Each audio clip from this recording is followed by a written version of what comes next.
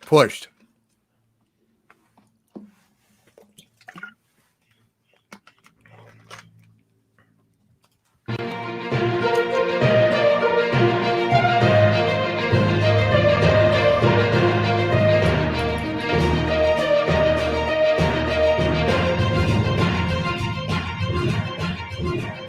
Welcome to Pop Culture Breakdown Live with Overlord DVD. I am your host, Overlord DVD, Dr. Van Doomcock, the future ruler of Earth, and I am joined here by a panel of outstanding gentlemen to discuss the pop culture highs and lows of the day. I would like to first introduce my producer for this segment, Kelvington. Hail, Kelvington, how are you tonight? Hail, Doomcock. I'm great. Another good show coming in the can. Our 10th show, by the way. Our 10th show, seriously? Yes, episode 10. Wow, time flies, huh? When you're having fun. That's exactly. That's amazing. Thank you, Kelvington. And we have got Mexican Iron Man. Hello, Mexican Iron Man. Hello, boss. How are you doing, boss? Well, we're hanging in. I'm so sorry to hear about your Bambino's close brush with a snake bite, but everything is hunky-dory with your lovely little chihuahua right now. Is that not true? It is, and I was at the ER when it happened, and I want to thank I couldn't type and talk and be handled. Thank you, everyone in Xanadu on Friday night who, while the live stream was going on, sent prayers and well wishes. It was an awful situation. He was limp. He wasn't moving. The eyes got glassy. I could tell he was barely struggling to breathe, but he's fine now. He's here by my side at my feet here. He is. When we got back home, the first thing he asked us, "It's Sunday. Does Lord Doomcock need me to guard the master robots?" And I said, "No, the robots are offline right now." And he went, "Arf, arf, arf, arf." Oh, what a guy! What a good dog. He's worrying about me. He is Xanadoom's loyal official Chihuahua. He is something of a hellhound, and I am delighted to say that in the best possible way. And we have got also my friend Gary Ambrosia. Hello, Gary. How are you doing? Hey, guys. How are you? Doing well, Gary. Doing well. I just want to introduce you guys to Gary. He has been helping me build out Section X Studios at the center of the earth. So if you like Section X Studios and the fact that it hasn't as of yet blown up with all the magma and all the things that could definitely go wrong down there in that hazardous environment. Got Gary Ambrosia to thank for it. Thank you, Gary, for all that you do for Xanadoom and for me. You're welcome. And thank you, my liege, for letting us out of the cave today. It was really, really a treat. I appreciate it. Well, you got to come up to the from the center of the earth sometime, Gary. I know you're dedicated to your work and what treasures you have behind you, but I will probably go over that in just a little bit. Yeah. And saving the best for last, of course, the one, the only, the incomparable Tom Connors Jr. Hello, Tom. How are you, buddy? Wow, way to build that up to let everybody down. Thank you so much, dude. I'm glad to be love here, you, though, buddy. Love you. You know, you're great. You know, you're great. I don't have to say it. I do my best. So welcome to all of you out there in the audience. You've picked a good one to come on. We've got some very, very interesting news to cover today. But first of all, I owe an apology to Kelvington. He kept telling me this story for weeks and weeks, and it was about Don Cheadle getting an Emmy nomination. And there was something very funny about this. And Kelvington, kept bringing it up. So now finally, when it's too late, or just about too late anyway, we're going to go ahead and have Kelvington cut loose on this, point out how insane it is. Kelvington, the floor is yours. Thank you. Well, and this was one, when we write the show up, we come up with overflow stuff, and this was always in the overflow. And I said, I'm going to keep putting this in the overflow until we talk about it. And what it is Don Cheadle got an Emmy nomination for the Outstanding Guest Actor in a Drama Series. Again, a lot of qualifiers, but that's what he got.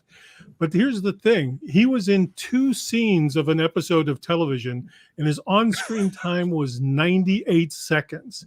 Had he won, he would have the shortest on-screen appearance of anyone ever to win a major award, an Oscar or an Emmy. And only only one other person. There was a film called Shakespeare in Love, and Dame Judi Dench, I think was it. She was on screen for 10 minutes and won an Oscar, but this would have killed that record, like 98 seconds. He showed up for a half a day, and they shot every frame of footage and showed every frame of footage he was in. You have now officially talked longer than he was in the show. Absolutely.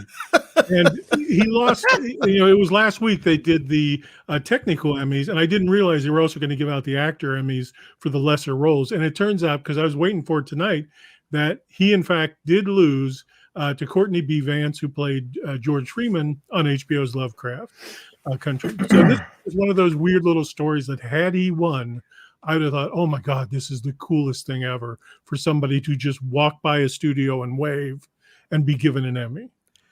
Well, this highlights a larger problem, Kelvington. I mean, I don't know if this is the case with the Emmys, but I do know it is the case with the Oscars, that there are now diversity quotas, diversity requirements for being nominated for an Oscar. I don't know if this is true about the Emmys as well. But the thing about that is that this completely invalidates the Oscars, in my opinion, because they are essentially introducing into the nomination criteria things that have absolutely nothing to do with motion picture arts or sciences. It has to do with social engineering. It has to do with wokeness, but nothing to do with the quality of the film in question. Therefore, although I always felt that the Oscars were artistically bankrupt, have been since since Raiders of the Lost Ark lost Chariots of fucking Fire. Yeah, that's about when I washed my hands. Also, Gandhi beat E.T., which made me pretty angry as well. But now I think that's completely invalid. Are there also criteria, race-based, representation-based, slots and allotments necessary to be nominated for an Emmy? And if so, that would explain these 98 seconds. Anybody out there know? Well, if I can jump in real quick, I warned everybody last year when these rules were announced that this was going to happen across the board. And as we've seen in the last few months, nearly every major studio and production company has basically taken on these rules. In fact, wasn't it Bad Robot who was one of the first ones to go out publicly and say that we from here on out are going to make sure that all of our productions are XXYYZZ? Oh God, I'm so sorry, Kelvington. I didn't know. You made him do a spit take. I made him spit up. I'm so sorry, Baby Yoda. But yeah, no, like you're 100% right, Doomcock. That's one of the half a dozen problems I can think of just off the top of my head, that having these stupid draconian rules, or however you want to put it, over top of an already snooty, horribly self-indulgent award as it is already. Like, I don't know how many more words I can attach to it, but like, let's be real. It's one of the most self-gratification awards in the world, right? It's people giving themselves awards. Like, and that's the funny thing when they kept saying like Oscars so white a couple years back too. It's like, you guys realize that you're voting for yourselves.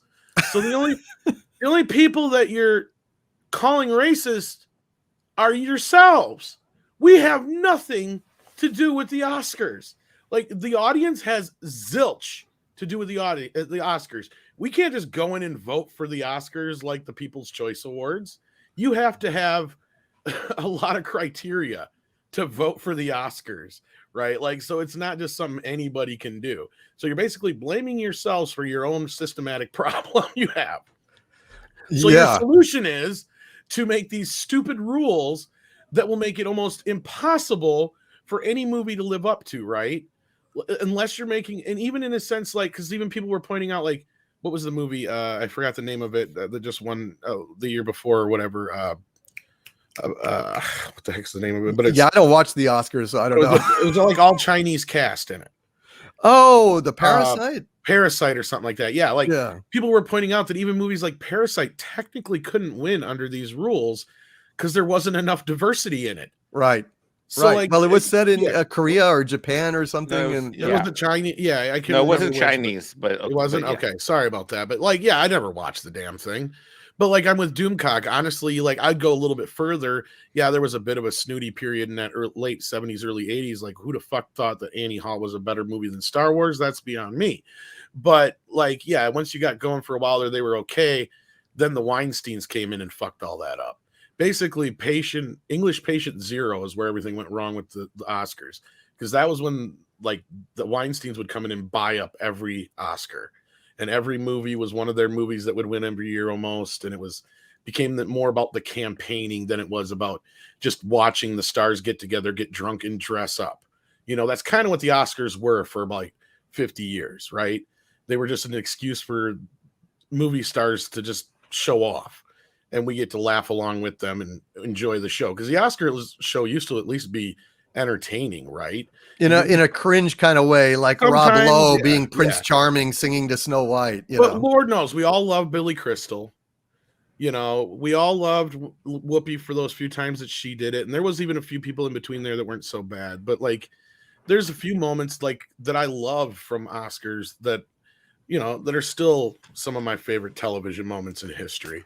Like, there's that one where Walter Matthau and Jack Lemmon are going on about how, you know, some directors have no sense of the human condition, but can tell you every single lens that goes on and the distance between, you know, this aperture and that aperture, but couldn't, you know, understand when, you know, a human being is completely exhausted. And then that punchline, of course, is when Walter Matthau coming in and going, "We have all these directors in this room tonight."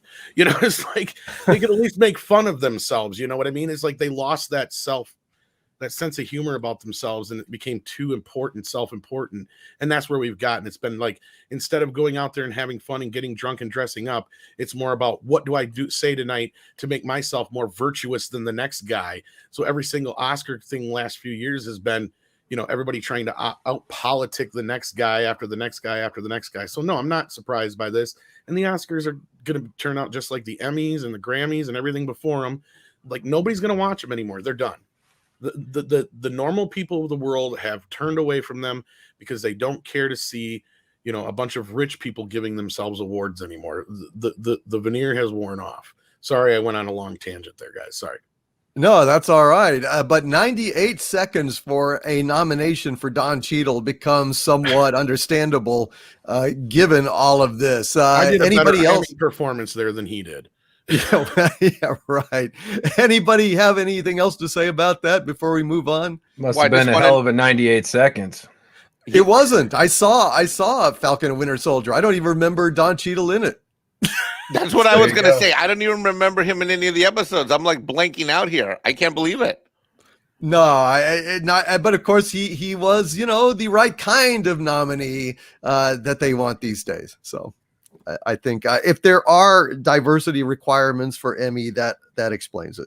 I just love how it's Hispanic Heritage Latinx Month, and I'll bet like hardly any Hispanics win shit because we just don't matter. But that's another story for another. Well, that is another story. But yeah, man, it's pretty. Oh, and by the way, the one who beat Don Cheadle for that was someone in Lovecraft County, which was basically Wokeman 2.0.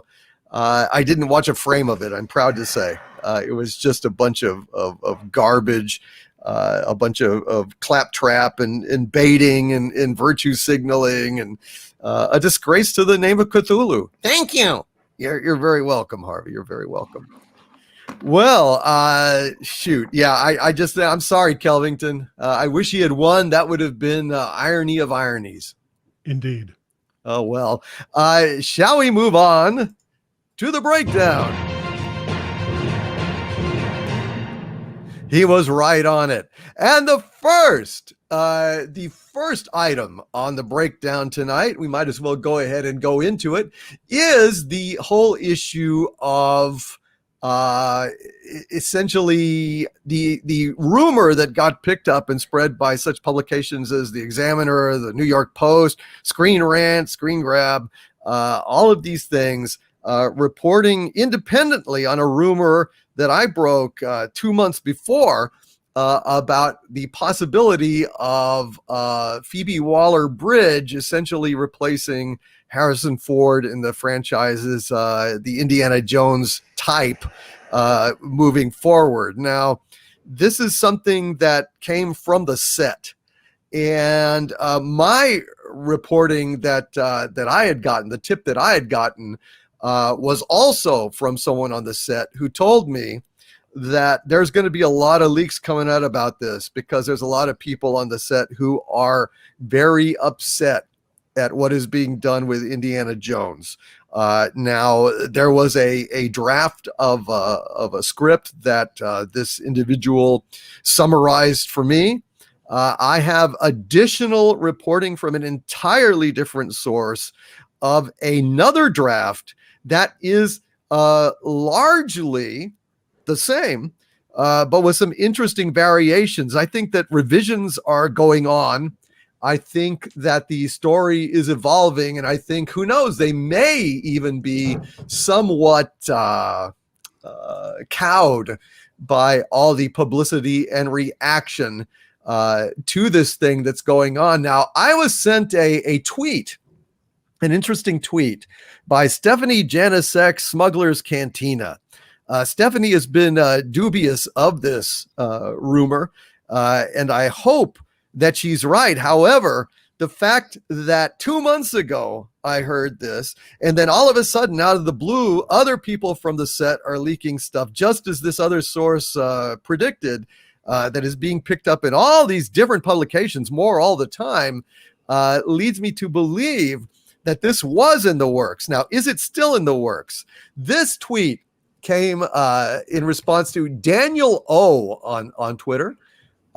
Said to Mangold, the director, he said, whose idea was it to replace Harrison Ford with Phoebe Waller-Bridge at the end of Indiana Jones 5? Yours or Kathleen Kennedy? Disney Plus TV show with Phoebe Waller-Bridge as the new Indiana Jones. Say it isn't so. And Mangold replied, answer to Q1, nobody's idea. Answer to Q2, neither. Answer to your snarky last sentence, don't be so gullible to clickbait, which makes me wonder, are they reversing course? Because apparently there are multiple drafts of things out there, but now, of course, with all the delays, they've had some chances to maybe have some revisions or shoot different endings or something. I really don't know. I don't know what's going on, but I thought I would just go ahead and kind of give you all an update on this situation. And go around the table here and just see what you guys think of it. Let's start with Mexican Iron Man. What do you think, Mexican Iron Man? Well, I'm gonna, as you know, I'm a huge Bond fan, and I've seen every movie multiple times, and I'm very much looking forward to, despite all the contrary rumors and all that, I have to go see this next one because I've seen them all. And we know there have been reshoots. We know this for a fact now. I mean, at first it was rumored. Now we know it's for sure happening. We also know that it was screened. We also know that the screenings went poorly. And we know that many of the reshoots and the rewrites happened simultaneously, before, during, and after. So we also know something else. We also know that we're starting to get in movies that are coming out. We're getting real movies again. I just saw the Clint Eastwood one. I'm going to watch the action movie tomorrow with, I can't remember now. Oh, Jesus, I'm blanking now. I had just seen the movie Protege recently. There's a turn happening in this woke stuff. I mean, we also know for a fact that the Disney movies aren't opening in China. We know that the China, culturally doesn't want a lot of wokeism and the embrace, how Disney embraces the woke culture, and this third wave feminist stuff is not flying in China. They're not getting releases. I would not be surprised if maybe someone had that bright idea, and if maybe that was the direction they're going in. But as Cameron Pasha, my good friend and brother, have stated, and he's a Hollywood insider, the Titanic ship is moving. It's not moving as fast as we want. It certainly doesn't feel good because we're still burned by what we've experienced over the last 2 years. But I would not be surprised if we get something that is not half as offensive as what it could have been had changes not been made. And I don't know. We've got to wait to see what we're going to get. But I would not be shocked if they're pulling back, just like 007's pulling back. Well, I hope so. I mean, that's very interesting that the director went on record with his tweet and denied everything. So perhaps there is that's what I'm trying to get to, too, because that's something that I think a couple years ago one would jump to embrace, or maybe even say this. Let's say it wasn't happening, but maybe he does something like maybe makes a comment similar to say, hey, look, that would have been an excellent idea. I'm all for one. There wasn't any virtual signaling in his comments either.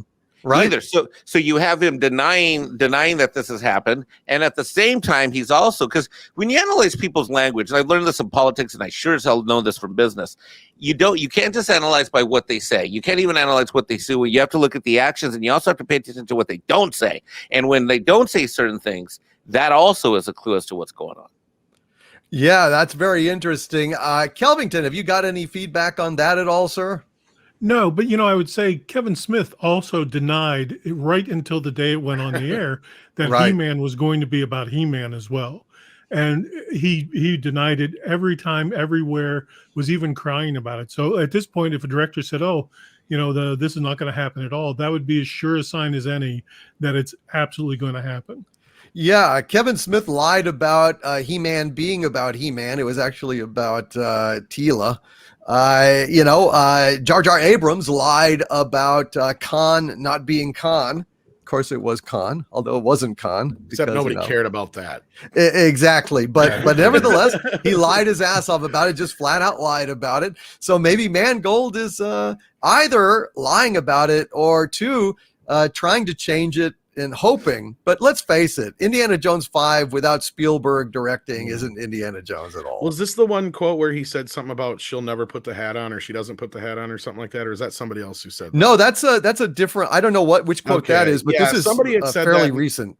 Yeah, and I'm just like, okay, that doesn't necessarily mean that Disney and Lucasfilm and Kathleen Kennedy and other people involved do not have the at least motive to try and spin this franchise off further. Because let's be real, Harrison Ford has said, no, nobody but me will ever play Indiana Jones.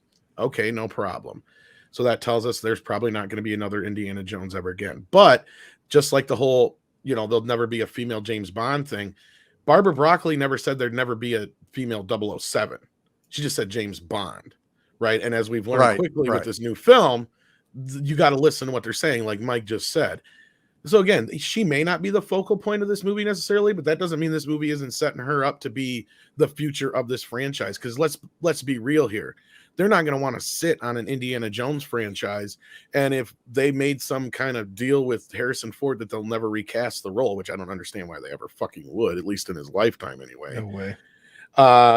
Then yeah, what other way are you going to do this without introducing a new character who's going to carry that mantle? Sure, she may not put the fucking hat on, but that doesn't mean she isn't going to do it metaphorically through the franchise.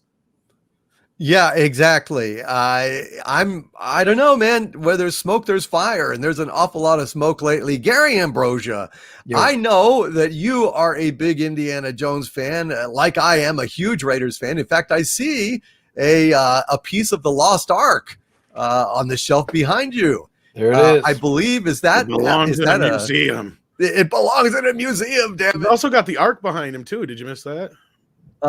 Yeah, he's got pieces of it right here. Not the Ark, the Holy Grail. I meant right there. The Holy Grail. Yeah. Yep, you're right in front of it there. Yeah. Yeah, there's some cool stuff up here. There are, Gary. So you love Raiders of the Lost Ark. How do you feel about this news, and what's your opinion of all this? It's just so damn disgusting. There's only so much you can take, and to the point where you literally feel insane. I mean, what is this? What are they doing? What I was listening to your live stream the other night, and you were talking about Johnny Quest. Oh yeah. This is the same kind of thing. I mean, Ford can say all day long that he's the only one that's going to play Indiana Jones. He doesn't own the franchise. Disney does. And look at what they're doing. So this, even though it seems like the worst it can get and the most extreme, they'll do something worse.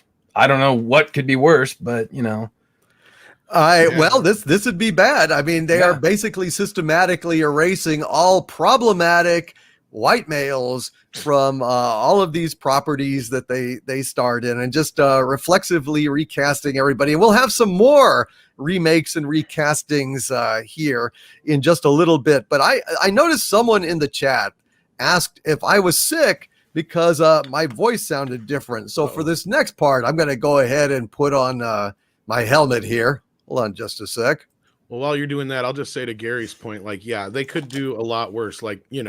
making him interior decorator in a sexless marriage. You know, they'd never do that to one of our heroes. And That's a scary kind of thing to hear. Well, that's what like happened to that. the Terminator. Sorry. No, I understand, and that indeed is an accurate assessment. But now I would like to go to a very interesting piece of news that I received from Mr. Brown. Actually, Mr. Brown was supposed to come on tonight on the Spotlight segment, or advertising his channel and his Zazzle store and everything. He could not make it, but he did send me a very, very interesting piece of news about Marcia Lucas. Now, for those of you who don't know, Marcia Lucas was married to George Lucas and was the editor of Star Wars, and also an accomplished editor in her own right for Taxi Driver and other masterpieces like that. So this is a woman that I knew had a lot of taste and a lot of class. And I was amazed today when this came out, apparently just a few hours ago. Mr. Brown sent this to my attention. I want to thank Mr. Brown for that.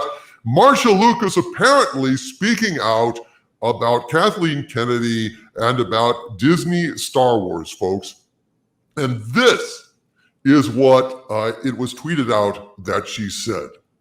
"I like Kathleen. I always liked her," says Marcia Lucas. "She was full of beans. She was really smart and really bright. Really wonderful woman, and I liked her husband, Frank. I liked them a lot. Now that she's running Lucasfilm and making movies, it seems to me that Kathy Kennedy and J.J. Abrams don't have a clue about Star Wars. They don't get it. And J.J. Abrams is writing these stories. When I saw that movie where they kill Han Solo, I was furious. I was furious when they killed Han Solo. Absolutely, positively, there was no rhyme or reason to it. I thought, you don't get the Jedi story. You don't get the magic of Star Wars. You're getting rid of Han Solo? And then at the end of this last one, The Last Jedi, they have Luke disintegrate? They killed Han Solo. They killed Luke Skywalker, and they don't have Princess Leia anymore, and they're spitting out movies every year, and they think it's important to appeal to a woman's audience. So now their main character is this female who's supposed to have Jedi powers, but we don't know how she got Jedi powers or who she is. It sucks. The storylines are terrible, just terrible, awful. You can quote me, J.J. Abrams, Kathy Kennedy, talk to me. This was from Marcia Lucas. I had never seen this published before, but apparently she went ahead and gave this interview, or was interviewed in some book or something at the end of Last Jedi, by the time Last Jedi had come out. So it was before the Ruse of Skywalker, when they made it even worse, and they turned Palpatine into the winner of the entire thing by having his granddaughter or whatever steal Luke's lightsabers, steal Luke's land, steal Luke's sunset, and steal his last name. Oh my God, some truth from Marcia Lucas. If this is the case now, this text was published, was a photograph of some printed text. I'm not sure what book or interview this came from, but it appears to be legitimate. And she has given voice in a very, very articulate way to all of us who have been saying the exact same thing for years. And so, with that said, I wanted to go ahead and see what you guys think of this, because well done, Marcia Lucas. Let's go ahead and go, first of all, well, let's kick it to Kelvington. Kelvington, you've had a little longer to chew on this news since I shot it your way in preparation for the show. What do you think of what Marcia Lucas said? Well, you know, the phrase "full of beans," I never thought that was anything but a pejorative. I only ever heard somebody's full of beans like when they're full of shit. So I thought that was an interesting choice of term. And you know, Marcia Lucas has the highest level echelon in my world is that she saved Star Wars. Her and Paul Hirsch and Richard Chew saved the Star Wars film, because in George's original cut, it was done like a documentary. And those three, particularly Marcia, came in and saved that motion picture by adding the extra bit of the Death Star coming towards the rebels, because that didn't exist in Lucas's cut. They were just out in the middle of space and they blew up the Death Star. She gave them some reason to blow it up, essentially. And that's all done in post. There's no actor, no character on the screen ever that says the Death Star is nearby. None. It's all done with graphics and voiceover work. So like, she's a god in my world. And she took something that could have been an okay B science fiction film and elevated it. So her telling the truth, because there's nothing you can do to hurt her at this point. She's divorced from Lucas. She has half his money. You can't hurt her. She's going to say the truth. There's no reason for her not to. You can't shut her up. So I think it sounds very much like the kind of thing somebody who was disenchanted would say. And I love how it's said. I love it too. When I saw that, I felt like cheering. Mexican Iron Man, any thoughts on Marcia Lucas's wise words? How in the holy hellfire tortilla plantation did we miss this one? I don't know, man. This must have been published years ago, and somehow it just only emerged now. This is fantastic. She gets it. Hold on, let me see what she gets. She gets a cheer. She gets a welcome. Your sounds aren't working if you're hitting something. Your sounds aren't working. She gets a cheer. She gets a welcome. I'm stuttering for words. Actually, is what I'm speechless. I'm speechless. This is holy. How often have I been on the show and been literally speechless? Never. Never. You were hoping to go to a sound effect, and it let you down. But you never let us down, Mexican Iron Man. You know what this is? If ever there was a day of redemption, you know what? This is a great Sunday, because let me tell you this. This is, it's what Kelvington said. We owe her a debt of thanks, and we now, in this day, with this news and with this information, which has been printed, and she said, quote me, take it on the record, this is the kind of validation that we need. So often, Hollywood has taken us backseat, and they sit here, and they're just throwing rocks at us, and telling us that we're wrong, and telling us we're is, and telling us that we're crazy, and trying to shove this mediocre to poor quality crap down our throats. And here is someone with authenticity, with insider knowledge, with integrity, and with clarity, speaks truth to us. This is what we need. This is what I've been waiting for, and it means the world to me. This is fantastic. It is absolutely fantastic. I was delighted. You tried to get my attention, Kelvington. What's going on? Yes, because while we were on the air, I've been looking for this quote, and I have found it. It is in a book called A Producer's Life by J.W. Renzel. It's about Howard Kazmajani, and it was published this year. And I actually found the book online and found the quote in the book. So it actually comes from a legitimately sourced item that is coming out or is already out this year. Fantastic. He is the gentleman that did the great Making of Star Wars, Making of Empire Strikes Back, those series of books, really some of those in-depth reporting on the making of these classics. Rensler is a master. And boy, he got the goods here, and it just got published. That's fantastic. Tom, dude, what do you think of this? Well done, Kathleen, Marcia Lucas. Well, anybody who knows me knows I have this very strange kind of love-hate relationship with George Lucas, and I am somebody who's always quick to point out that Marcia is the one who deserves a lot of the credit. And he tried to take that away from her in a lot of ways. And the fact that she said this, considering the shit that man has put her through, and I'm not saying that she's innocent. They were in a marriage. Marriage takes two parties, right? But afterwards, George has done everything he can to blacklist that woman.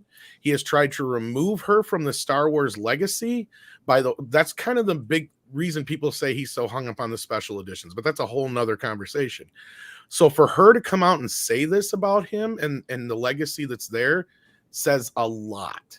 to me personally, I think. And I don't even know if she's even talking about The Last Jedi here. I think this is just right after seeing The Force Awakens. Honestly, I doubt it was no. It's actually she did mention The Last Jedi. Okay, I didn't hear that part. So sorry about that. In the quote. So yeah, okay. But she had not seen Ruse of Skywalker yet, where the Skywalker saga became the Palpatine saga because Palpatine wins. His heir inherits everything that Luke Skywalker had, and he got his aim, which was you got to kill me. So she does, and then he gets what he wanted.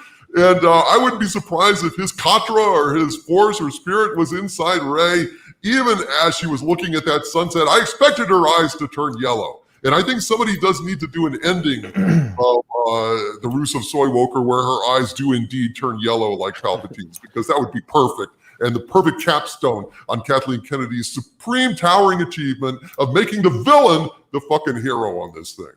Oh, yeah, absolutely. And there is the quote right there. I love that. You can quote me. J.J. Abrams, Kathy Kennedy, talk to me. Wow. She is just throwing down some. No, it was Marcia, I've always thought she was a ballsy woman. I've heard lots of stories about her. She was a person who never was afraid to tell George what she thought. She has called him a cold fish on multiple occasions. I mean, she has said he doesn't understand human beings.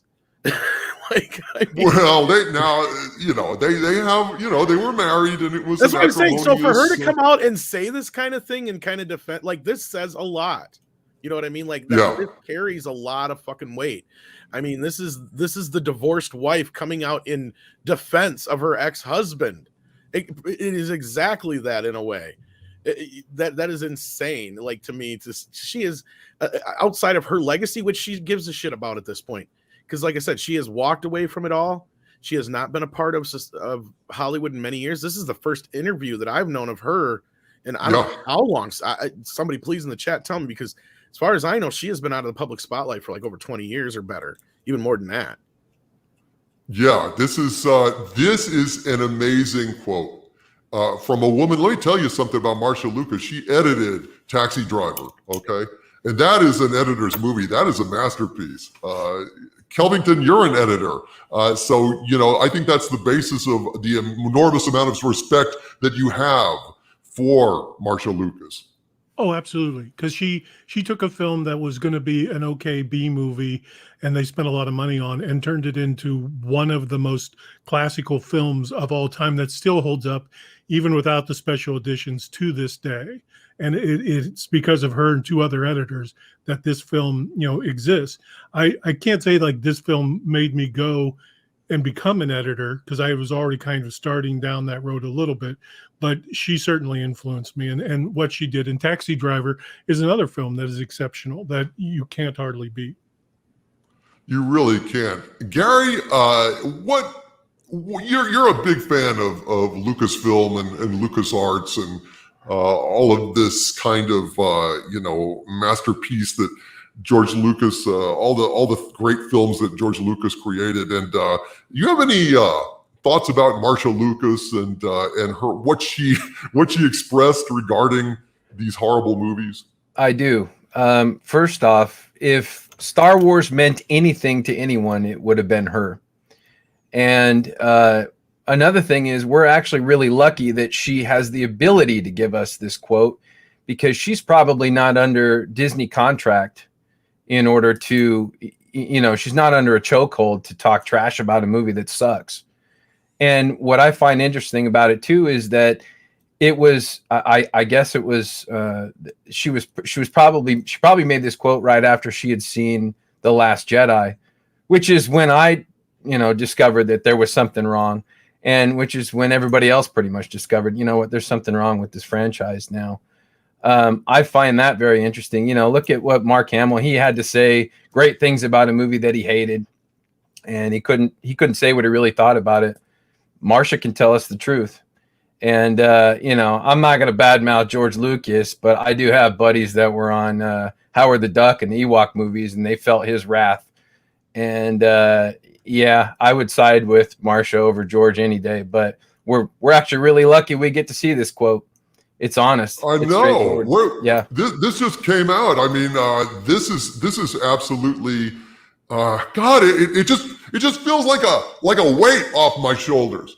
You know, I think I don't know. I probably speak for most of you guys that, I mean, for years and years we have been saying this stuff, and we have been labeled as, oh, you just don't like strong women, and you don't like this, and you don't like that. Marcia Lucas is a strong woman. Yeah. Marcia Lucas was a partner in the creation of Star Wars, which George Lucas does not like to talk about, and I understand why. It's emotional for him, but by God, this is a woman who knows shit from Shinola. This is a woman that could sniff out the bullshit and hated that they killed Han Solo, hated that they killed Luke Skywalker, and hated that they got rid of Princess Leia. This is spot on what we have been saying for years. Thank God somebody stepped up and spoke those words, even though it was years ago, apparently, before we've actually gotten to see this quote in this book, which is not a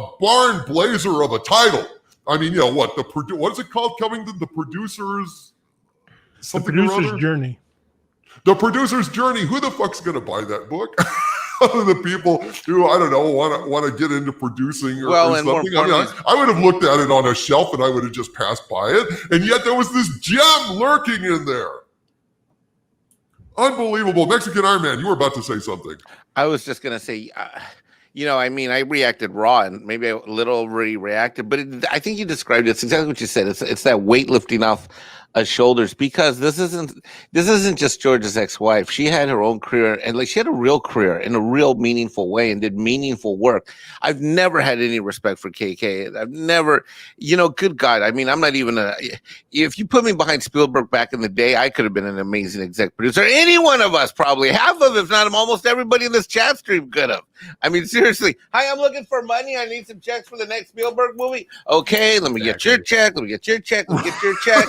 Let me get back in the car. Let me drive back to the studio. Let me make some coffee. Here, Steven. Here's some checks. Okay, what do you need me to do now? Oh, we're out of coffee? Okay, hold on. Let me go get some more coffee. Holy crap, man. This is great. Good job, guys. Good job. Good job. This is why this show exists, for stuff like this. This is great. Guaranteed the mouse didn't want that. Go ahead, Gary. What was that? Oh, I was just going to say, guaranteed the mouse did not want that quote to come out. There's no way. That's why we didn't see it until now. Because now it doesn't really matter, not to them, Yeah, no, they don't care. But I tell you what, we care. The fans care. And what a friend we have in Marcia Lucas. I've always admired her.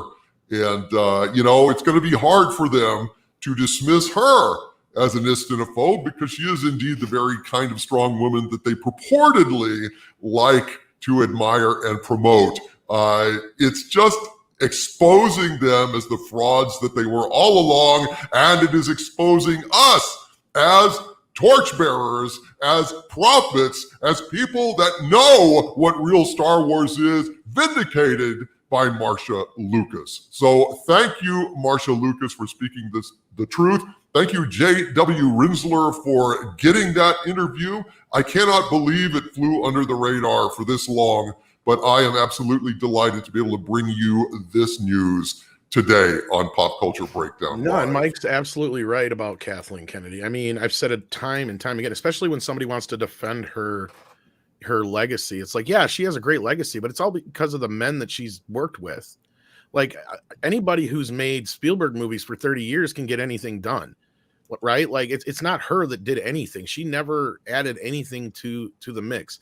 And Mama Lucas, Miss Marcia Lucas, is responsible for a lot of what we love about Star Wars, as was pointed out earlier by these fine gentlemen here. And it's 100% correct in my opinion. And I mean, this woman, she basically, Lucasfilm was built for her, guys. Like it doesn't take much research to figure that out. George wanted to build a facility where Marcia could edit from home and did not have to leave. That was his whole goal. Which is why most people. Go ahead, Mike. I was just going to say, which is why most people don't know this when they talk about Hollywood and they talk about Star Wars and Disney, because we are so focused on Disney being in LA and all that. But Lucasfilm is actually in San Francisco. Right, in Orange County, right? No, it's in San Francisco, in Northern California, at the Presidio. They moved. Oh, okay. I didn't know that. I've never actually been there. I'd love to go. But They have I think, ancillary offices out in Orange County as well. But Okay. they made a special deal with the state and they rebuilt the park, and that's where it's at. In fact, after I do my little Kurtzman visit, I'm going to be doing a little visit up there too. Oh, yes, that is right. Mexican Iron Man is going to make a little visit out to secret hideout, and make a spectacle out of a graveyard for Star Trek, which I think is going to be absolutely magnificent. And Yes. it looks now like Kellington is signaling me, like a great producer, that it is time to read some super chats. We want to let all of the audience in on the fun, but my God, I just want to say this, guys. This emotionally feels so good. I mean, I felt giddy when I read that. I felt vindicated. I felt like, my God, it's like they gaslight you so much. They go ahead and they tell you that you're crazy. They tell you that you're evil. They tell you that you're a gatekeeper. They tell you this, they tell you that. What they don't tell you is that you're also right. We were right all along. Marcia Lucas articulated it perfectly, and I'm absolutely delighted to be able to break this bit of news on Pop Culture Breakdown Live. Kelvington, thank you for looking out at me, as we could have rambled on about this all night, but let's go ahead and get to these super chats. I want to thank everybody for your patience. That's the way this show works. Is we have a little bit of content at the beginning, and then we always go to you guys. So Stellar Heather has renewed her channel membership at the Dumendite level. Thank you very much, Stellar Heather, who is a wrench and a mensch. Thank you, Stellar Heather. You are awesome. And Point Curation says with a $6.99 super chat, thank you, my friend Hale. Wish you in the chat well. New prices and lower prices on artwork if anyone is interested on Etsy. Go to Point Curation on Etsy. Thank you, Point Curation. And if you use Dominion as the code word, you get a discount. That's funny. And Michael Maloney, who's been a Dumentite of mine for 22 months now. Thank you, Michael Maloney. He says, Hale, have you got your mice yet? No, Michael Maloney, I have not gotten any mice as of yet. I don't know exactly what that is referring to, Michael, but no mice around here, at least not that I see. Corion Witch in Residence with a $20 Canadian super chat. Thank you, Corion, very much, my friend. He says, in the underground city of Xanadu, crimes against pop culture are considered especially heinous. Those who investigate these vicious felonies are members of an elite squad known as the Pop Culture Unit. These are their stories. There's a million stories in the Naked City, and this is one of them. Hail Corion Witch in Residence, and thank you for that super chat, sir. And the Star Wars guys with a $4.99 super chat. Wonderful ads that we had on the show in the spotlight just a few weeks ago. They made a big impression. I won't say why. We'll spare them. But the Star Wars guys, I love these guys, says, Hail, my lord. Michael and I have finally seen Dune. I still don't fully understand it, but I liked it a lot. Well, there you go. So we've got some interesting feedback from the Star Wars guys.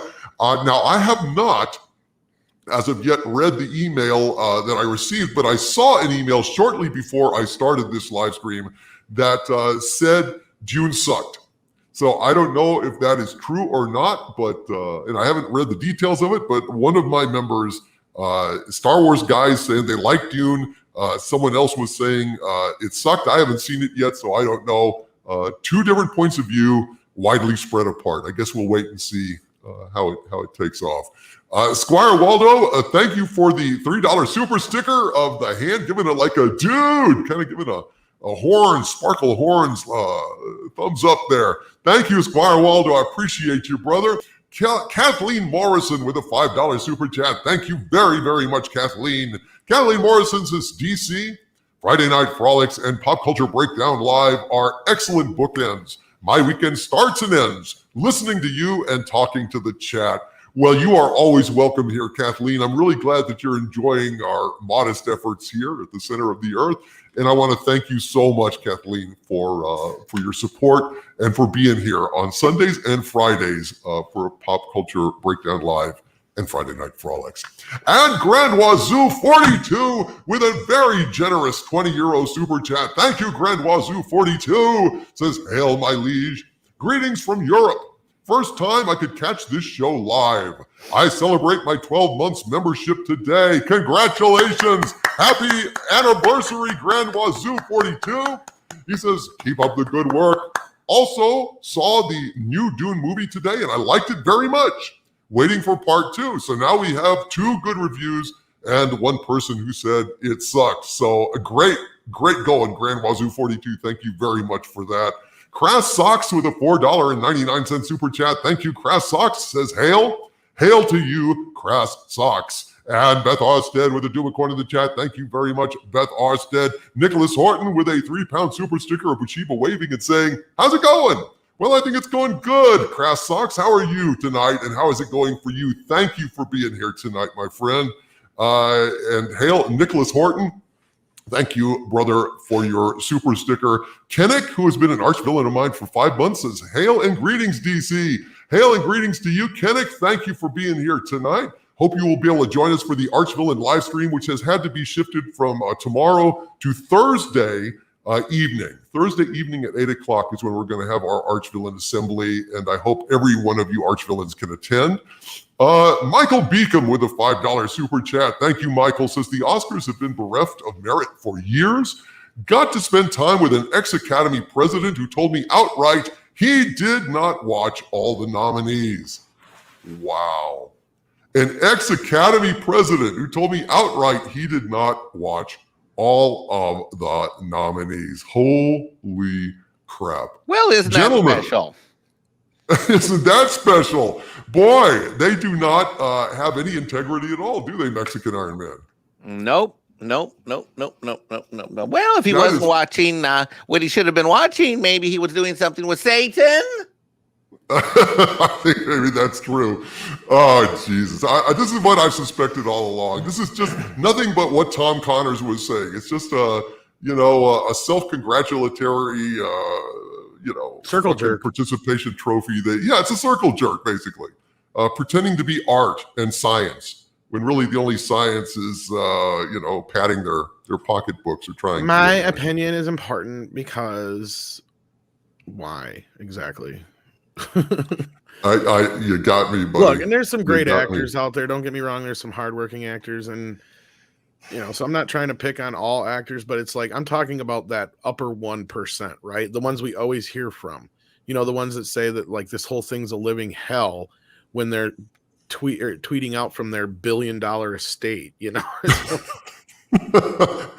that's hell, sign us up because there's a lot of people that actually are suffering in the world. Hollywood stars are not really all that much among them, in my opinion. I don't know. Maybe I'm just being insensitive. What can I say? It's just pathetic.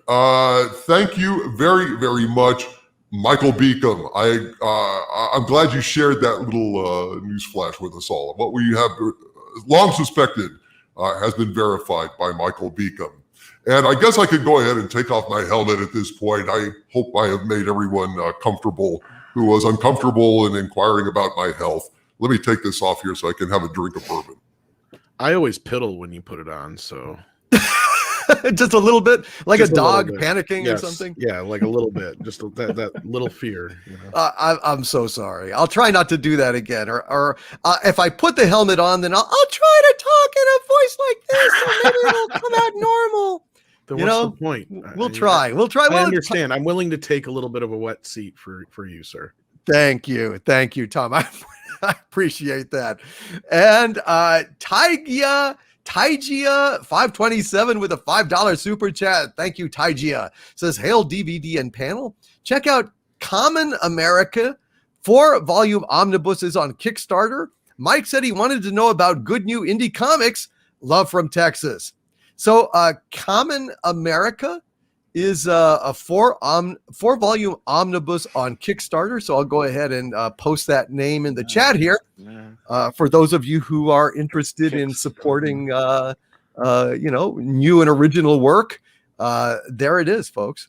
Thank you, Taigia 527. Timothy Lynn, right? I don't know. Taiji was just pointing out. So you already knew about this, Mike? I didn't know it was on. Yeah. On Kickstarter? Yeah. This is great. Yo, this is great. Yeah. Yeah. Sorry about that, Doomcock. I'm sorry. Well, there you go. No problem, Mike.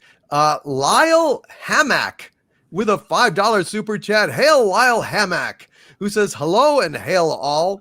I haven't watched the Oscars since 2003 when Lord of the Rings Return of the King won 11 Oscars, tying Ben-Hur. Haven't watched since. Yeah, I don't watch the Oscars. I don't care about what they think. I really have no respect for their process. I think it's absurd, frankly. I mean, my God, how do you possibly say, I'm sorry, Chariots of Fire was a greater movie than Raiders of the Lost Ark? Raiders of the Lost Ark is one of the greatest movies ever made, period. Let's be real. They get it right or wrong 99% of the time. I just watched Shawshank Redemption earlier today. Uh-huh. Now, how did that get beat by Forrest Gump? Not only that, how did Pulp Fiction not win that year? Oh, my God. I mean, Pulp Fiction changed cinema.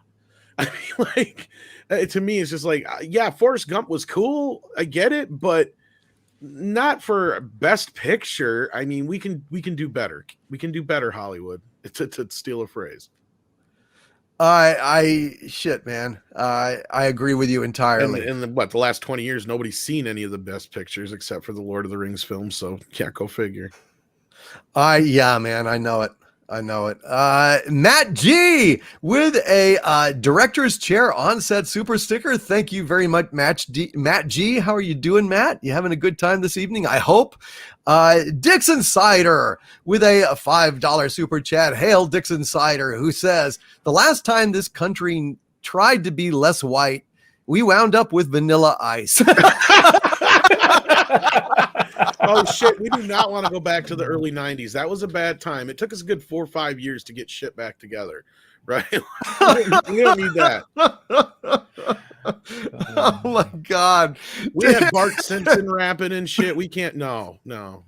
Oh, Dixon Cider, dude. That was a classic. No. Please, Thank no. you, dude. I needed that laugh. Thank you, Dixon Cider, so much for that. And Cardinal Sin with a $5 super chat. Hail Cardinal Sin, who says, hail Doomcock. Marcia Lucas won the Academy Award for editing in 1977 for Star Wars film editing. She kept Star Wars from being a complete failure. This is exactly the point that Kelvington was talking about earlier, Cardinal Sin, and I agree with it entirely. I absolutely do agree with it. There's a really great video out there that covers that whole thing. I think it's called How Marcia Lucas Saved Star Wars, or How It Was Saved in the Edit. How Star Wars Was Saved in the Edit, I think it's called. Great video to check out. Whose video was that? I'm trying to remember now, but it's I'll find it here in a few minutes here. I don't want to slow down the show though, so just keep going. No problem. Kelvington is just this is Mexican Iron Man actually saying here in the chat, can you inform Doomcock that J.W. Rinsler, the Star Wars historian, passed away a month and a half ago? Oh, that's true. Yes, he did. That is, oh God, that's sorry. I had no idea. That guy really had the goods when it came to documenting the making of these classic films. I mean, he really dug deep, and I am Yeah, and what he did is he approached it. He gave you both that documentary feel in terms of the read of the books that he wrote, but he did it from a very academic point of view. Facts mattered, interviews mattered, source material mattered. I don't know how many books he read. I got to have been a dozen or two. I don't know. But yeah, it's amazing. It's amazing work that he did. I didn't know he had died till James threw that out there. Thank you very much. I remember now that he said that. Yeah, I remember. Thank you, James, in the chat stream. Thank you. Thank you. And I just posted a link that Tom found to that video about how Marcia Lucas saved Star Wars. Yeah, a lot of people have probably seen it, but if you haven't, after the show, do yourself a favor and check that out. It basically goes through the whole story that Kelvington kind of abbreviated there about how Marcia saved the film in the long run. So yeah, it's a very good documentary. Good stuff, man. Good stuff. Dalben, who's been a Dominion of mine for 5 months. Thank you so much, Dalben. Says George is the great writer. Marcia is the editor. I very much agree with that, Dalben. And I'm sorry that they broke up. I'm sorry that they broke up. I really am. And Tom DS with a $10 super chat. Thank you so much, Tom. Says it sounds like someone digging up info on KK to destroy what's left of her career. I know Stephanie Janicek has noticed articles like this have been popping up. Yeah, well, again, that goes in to all the weirdness and mystery around Kathleen Kennedy's contract renewal. I've been looking into it. I've been looking around it. I've had one source say that this is just something I am not authorized to comment on. And another source was saying, I have asked everywhere. I have turned every stone over. I do not think that these people that I asked who would be in a position to know would be lying to me. They say that it's not true.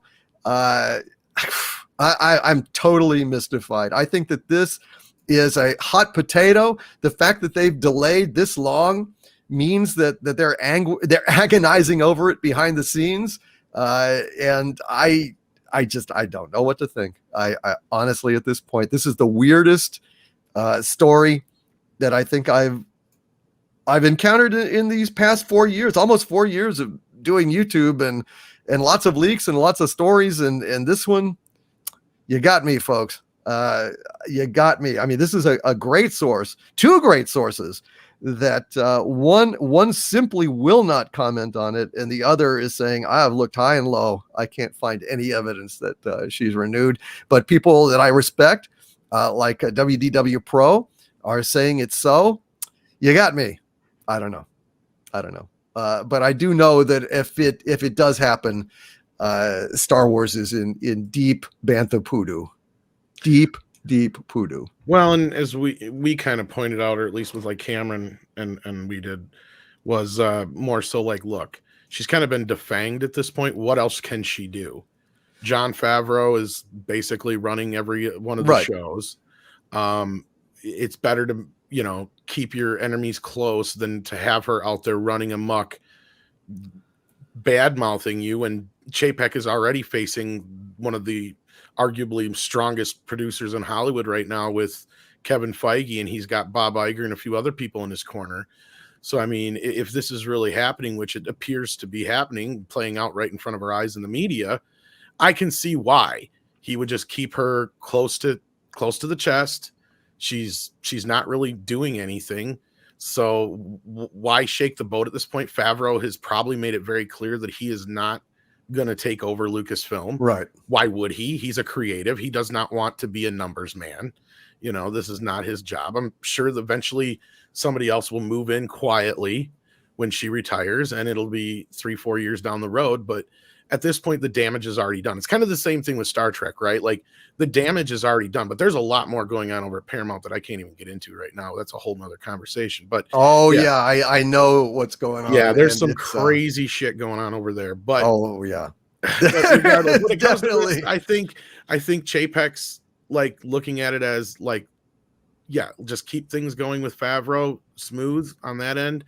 I think a lot of this is what caused, going back to the whole Gina Carano thing, is what set a lot of this stuff in motion to begin with.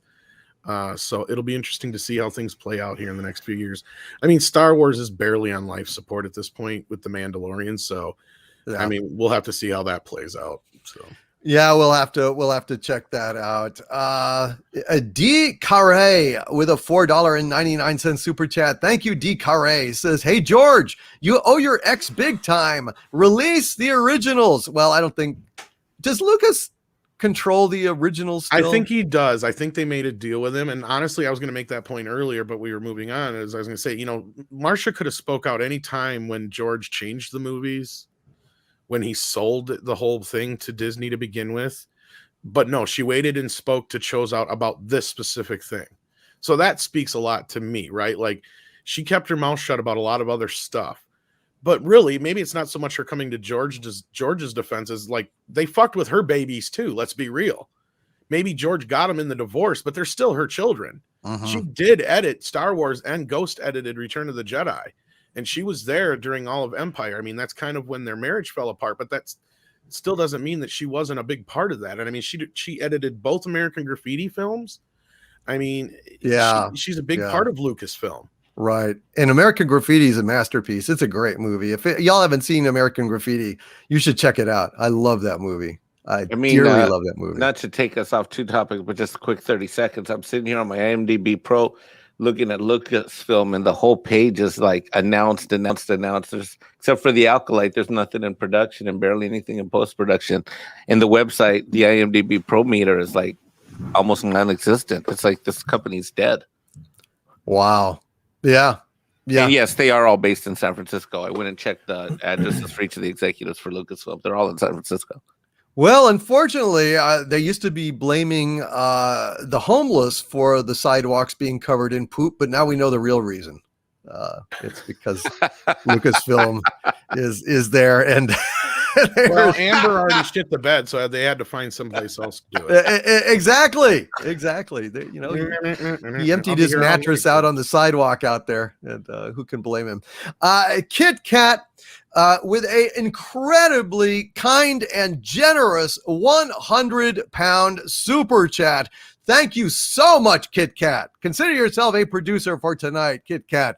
Now, Kit Kat said this. I don't want to read this verbatim, Kit Kat, because I don't want to stir up any resentment towards other channels or go over the negativity of the past, my friend.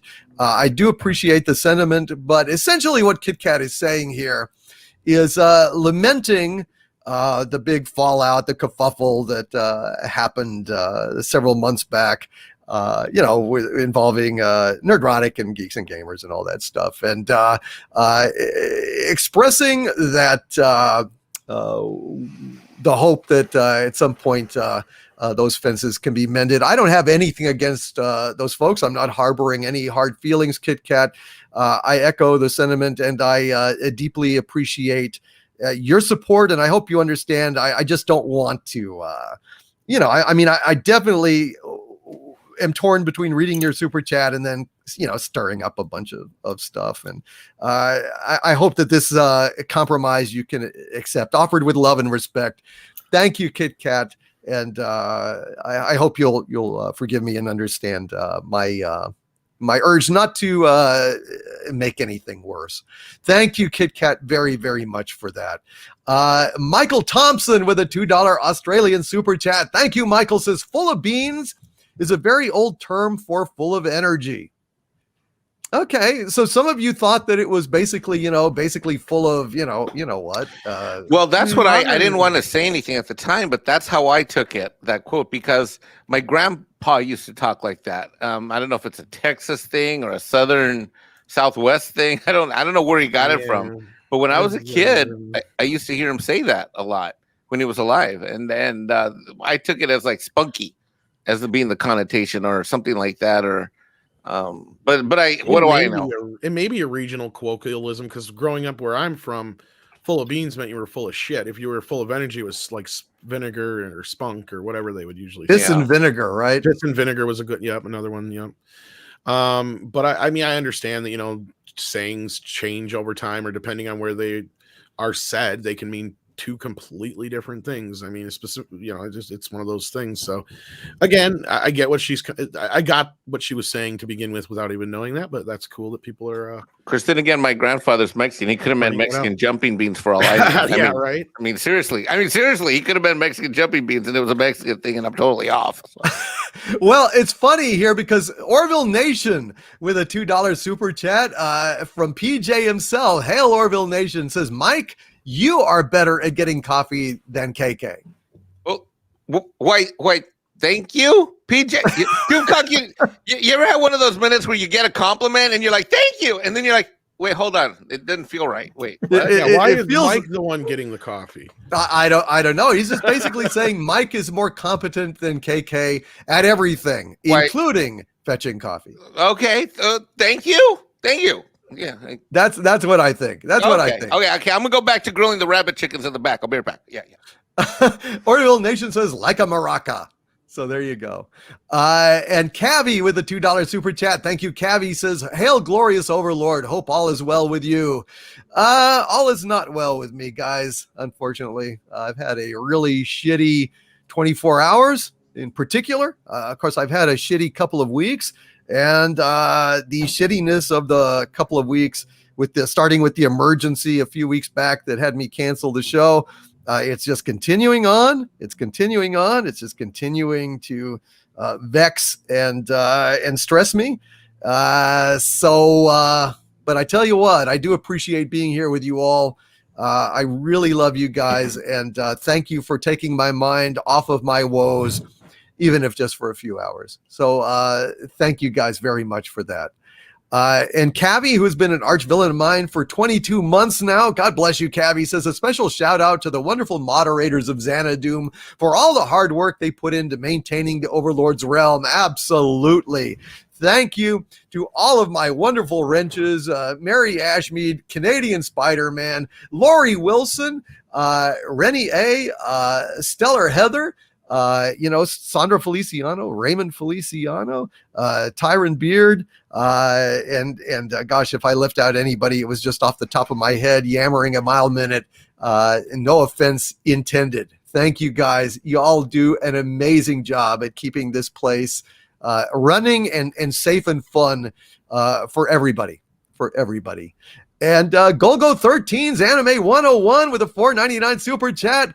He was in the spotlight last week. Please subscribe to Golgo 13's Anime 101. And he says, hail DC, Gary Ambrosia, Mexican Iron Man, the Kelvington, and Tom Connors Mead. So glad the real Lucas stood up and said hell no to Disney. Well said. Golgo 13's Anime 101. Yeah, man. It's pretty remarkable, I gotta say. I'm really feeling so vindicated and so happy that she spoke up. And I wanted to share the good news with you guys as soon as I got it. Echoes of the Ancients with a $3 super chat. Thank you so much, Echoes of the Ancients. Actually, while I do super chats, Kelvington, remind me that when I do super chats, I ought to go ahead and just share the screen, right? Sure, absolutely. Instead of just I think that'd be a Jim Dandy idea. I think it's a Calvington could write a book about producing. Look at that. He pretty much has. Kit Kat says full of beans is a compliment, means eager and full of energy. Yeah, she was being nice to Kathleen Kennedy and to Frank Marshall. I mean, she's known them forever, so she wasn't personally throwing them under the bus. But then she says their work stinks. So yeah, it's kind of like Mexican Iron Man makes the best coffee. Wait, what? That was Orville Nation. That wasn't Marcia Lucas. Don't blame her. And echoes of the ancients with a $3 super sticker of Bushiba saying, my hero. Thank you so much, Echoes of the Ancients. That is very, very sweet of you. And Stephanie Little Page with a poop emoji. Thank you so much, Stephanie Little Page. Not Another Dime, who's been a Dementite of mine for 14 months, has given a thumbs up. Thank you, Not Another Dime. And Darth Eclipse has renewed their channel membership at the Dominion level. Thank you, Darth Eclipse. Thank you very, very much for that. Agent Pepsi 1 with a $2 super chat. Thank you so much, Agent Pepsi 1. She says, Friday Night Frolics and Pop Culture Breakdown Live are not modest efforts, my liege. Oh, that's very kind of you. I appreciate the vote of confidence, Agent Pepsi 1. That's very, very sweet of you. Honestly, thank you. And Michigan Man 95 with a Doomacorn as well. I love seeing Doomacorns in the chat. Thank you so very, very, very, very much. And let's see. Let's go ahead and move on to our next item. Kelvington, what do you think would be the next bit of news we ought to discuss? I was thinking it would be the Flight of the Navigator reboot. The Flight of the Navigator. Wait, what? Yes. Yes, my friend. Mike. I hate to tell you this, but the Flight of the Navigator is once again being rebooted, as in Disney's putting its boot in its nether regions in a place that really hurts. The Hollywood Reporter is saying that Bryce Dallas Howard will both produce and direct a reboot of the beloved film Flight of the Navigator, but this time with a female lead. The project, which is intended for Disney minus, the original movie told of a 12-year-old boy who was abducted by a UFO and reappears 8 years later at the exact same age with no memories of what happened. In this new version, Dallas Howard will be making the protagonist a female. This is not the first time Disney has tried to reboot this film. In 2009, Colin Trevorrow and Derek Connolly worked on adapting an updated script, but the rights were at Lionsgate, where it didn't take flight, and the property is back at Disney for them to utterly ruin and destroy.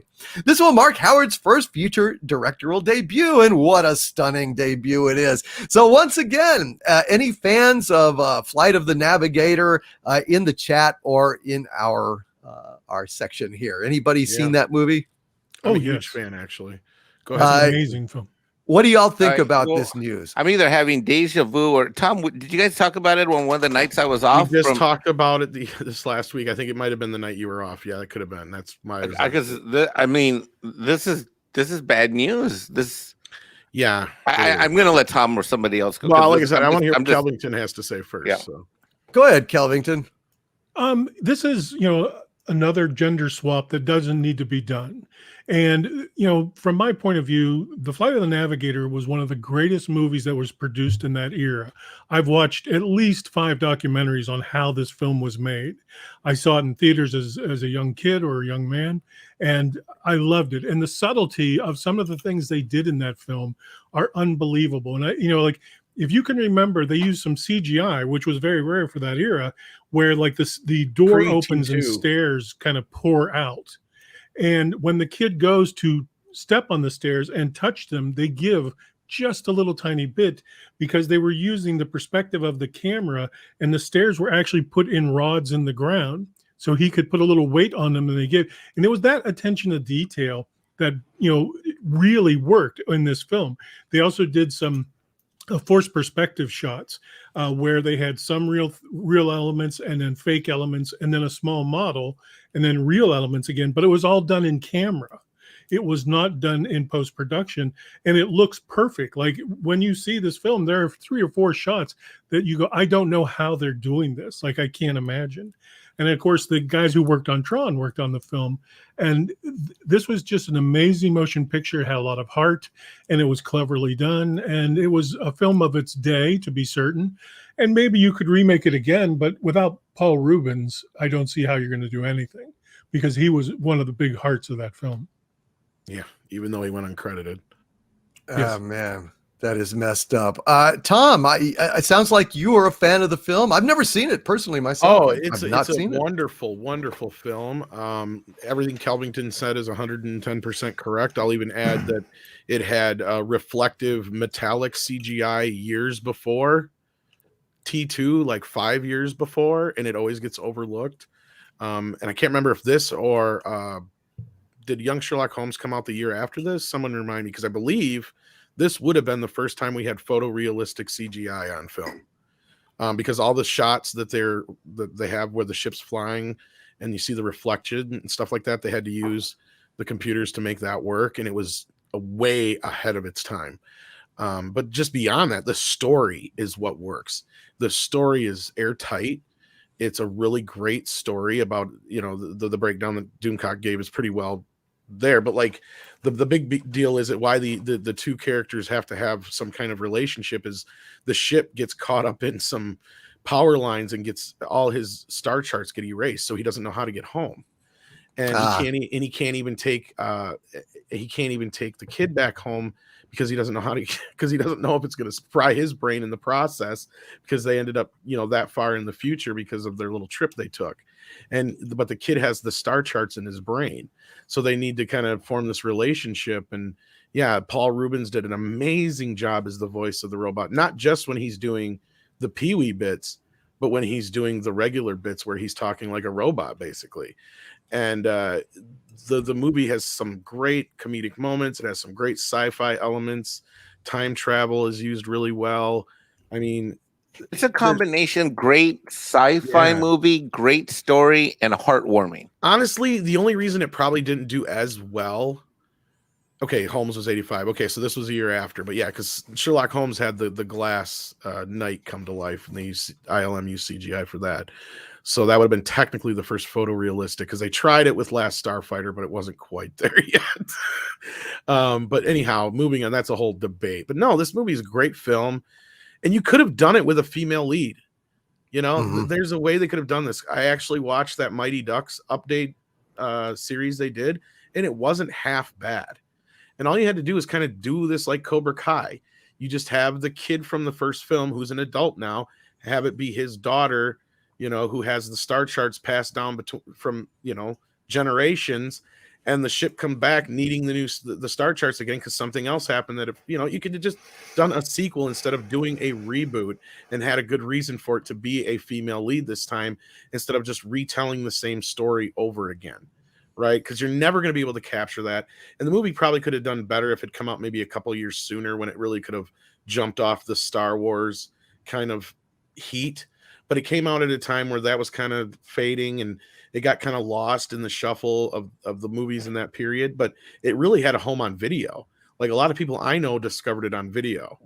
Was where a lot of people found it first. And it's a great film. It's been really hard to come by in the last 20 years too, and I know that's because of the rights issue, and that's another reason why people probably haven't remembered it or forgotten about it. But Disney is bringing it out again. It has been available in other countries. I suggest checking out the original film. Ignore this new one. I don't know if Kellington agrees with that, but yeah. Absolutely. No, but here's the problem. Here's the problem. It's almost like, you know, you guys have been submerged, you know, at a depth of 200 feet, and you've just gotten so used to the crushing pressure that you forget that you're 200 feet down and are just being crushed by the weight of the ocean. The real core here is, why do we fucking need all these fucking remakes? I am just sick to fucking death of remake after remake after remake. Can we just have something original, for God's sake? I mean, we've got another story here, right here. Disney greenlights a National Treasure TV series. I mean, they're just going and dipping into every old fucking thing that they can find, whether it was successful or not. They are just remaking and remaking and remaking. It's the death of creativity in Hollywood, and I'm just sick of it. Gary Ambrosia. Gary, my friend, did you see this Flight of the Navigator? And regardless of whether you did or not, what do you think about all these damn remakes? I did see it. I think it was a birthday movie, you know, when I was a kid, and there really isn't much else I could say that all the rest of the guys haven't. But I will say this, seeing that this Howard girl is involved, I just smell nepotism, because remember the story I told you about why Ron Howard really took Solo? Right. Go ahead. You want to share that? Oh, you want me to rehash that? Okay. Why not? Go ahead. I have no idea. Yeah, teach us, because I haven't heard it before. Imagine Entertainment, right before Solo had come out, Imagine Entertainment, which is Ron Howard's company, had nothing going. Nothing. There was nothing in development. There was nothing going on at all. And all of a sudden, right after he signed the deal to go in and fix Solo, all of a sudden $100 million was dumped into Imagine for development, and all these productions started, you know, coming up in development, and you know, they're writing scripts. They were doing stuff. They were doing something. It just smells of nepotism to me, and it smells like this remake's going to be with Solo blood money. So that's all I have to say about that, really. But how do I feel about remakes? Can I puke on the camera? I don't know. What do I do? I mean, why not? It's your camera. I mean, you know, I don't know what to do. What can you say, except for just get angry and throw something? You know, I am so so tired. I mean, you know, the way that we're talking about this stuff. I mean, I catch myself doing it, and I have to like slap myself. I mean, I have to throw cold water in my own face to say, wait. Let's not normalize this. This is another creatively bankrupt remake of a film that was pretty goddamn great in the first place and doesn't need a fucking remake. And it's just so pernicious. It is so emblematic of the death of art in Hollywood and the death of art in all of our lives. I mean, 2021 is almost... Maybe, I mean, it may well be even worse than 2020. I mean, this is just an awful time. It's worse in human history, and they are not helping by basically, you know, Raiders of the Lost Art. That's what they are, Raiders of the Lost Art. They're going into their own vaults and pissing all over their own stock, and just going ahead and selling us leftovers and soiled broken things that will never ever be nearly as good as the things that they're ripping off. And so you're gonna, I say this all the time, but I want it to sink in, people. I want it to sink in for those of you who are parents, for those of you who have kids. You know how many of your kids are going to get ripped off by seeing the live action remake of fucking Little Mermaid, or this female centric Flight of the Navigator, or Snow White that isn't, you know? I mean, it is child abuse. It is taking great cinematic masterpieces at a time when our souls are so under assault. Our hearts are under 200 feet of water. We are assaulted on all sides by the madness of politics and the fucking pressures of the coup and unemployment and fiscal irregularities and all sorts of horrible things in the world. And we need good stories now. We need more good stories more than ever.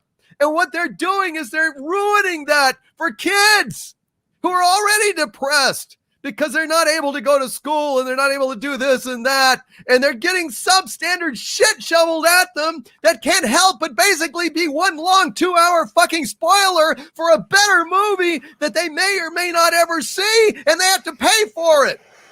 We have to pay for it. For fuck's sake. I am so fucking sick of this shit.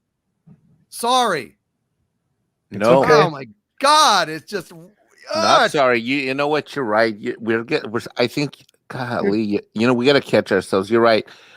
We got to remember that we're being crushed with all this water of pressure, and our reactions aren't what they used to be because we're getting numbed. I'll speak for myself. You're right, Doomcock. You're right, and I didn't even really think about it until you just said it like that. And we have to hold the line. I'm just a little speechless because I didn't know that this is a really. You haven't even seen the movie. You think you're pissed now, brother? Wait till after you see how good this movie is. Yeah. It still holds up to this day. And you know what else these idiots do to us? They make us do more work now. It's harder with entertainment. My kid was going to watch, you know, he has Netflix for kids. He was wanting to watch with him. And I said, no. Whoa. Wait. Hold on. So I sent him one of my box sets of DVDs, which I actually have one of them. I have the one that has like the top episodes. And then I have my full set, right? And I told his mom, I said, make sure he doesn't mess these up because I've had them for a really long time. And, you know, I want him to have the original so he can enjoy the original like I enjoyed what I enjoyed when I enjoyed it. But, you know, it's like you got to watch what's happening like at a level of detail that's way different than the level of management that I know my mom did with me. You know, you can't assume something's going to be enjoyed and something's going to be good. And, you know, I got into this debate with someone recently, and you know what they tried slapping back at me? The 10 Commandments. Well, the 10 Commandments was redone. I'm like, the technology was all different, you moron. It was updated. It was still a great story. It became an even better story. The motion picture industry has evolved.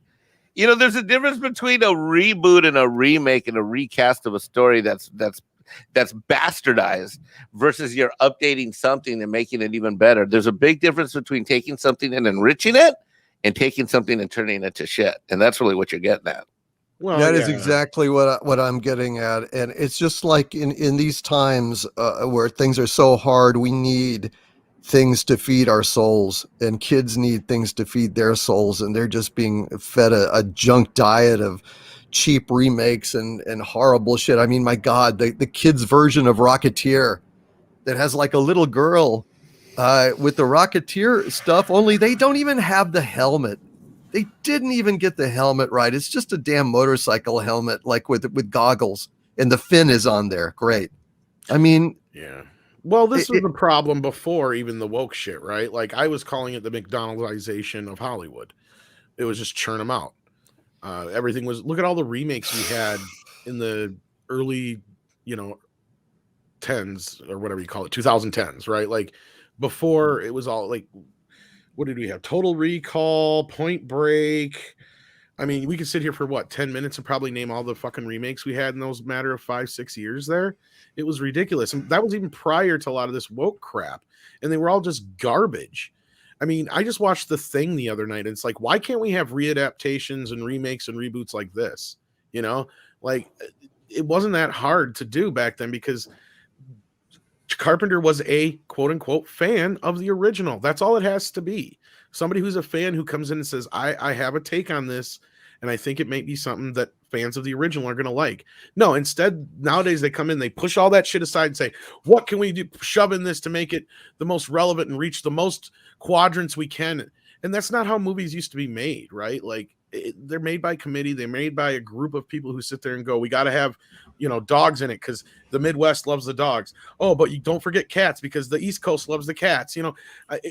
I'm just making a stupid point here, but that's how these things used to work even before this virtue signaling crap came into play. Yeah. But man, it's just breaking my heart. I don't have the details, but I'll throw another one. Luffy as God just reminded me of something. I was on the live stream earlier with Steph, the alternate, and she was talking about a remake on Pauly's channel where Latino Slant, hail Latino Slant, Pauly, if you're still listening. I don't know if you're still there. Amen. And they were talking about the Lost Boys remake casting is happening. Yeah, that was another one that was supposed to be done on CW as a gender swapped, and they canceled it. They didn't get past pilot. And so now they're deciding to do a remake as a film. It's going to be horrible, guys. It's going to basically be like Twilight. You watch. Like Twilight is going to be that bad? Yeah. Oh my God, dude. They're not capable. They're not capable.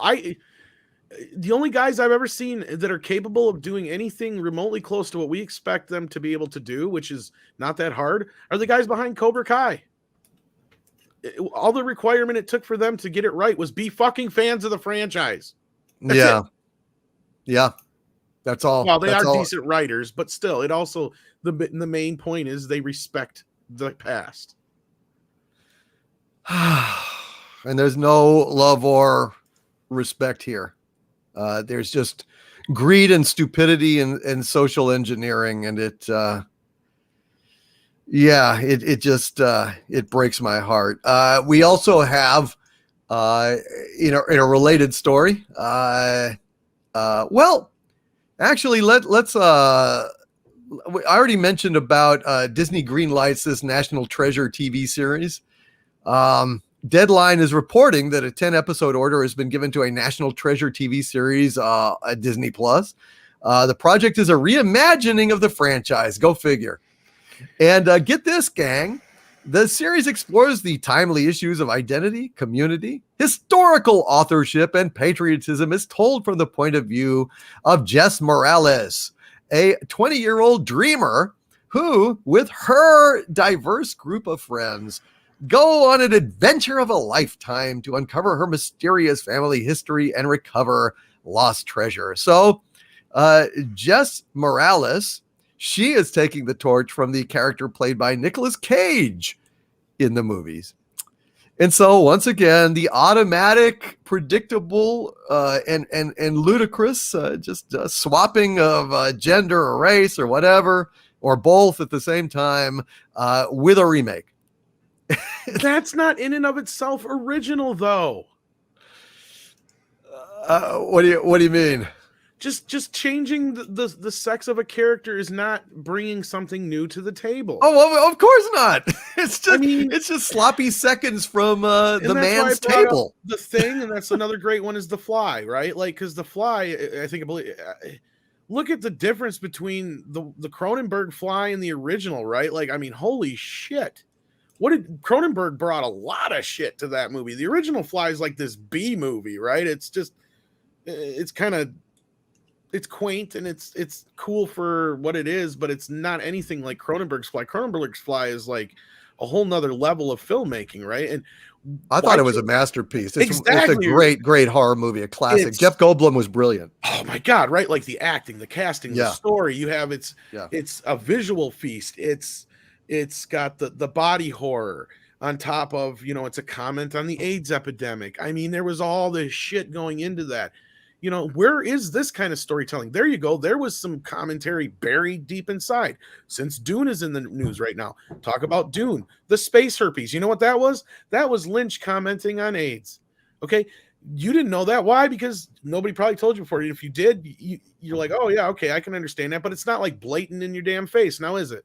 No, it's because it was like Star Trek used to do and all the other old sci-fi used to do. It's sure they can take some social commentary and sprinkle it in and maybe use it a little bit, but it's not like right in your face like Mike and Spock.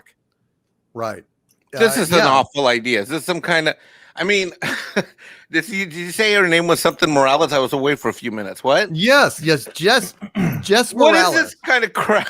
What is this? I mean, She's Latinx. I am I absolutely am all for additional Hispanic, not Latinx, Hispanic participation in entertainment. But give me some original stories. Better yet, let us tell our stories. Better yet, let's come up with some original stories and let's tell those stories together. I don't give a flying fracking crap if you're going to take someone of my background and slap them in and swap them out. I'm sick of this swapping crap. You know what?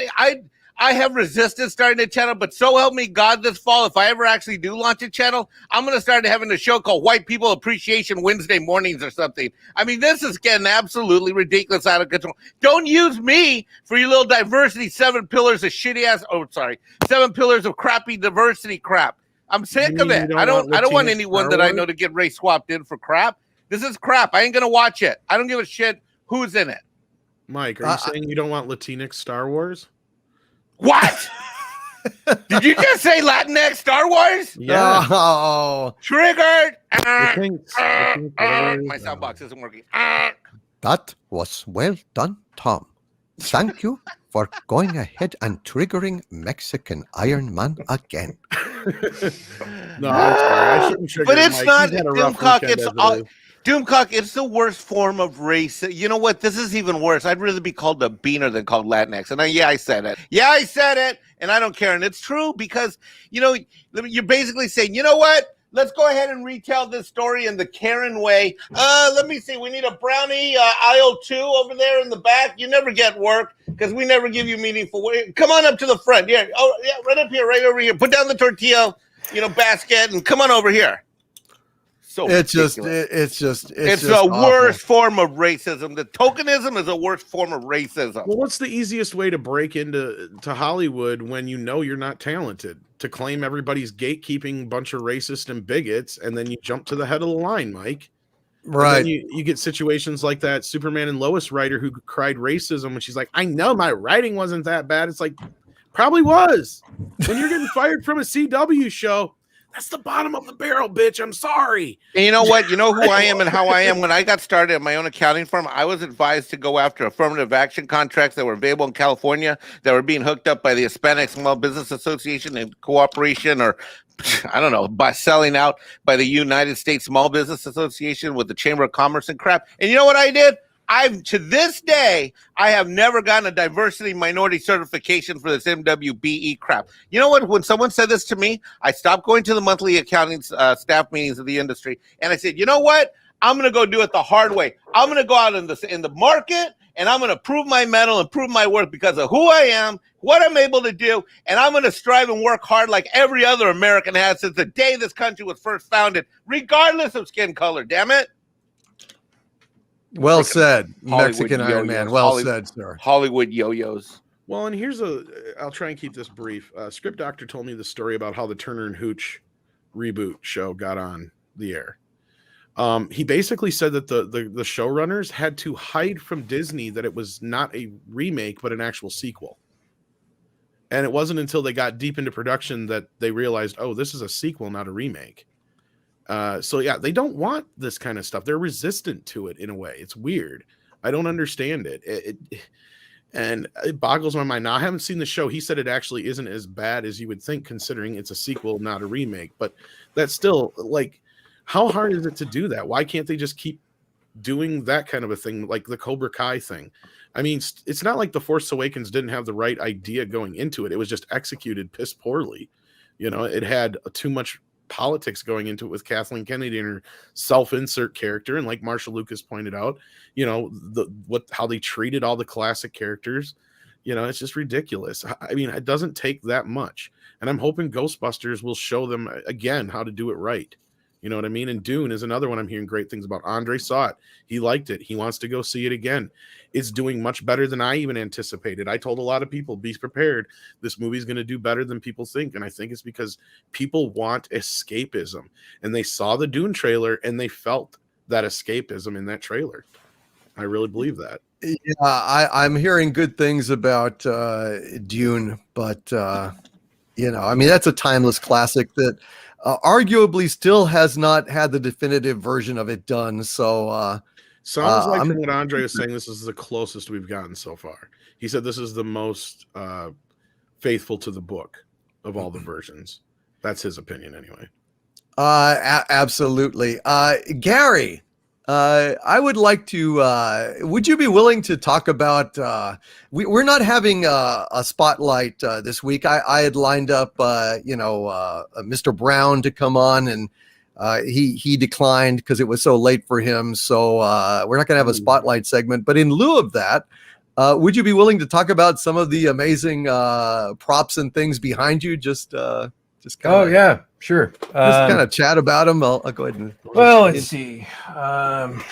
This is a casting of the cherub from the Ark of the Covenant from Raiders of the Lost Ark. When I got the original casting, it was in such terrible condition that I had to spend a few years restoring it. But it's in great shape now. So that is supposedly a casting of the original head of the Lost Ark. It's right out of the original mold from Lucasfilm. Yeah, it was in such bad condition when I got it. The mold was probably deteriorated after they did the casting. But yeah, it was really in bad shape. But it's good now. Because you have been in you grew up basically in Hollywood. Let's see. I mean, or in the area. Yeah, I lived and worked there for about 12 years, and I worked for Disney and Universal Studios and Warner Brothers. You go back and forth to different studios, and let's see, what else do we have? I won't ask you to give away any secrets, but you've got some amazing stuff.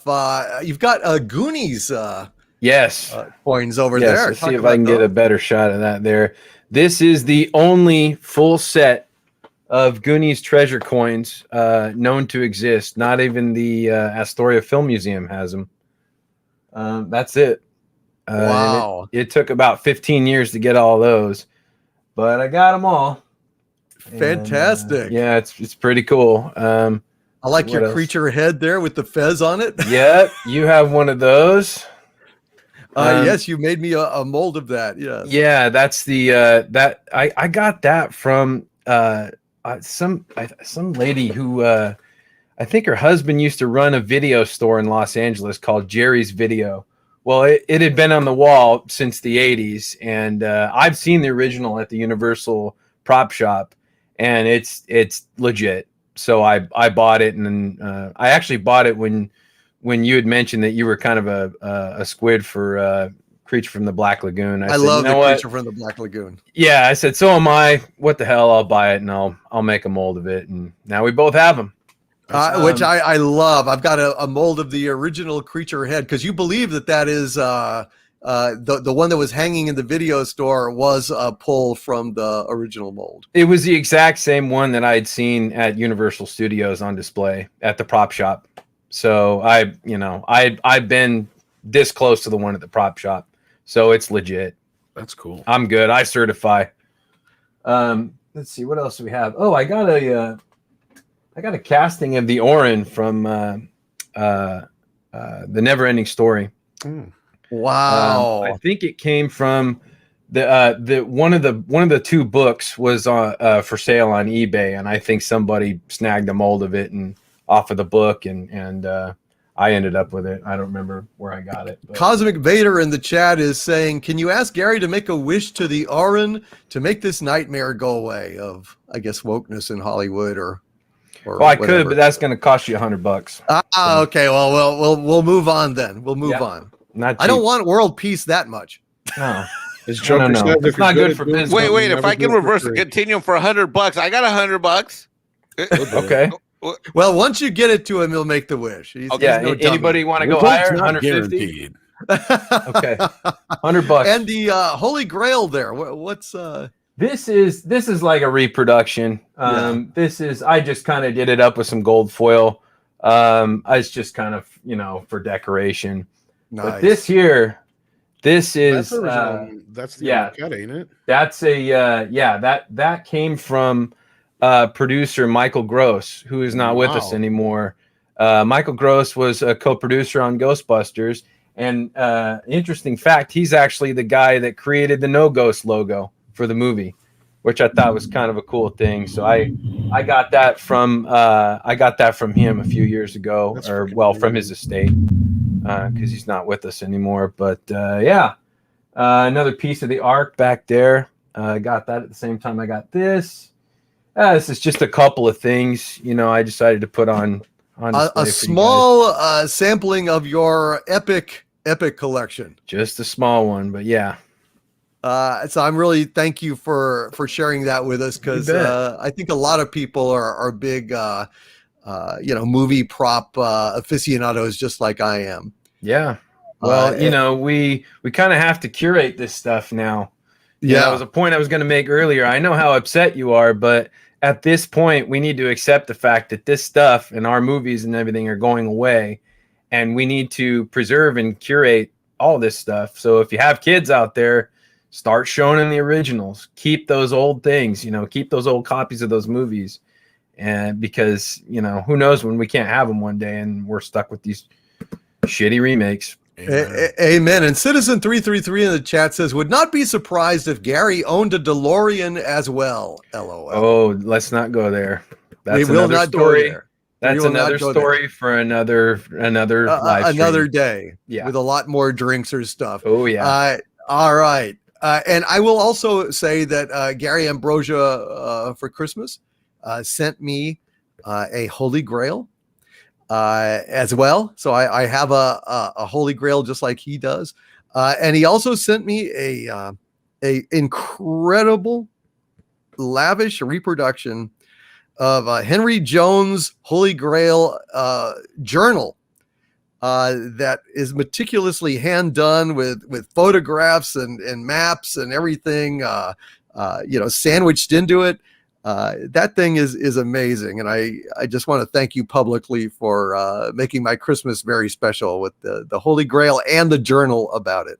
You're welcome. That was made by an artisan from Italy. It's on eBay in case you're interested, but it's very expensive. And it's he only makes them every once in a while, and it's absolutely fantastic. I have one. It's incredible. It's got a picture of Henry Jones as a young man with young Indy. It's got those are copies of the production use photos, I'm sure. They're incredible. They are. It's really fun to read it in Sean Connery's voice too. Sometimes I sit there and I read it to my wife, and I read it in Sean Connery's voice. She loves Sean Connery, so Sean Connery, Junior, come here. So thank you for sharing that, man. I course. really appreciate that. Of course. One other story, and then we'll get back to. Oh no, Kelvington wants to go to. Time to go to super chats. Let's go to some more super chats, shall we? Now I will put them back up. Meanwhile, back at super chats. Let's see. Michigan Man 95 has got a Doomacorn in the chat. Thank you very, very, very much, Michigan Man 95. Jack White with a $10 super chat. Thank you, Jack White, for that. He says, panel, when you get into a disagreement with someone trying to protect KK's so-called legacy by pointing out that she only got in with Spielberg and Lucas because of a Title IX complaint she lodged. You know, I've heard this before. I don't have any confirmation of this story. Have any of you guys heard anything about that yourselves, Tom or Gary? Anybody? I don't know, Gary, have you? Because I never really had heard that. But And I want to welcome Douglas Nelson here, who came in, snuck in while Gary was doing his show. Hail, Douglas! How are you, my friend? Oh, I'm doing good. A little tired, but I'm here.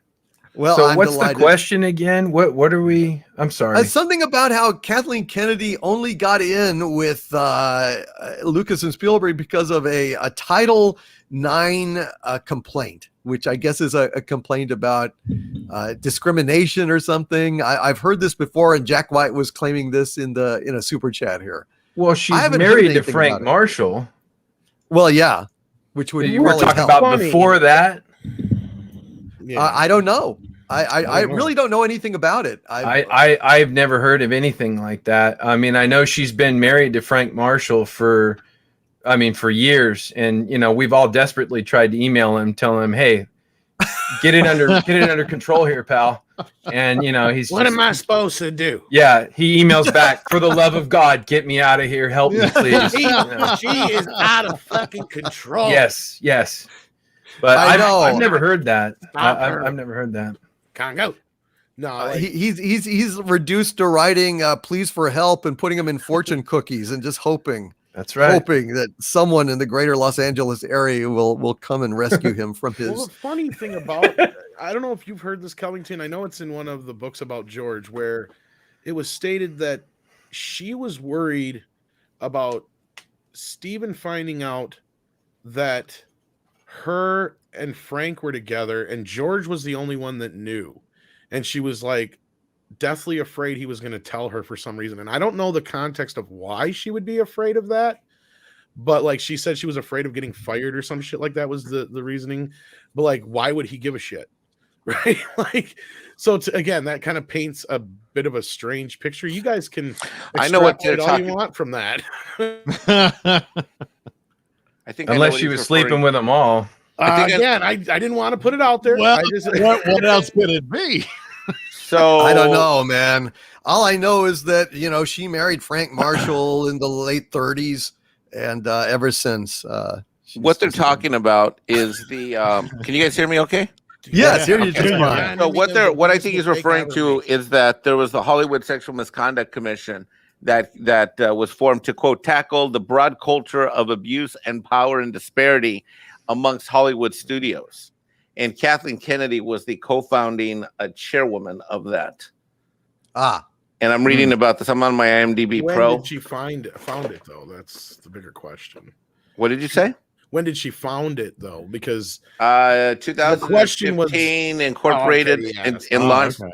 launched in 2015, and then No. their first meeting was in 2016. no, she's been working with Spielberg since the late 70s, basically early 80s, somewhere in there. Jeffrey Wolf is claiming that KK was fired from the NBC's news affiliate in San Diego as AP. That is true. That is true. That's true. So she was fired from the NBC news affiliate in San Diego. Was she what, like the weather girl or something? It was I can't remember. And this tomorrow afternoon, we're going to have a front of wokeness sweep in. So get out those umbrellas, kids. Well, let's move on. I can do a little research before next Sunday on this. This is all right. I've got all the resources to figure this out. So, and Jack White, if you have any evidence of any of this, please let me know, and we will. I would love to hear it. I've never heard this before. And Nicholas Horton with two 10-pound super chats in a row. Thank you very much, Nicholas Horton. Nicholas says, I'm going to read both of them because they're basically together. Jellystone is is shit. CalArts is shit. Most of the characters have been gender swapped, i.e. Jabba Jaw, Top Cat's gang members, and several other characters. And the whole Johnny Quest and Hadji now being part of the Rainbow community. They don't even own Quest Industries. They own a bowling alley. It makes me horrified, sick, and vomiting. These are from emojis he put in there. Yeah, I Jellystone, I've not seen it because I'm not in the habit of watching garbage, if I can help it. But I've heard that Jellystone is just a nexus of suck, the likes of which we have not seen since the first season of Star Trek Discovery. And I would... Hey, boo-boo. Oh, I've got a pain in my butt. I got to tell you. I know, Yogi. Why did they make us gay? I don't know, but roll over. Yogi's coming home. Please don't put it in my picnic basket again. It's still sore. I still think it's got a bratwurst in there. I gotta say, one thing that was said earlier was that once you go bare, you can't go back. Not there back again. Oh dear. Sorry, I had him in me. I had to get him. No, that was good. But somebody was saying that CW was the bottom of the barrel. That's not true. Star Trek Discovery and Picard are bottom of the barrel. Very much. But you got to remember, CW consists of what was left over of UPN and soaked up into the WB. Yeah. Well, this is true, but look, I mean, let's. I mean, between the two, odds are that if Star Trek Discovery had been a CW show, that's my point. It probably would have been better. Yeah, well, that was the thing everybody bitched about. Why isn't it on CW? Yeah, because it's not good enough for CW. Right. I mean, I have seen things on CW that make. Look, Star Trek Discovery is far worse. I've never seen anything on Star Trek Discovery or Picard that was worth a squirt of piss. Literally not worth a squirt of piss. But I've seen actually good things on CW. They're rare, but they're there. And I got to say, The Adventures of Superman and Lois is a damn good show. That might be in spite of itself, though, too. No? Yeah, I know. It's some kind of anomaly.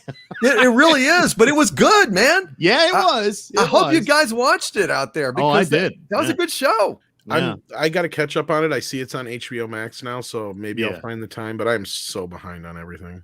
Right. It was genuinely good, Tom. Yeah. I very much enjoyed it. They treated Superman with respect. Lois did her own thing, and she did it well. Even the high schooler, drama of his kids that was obligatory for CW was handled pretty damn well. I mean, I don't despise anything about the show, and it wasn't anything woke about it.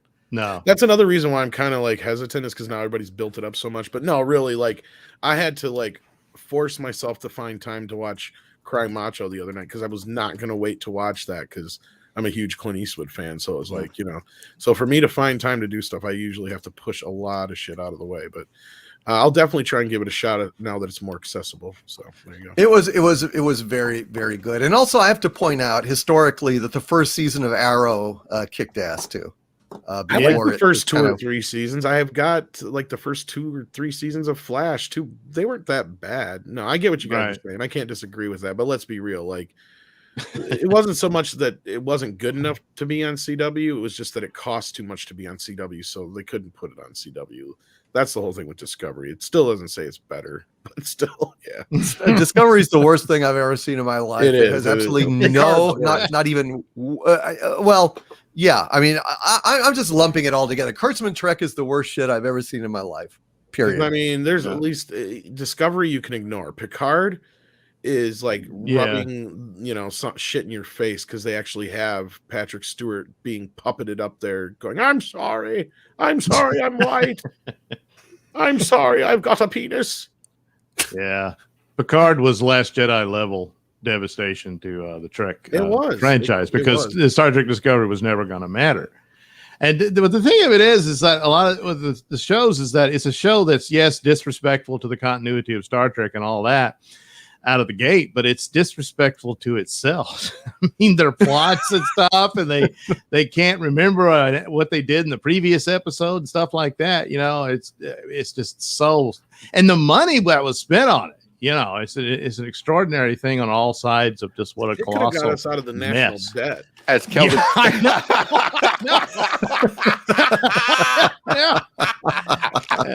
but let's waste it on Kurtzman Trek. So, but Mikey Spock is that fucking important, yo. I know. Oh, that's right. All hail Mikey Spock. It is the destroyer of great actors. Rosa, what's her name? The one that played Alita, who I love Alita, and I loved her in Alita. She was in one of those Star Trek shorts. Oh, yeah. Most ridiculous captain that said the most ridiculous crap. It was third dimensional wave feminism crap and degrading to men and awful to white guys. Look, I'm gonna forgive her on that one because she's just an actor, and actors are paid to say whatever's in their freaking script. But good God, I mean, they take, and frankly, Mikey Spock, I can't even remember her real name anymore. Shaniqua, what was her name? Shaniqua Wahua Green? Shaniqua Martin Green. Shaniqua Maudlin Green, I think it was. But is that wrong? Did I say it wrong? It's more accurate. Shaniqua Maudlin Green. Well, I'm going to go with Shaniqua, but whatever. So, but she was a great actress. I loved her in The Walking Dead back when The Walking Dead was watchable. And I was excited for her to be on this show, and then she just turned into this thing. Doomcock, what did you and Kelvington, or like she pointed the phaser wrong at herself? Remember that? She painted. Shaniqua Maudlin Green is the only actress I know of that can both succeed and fuck up at the same time. She succeeded in rightfully pointing the phaser at herself. She fucked up by not pulling the trigger. I got to correct you on something, Doomcock. Yes, her stage name is Shaniqua Maudlin Green, but her original name was Shaniqua Forrest Green, named after her grandfather, who was a plank of wood. But no, you guys always got Chris Pines for her. Hey, Chris Pines for her. They're cousins, I heard. I wish they would just leave her alone. The chat is on fire, though. I got to point this zinger out from White Knight, though. He goes, Tom, if you were responsible for the Picard show, you would be walking around saying sorry to everyone, too. You're damn right. But I wouldn't be responsible for such garbage. Oh, my God. If I had produced that somehow, I need to be taken immediately to the hospital for a cranial scan. There's something really, really wrong. It's not hard to give the fans what they want. Even if you've given us fan service, we can at least forgive that, I think, in some respect, if you guys get what I'm getting at here. Yeah. And even then, it's like, we get it, you're pandering to us, but we'd rather have that than the other crap. I mean, I don't know. Oh, I would rather have the most mediocre episodes of Voyager compared to everything the most mediocre, like the ones where, I don't know, Janeway reads a book in Ireland or some shit. I don't know. She looks out and watches water flow for 30 minutes. I'd so much rather see that. Well, we've gone past, here's the thing now, is we've asked the same question for how many years now is, are they that oblivious or what? No, we know now they're not oblivious. They're doing it on purpose. So that's where I've gotten fired up more so. Is like, okay, we've gotten past the point where they've called us crazy for the past 2-3 years on top of calling us every other name in the book. Now to try and just change the narrative on their own end, they're like, oh yeah, we don't want you as fans. It's like, so how is that working out? I don't know if you've got the what's her face. If you don't like my politics, don't buy my book story coming up tonight. There's a great example of what a lot of these creators are going to be talking about soon. I don't know if you saw her recent interview where she's like, I just don't know what happened with the industry, and these books that should be selling aren't selling, and this makes no sense to me. It's like, bitch, you know what you did. It's a mystery. It's a mystery box of J.J. Abrams doing, maybe. I mean, it's not that big of a mystery, guys. It's a full of suck, as Doomcock would say. Yeah. Yeah. I mean, every time they'll announce something, there's always somebody involved with the production of this will make the haters go nuts, and it's just exactly. So it's deliberate, like you said. It's deliberate, and that's all you've got, Because they've got this weird idea that if they scare us away, and that's what they think they're doing, guys. They don't think they're actually, in their eyes, they're winning by driving us away, right? Right. As much as we sit there and try to support them and keep crying to the wind, going, "This is all you got to do to fix this," or "Please do this to fix this, that." No, they don't give a fuck. You're right. They're trying to do everything they can to drive us away, because then they got this idea that once all the old white men are out, then the new kids will come in and take over, and that's where the future of the franchise is. That's basically what Kathleen Kennedy was saying when she was talking about the parks and stuff and doing it all modern day shit, right? That was her reasoning for that. But see, they're not grasping. What they're not grasping is the idea that, oh shit, it's not just old white men that are the fan base. That's the part they're not paying attention to. So that's where we need to hear more women and more non-white people speak up and say, I am a fan of this, and you're fucking ruining it. What's your excuse now? Because they're using you guys as a shield. And that's what sucks. And Mike knows what I'm talking about, not to single you out, Mike, but I mean, you've ranted about this how many fucking times, and even going into Star Trek about how we call out, like, why aren't people in the LGBT community and other places calling this out, because they're treating you like circus freaks. Yep. Yeah, they are. And look, the weird thing about it is, I mean, you talk about they think they're driving away the old white men, whatever, but the thing is, the old white men would stick around if there was anything quality about what they were doing. And you're not going to get these new audiences with really boring, substandard remakes and shoddy merchandise. I mean, what they think that people of color and members of the LGBTQ plus community don't have any taste either. I mean, they like entertainment too. They like good stories too. And they're falling down in every single instance and dimension, every way that you can possibly fail. They are, because they think, hey, we just throw a bunch of our target audience up on the screen and they'll go, oh, that's what I wanted to see the whole time. But no, they also want to see them doing something worth watching, for fuck's sake. Besides being the bestest ever without ever trying. Yeah. Now, if there was any fraction of truth to their working theory here of pursuing this new audience, they would have shown up by now. They never would have shown up by now. Coming. You're right. It's exactly like Marcellus Wallace in Pulp Fiction saying, if you was going to make it, you'd have made it by now.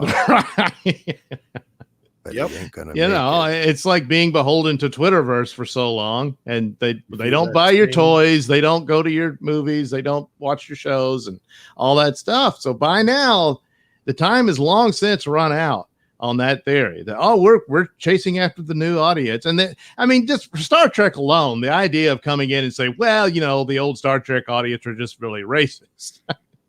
Which proves the point. You've never watched a single second of the show, of any of them.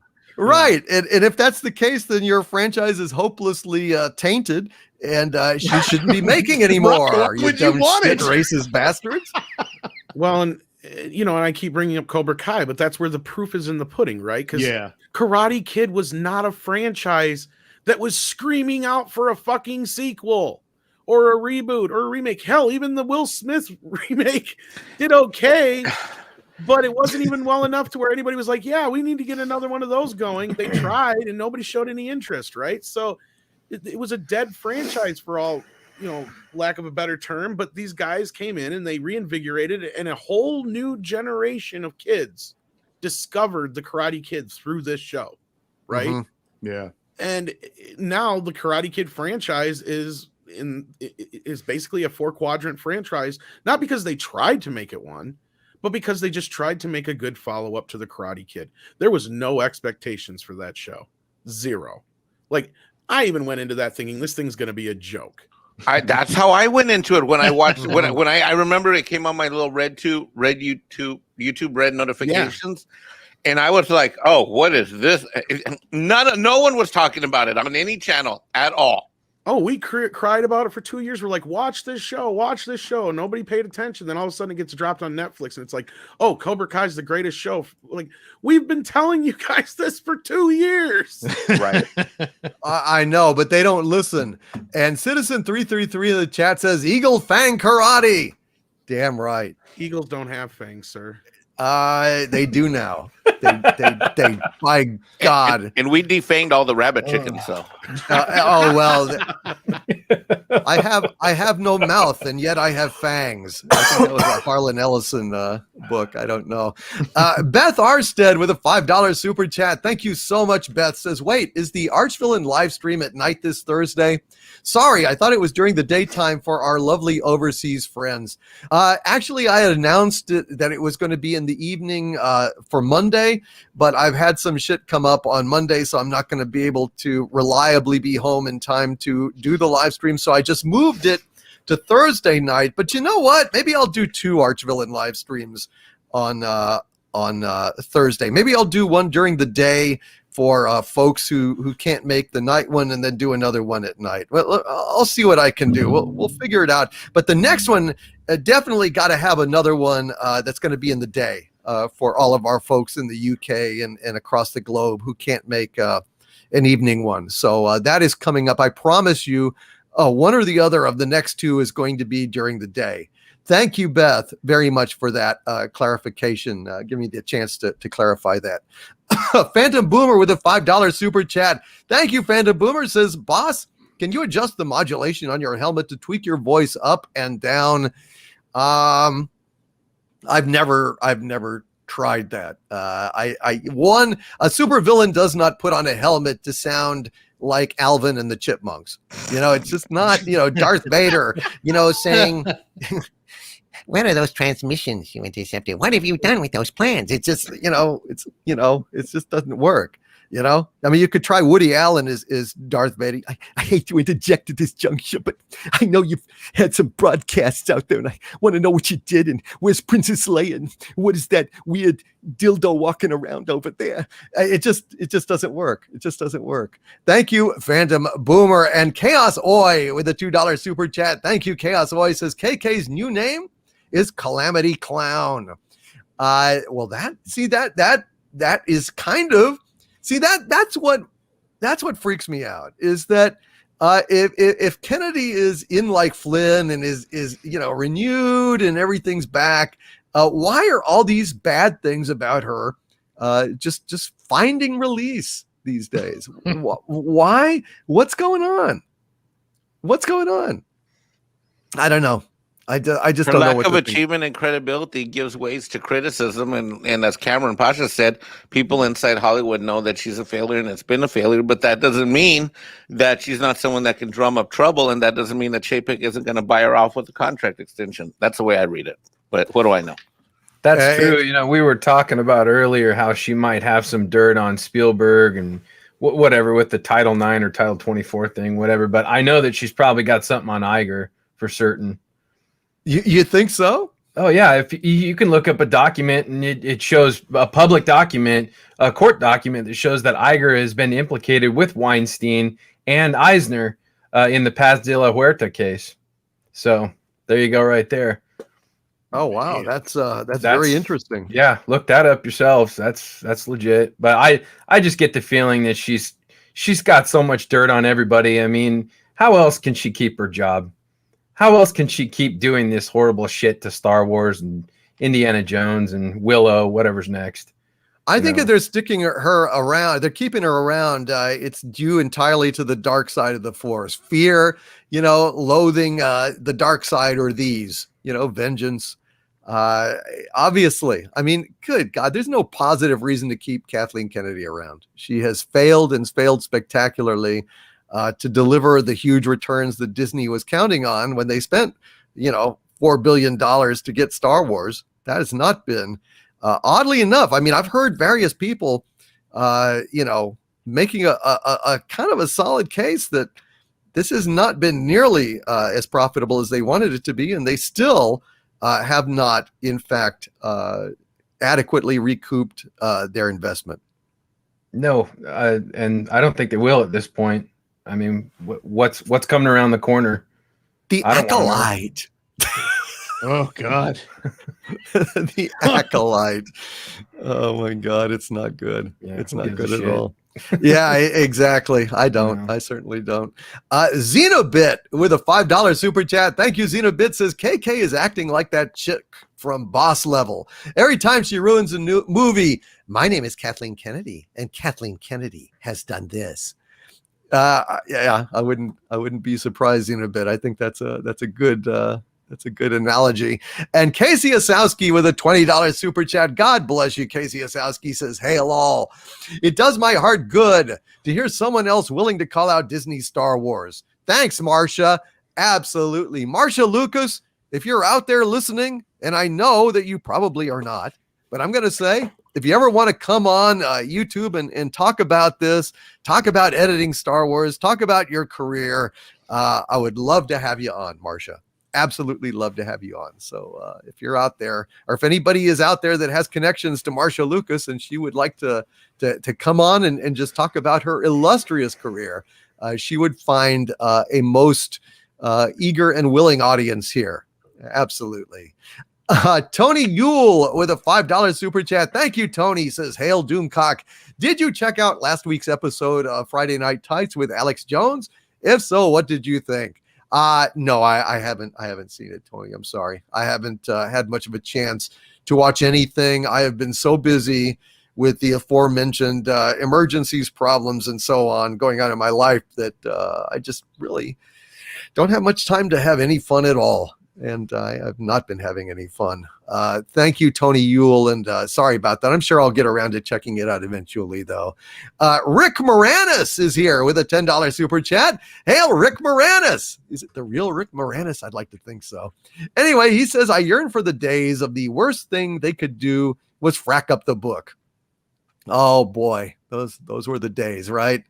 Those were the days. Makes me want to break out Archie and Edith in a duet here, but I'll spare you guys that. Thank you, Rick Moranis. Yeah, man, used to be good. Jonathan with a $5 super chat. Hail, Jonathan, says Mike Zero reported on a leak that Gina Carano is set to return for Mando season 4. Not sure how viable it is, but I expect her to return eventually. Yeah, I don't know anything about that. I've heard a bunch of different rumors about Gina Carano returning, but I haven't really been able to verify any of them to my satisfaction, so I haven't actually reported on them. I have reported when I found out that they were talking to her. I believe that they were talking to her. I believe my sources were correct on that. They also pointed out that she was spotted on the set of one of Jon Favreau's ongoing concerns, and that kind of got some excitement going. But as far as actual progress, I haven't heard anything definitive. Tom, have you heard anything? I'm sorry, as far as what progress? As Gina Carano coming back. Oh, I hear stuff, but I don't necessarily believe there may have been a point where they reached out to her. I don't know how accurate that is, but she did post something that kind of alluded to too little too late or kind of thing. Exactly. Yeah, I reported on that. Yeah, but I haven't heard anything since. Honestly, I think she's got way too much self-respect, one way or the other, to go back. No matter who is asking, no matter who is begging. At this point, if somebody was, and I don't blame her.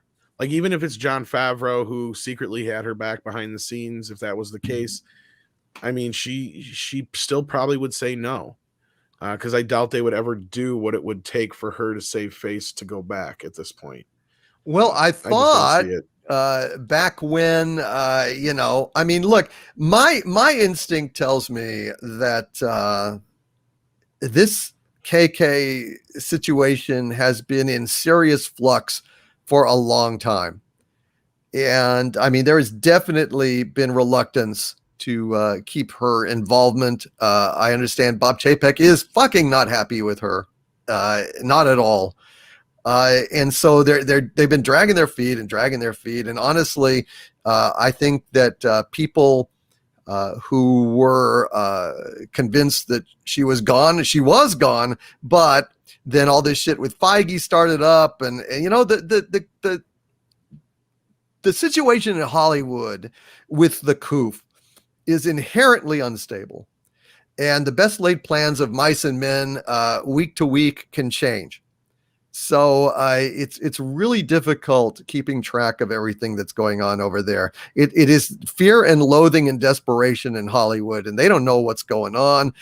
You know, you've got Paramount in just a world of shit, or, you know, Viacom, CBS. Things are bad, folks. Things are bad for them. And it's just a situation where I think they're like chickens with the head cut off, and they don't know what the fuck's going on. They're getting in their own way. I mean, they support a candidate that's, you know, locking them down, and then they don't know who they are, what to do, and you know, you can't make movies with all these restrictions in the classic sense of the way in any way, shape, or form. Literally, they're at odds with themselves, and as we've seen in recent weeks and months, they turn on each other pretty quickly. Oh yeah. Oh yeah. Oh yeah. Doom, did you get the email I sent you about what's going on Picard with our mutual friend? You sent me an email? I don't remember. It might have been email or text, but I don't know if you remember that. Yeah, I remember a text from you. Okay. Well, our mutual friend, who we will lovingly refer to as Debbie, she had a solid block of schedule as a not a primary but a secondary cast member on Picard, and you know, she said that the tests are out of hand. They're out of hand. They're like 3 tests a day. They have to all be negative, which, okay, that's fine. You know, you can't get the you can't even get on set without the jib jab. So that's their new rules. And I guess they had shot a bunch of scenes with her, and already shot. And I think she was about halfway into her time, and showed up on the following Monday, and with 3 negative tests, the jib jab, and they asked her, "Oh, okay, well, do you have anything else going on?" She's like, "Well, I had a little bit of a cough over the weekend." They said, "Nope, boom, that's it. You got to leave right now." And she's like, "What are you talking about? They already shot scenes with me last week. If you don't shoot my scenes today, you're not going to get anything done." They're like, "Well, then that's just what happens. Oh, and we're not going to pay you." She's like, "Like hell, you're not." Yeah, SAG's a pretty good union, and if there was a grievance, boy, there would have been a problem. But I know that she told me the week before she told me that news that one of the principals had the wheeze. So, you know, it sounds to me like either they've got a problem, or maybe they're just looking for excuses to shut this bullshit down. I don't know. You know, I smell bullshit. I really do. You know, for them to do stupid things like that. Like, I mean, if your actor shows up and you send them home with no reason, I mean, no reason at all to send them home so quickly and so abruptly, and to sacrifice the production for that, you're either complete moron or you're doing this on purpose. And you know, sometimes I can't tell the difference between the two. I don't know what they're doing. I don't know whether they're, you know, certified geniuses or stupid. I can't figure it out. I don't know, man. I really don't know. But yeah, I'll vote for stupid. Can I vote? I vote stupid. Let's go around and vote. Mexican Iron Man is exercising democracy, and I'm casting my vote from South Carolina, and I vote that they're morons. Yep. Duly noted. What do you say, Kelvington? Are they morons? Yeah. Oh yeah. Big time. I think, and the answer to the question you asked me, Kelvington, is yes. We will be doing that next. All right, let's get back here. Matt Giles with a 20-pound super chat of excessive and very generous generosity. Thank you, Matt Giles. Says, with the success of The Mandalorian, plus possible success of Obi-Wan and Book of Boba Fett, will Star Wars be able to absorb a fan-rejected acolyte or any other of KK's bad ideas? Well, it's like, what did Paula Abdul sing in the 90s? One step forward and two steps back. That seems to be what Star Wars is doing. This, Matt, this rumor that's gone around about, Sam Maggs rewriting Knights of the Old Republic to remove problematic stuffs and bring it up into the woke 21st century, adulterating one of the classics of the genre. This story, if it's true, and I've been trying to get that, the reason I haven't chimed in on it is, again, I'm trying to get to the bottom of it. I've got a source that's telling me they've played the first 10 minutes of the new Knights of the Old Republic, and it was basically the same as the old version, just updated graphics and everything. So no evidence of rewriting there, but of course, it would probably come later. It would probably come later. I don't know. I cannot lock down. Is it going to be butchered and wokeified or not? And until such time as I can get a kind of a definitive take on that, I'm not talking about it. But regardless, if it is true, Jesus, it just makes it damn near impossible, Matt Giles, to love Star Wars anymore. I mean, this is absolutely pointless. You've got a perfectly good script there. You've already done it. It's just basically augmenting it, releasing it on a new platform, and making the artwork and the updated gameplay and other things like that. But the story doesn't need to be changed one scintilla, one iota. And for you to do that, it's just so perversely stupid, so needlessly, pointlessly stupid and woke and craven and pandering that, it's almost worse than anything else they've done, because it's just so utterly pointless. And if that's the case, then I don't know.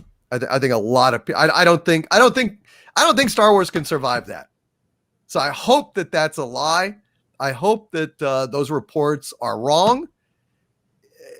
But I just don't know at this point. Has anybody else heard anything about this, Tom or Kelvington? Anybody? Nothing new, anyway. Go ahead, Kelvington. Sorry.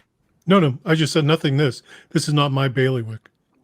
So you just don't know, Tom. I mean, I just know what we've talked about up to this point, and I've heard nothing new anyway. Okay. As far as, all right. If you mean like her being renewed, or no. I was talking about Knights of the Old Republic. Knights of the Old Republic. Yeah, I don't follow gaming, so not gaming. It's literature. Not a big gamer. Well, I mean. It's the major so red utterly flag. pointless. The major red flag was the woman they hired to have the script duties for this new version of it, or what have you. And that's, unless it's just she's just there for the for a placeholder or whatnot, and it's just going to be an updated version of the old game, and it'll be basically the same story, which would be the better outcome. But they did hire her, and so. Odds are they're going full steam with that. And maybe that's part of the deal where, okay, Favreau, you can have Mandalorian and your other two shows and whatnot, and Kennedy gets this, that kind of thing, Yeah. So right alongside High Republic and all that. So, Yes. So, beyond, we all agreed there's an enormous amount of stupidity at the root of this. You have to throw in a certain amount of mental disorder as well. So I've run out of scenarios as to where this makes sense for some kind of scam or, and all that kind of thing. It's just, my God, it's been too long now. And so they can't see the, well, they're you know where their heads are, and it's too far up in there, and you can't see. So that's. But Douglas, do you see my point that because it is so utterly and completely pointless that it's almost worse than the usual subversion and stuff with things like The Last Jedi and stuff, because it's just so pointless. Yeah, all of it was, even with that, it's all unnecessary. It's utterly unnecessary. You could even say, well, okay, they thought they were doing something new with The Last Jedi. They were tragically wrong and horrible and insulting and ruined Star Wars. But this they've got the blueprint. In fact, they don't have the blueprint; they have the whole house. Yeah, I know. It's like Knights of the Old Republic. Even though I didn't play the games and all that, but I knew a bit of the stories and whatnot. And I thought, there's this raw material you've got just sitting there. And you could go off into this whole new thing and do trilogies out of that. And no, let's mess that up too. So it's just beyond baffling as to how this could happen, because you basically had gold sitting on a silver platter, and some weird alchemy, you turned it into dog poop. Yeah, for Disney to poop on. Yes. So, it's an astounding thing to behold, a sad story overall, but I never could have, because, I've said this repeatedly in other avenues and whatnot, is that if they had just made a bunch of solo level films, they'd be in better shape. As stupid as that movie was, it wasn't Last Jedi. It wasn't that hateful devastation. Hateful devastation, but my God, Douglas. Yeah, I know, but I'm telling you, it just would have been this basic, stupid crap, and you had this. At least it had a plot. They had something to do. Oh God, my God, you're being forgiving. That movie sucked, brother. Oh, I know it sucked, but in comparison, I gotta say, Solo committed the absolute cardinal sin for me, which was it bored the shit out of me. Just to God, it was so boring. It was someone so ever told you 10 or 15 years ago that there would be new Star Wars movies that would bore the snot out of you, you would think it would be you'd be like, how the hell would that happen? Exactly. Yeah.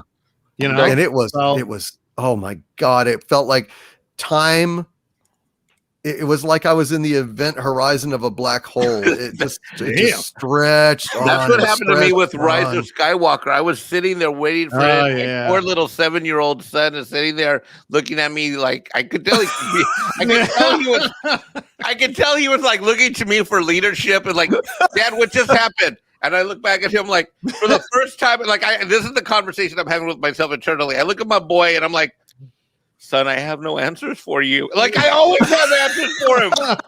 Dad, I want to watch He-Man on Netflix. Is it okay? Is it good? No, it's gonna suck. I'm sending you my DVDs. They'll be there in 2 days. I'm going to the post office about right.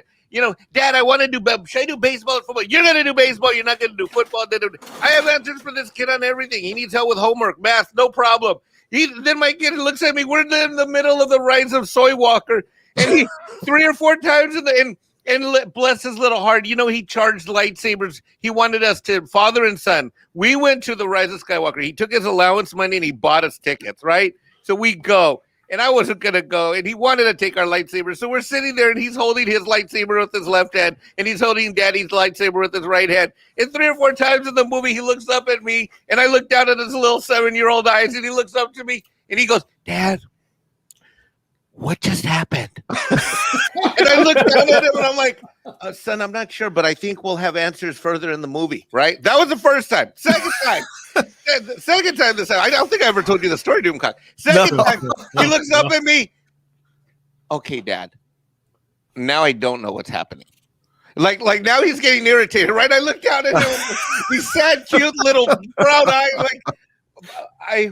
Well, we're only halfway in. I'm sure everything will be revealed in the end. And he looks up at me and he's like, and he did look back at the theater. He just kept looking at me in my eyes, and he knows I'm lying. He knows. He knows. It's like we're in open water and there's a shark coming, and I'm like, son, I'm gonna take care of that shark. And he looks at me like, well, Dad maybe should have worked out first. You know, like that kind of look. You know what I mean? And I said, son, by the end of the movie, I'm sure. And he looks at me and he says something like, okay, Dad. He goes back, he looks at the thing, and then I knew he was out when the first lightsaber, he took it from his cute little hand and he set it down to the side of him because there wasn't any. We were the only ones in the theater. I may have told you that. Like there were like 8, 9 people there. So he puts it down to the left. And we get to the end of the movie, and I'm like, and I fell asleep for a little bit. And he looked at me at the end, and God bless his innocent little soul. And he looked, and it's ending. He looks up at me, and I said, well, what did you think? He's like, well, I'm not sure what happened, but I think I like some of the music. I'm like, well, what did you think of the movie, son? And he said, well, Dad, let's go play lightsabers. So we went outside to the parking lot and we played lightsabers. Oh God, bless the innocents. Bless the innocent. But that's, oh God, you would think they could mess a good thing up, but they found a way. And there I am thinking, God, this poor kid. And and here's the funny thing, he's never wanted to rewatch it again. Well, why would he? Oh my God! But Doomcock, he saw the originals without me. I didn't even know he was going to see the originals. And one day he wanted to, and his mom showed him all through the originals. And you know what he's into now? He's into Godzilla movies from the 50s and 60s. That's what he's into right now. Wow. Outstanding. Well, he's a fine young man then. Absolutely. Holy crap. I mean, that is wonderful. I wish I could have seen my own face as I was watching Solo, A Star Wars Story. I can't prove this, but I imagine that the look on my face was similar to the look on the face of a dog watching an old lady who just farted. That little head tilted to the side and that perplexed, disappointed look, that confused look. Like, what was that? Was that a frog? That's how I felt watching Solo, A Star Wars Story. Dear God in heaven. Not good, folks. Not good. Preston Brand Preston Bruno with a $5 super chat. Thank you, Preston. Says none of us like KK, but at least she's a devil we know. Well, I mean, she's done her job. It's done. It's like the inhabitants of Nagasaki saying, "Oh well, at least it's the bomb we know." Yeah, I know. I don't. Yeah, it's just like that doesn't really help, but okay, I guess. Sage of Rakaseka. Sage of Rakaseka has joined the channel membership. Thank you, Sage of Rakaseka at the Dominion level. Thank you for your support. Hail to you, Sage of Rakaseka. There is a whole bunch of channel member exclusive content on my YouTube page. I hope my wrenches will post a link for all of my new channel members here today. And we will also be doing I'm going to try to find a place to squeeze in a members only live stream for all channel members sometime this week, knock wood. I will do my best to make that happen. And there are a whole bunch of those archived in playlists on my YouTube channel. Please go and check them out. Wrenches, please give them the instructions and address on how to do that. And Chaos Oi with a $2 super chat. Thank you, Chaos Oi says, this is why Disney is the Antichrist of Hollywood. That's fair. Disney is the Antichrist of Hollywood, but Jar Jar Abrams is the cinematic Antichrist of cinema all over the globe. I think that's a good way that we could put that. And my dear friend Captain Spire is here.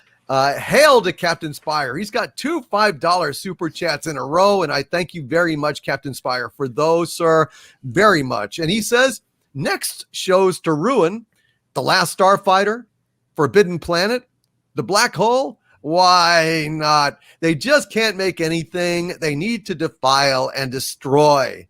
God, yeah. I would not put it past them. In fact, I thought they were redoing The Last Starfighter. Am I wrong, or is that? I believe so.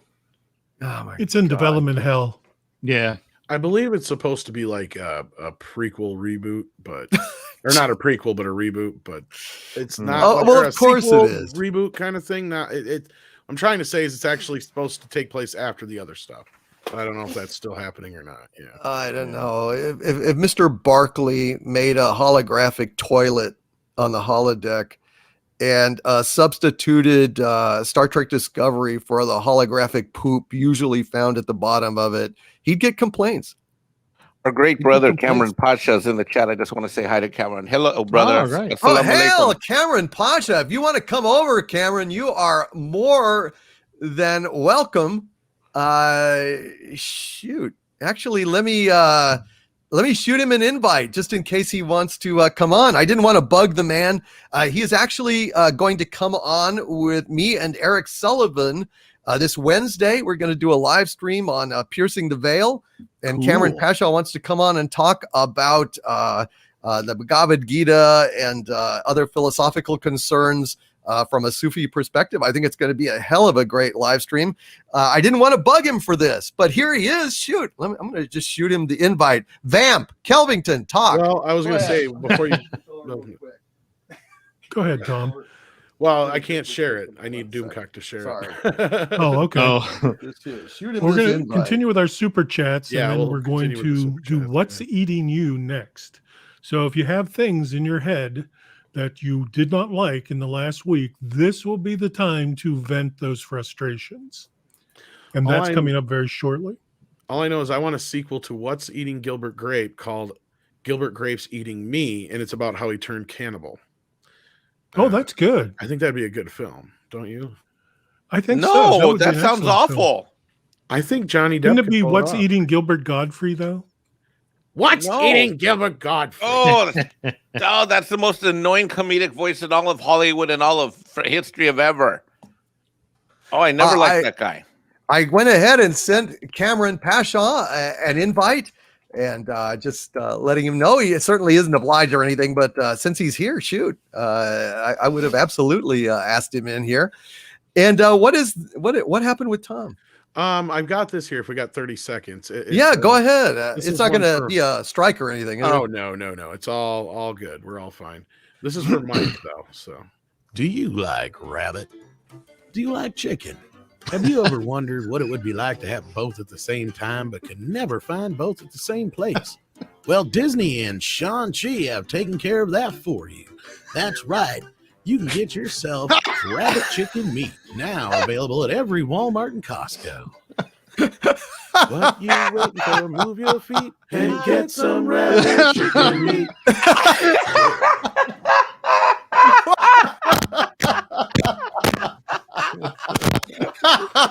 Don't they have that in South Carolina? You gotta have that in South Carolina, Mike. I don't know if you guys can hear that. He's overwhelmed with joy. Oh, breathe, everyone! Thank you for bringing me on, Doomcock. Hell, Cameron! You would have been automatically invited, my friend, but I didn't want to prevail upon you. I was enjoying. Gary, I want to show you this. It's what I got.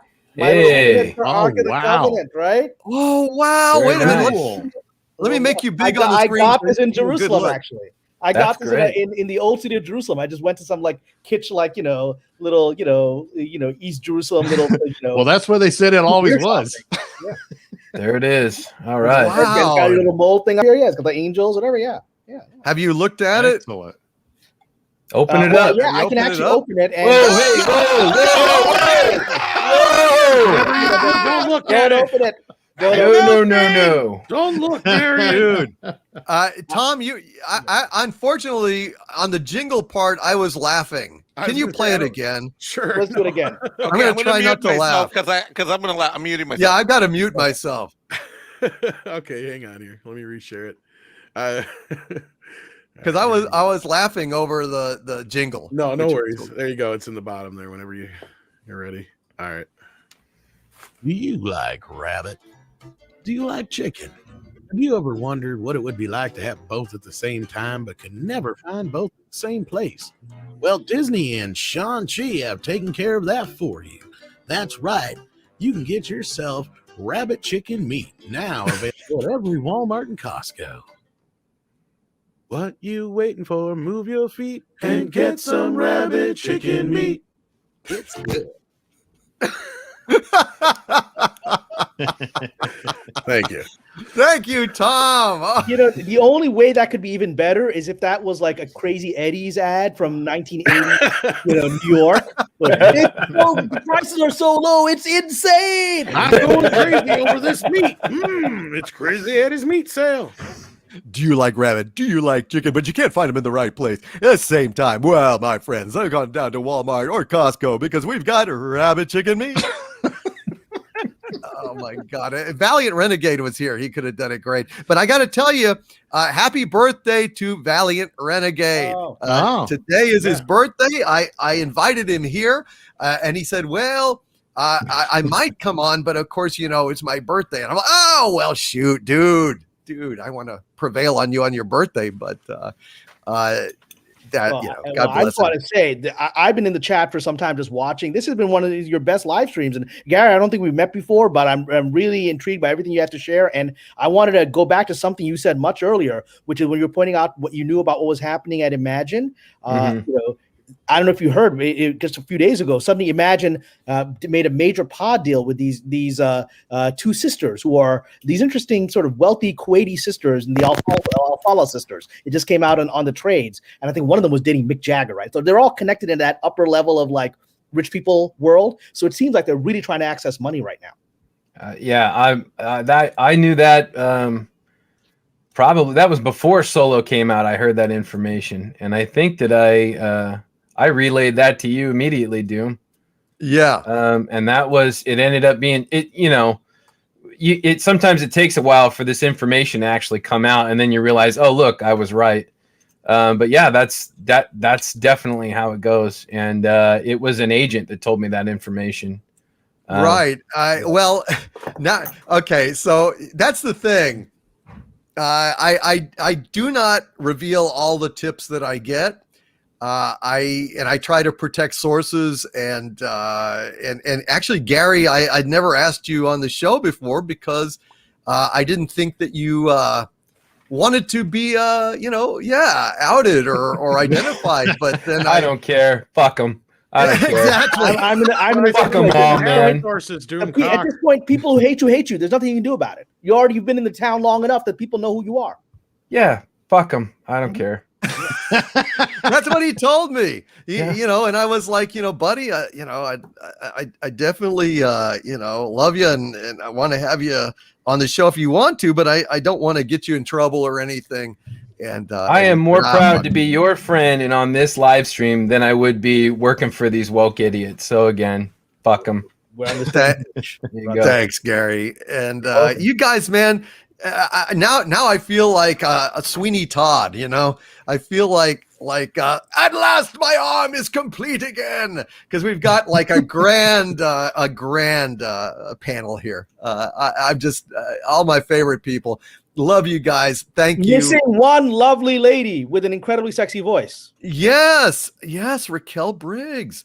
I would love to have her on. I guess I just need to send her a message, because I've been inviting her for several weeks, and she hasn't been able to come, and I just kind of figured, well, maybe she doesn't want to do it anymore. But actually, I should just go ahead and tell her that she's always welcome. She just needs to shoot me a message, kind of what I said about you, Cameron, that you're always welcome on anything I do, but I certainly don't want to bug you, While we're doing confessions, I feel that I have to come out of the closet and disclose something too, and that's that I really am Mexican, and I really am a Mexican Iron Man.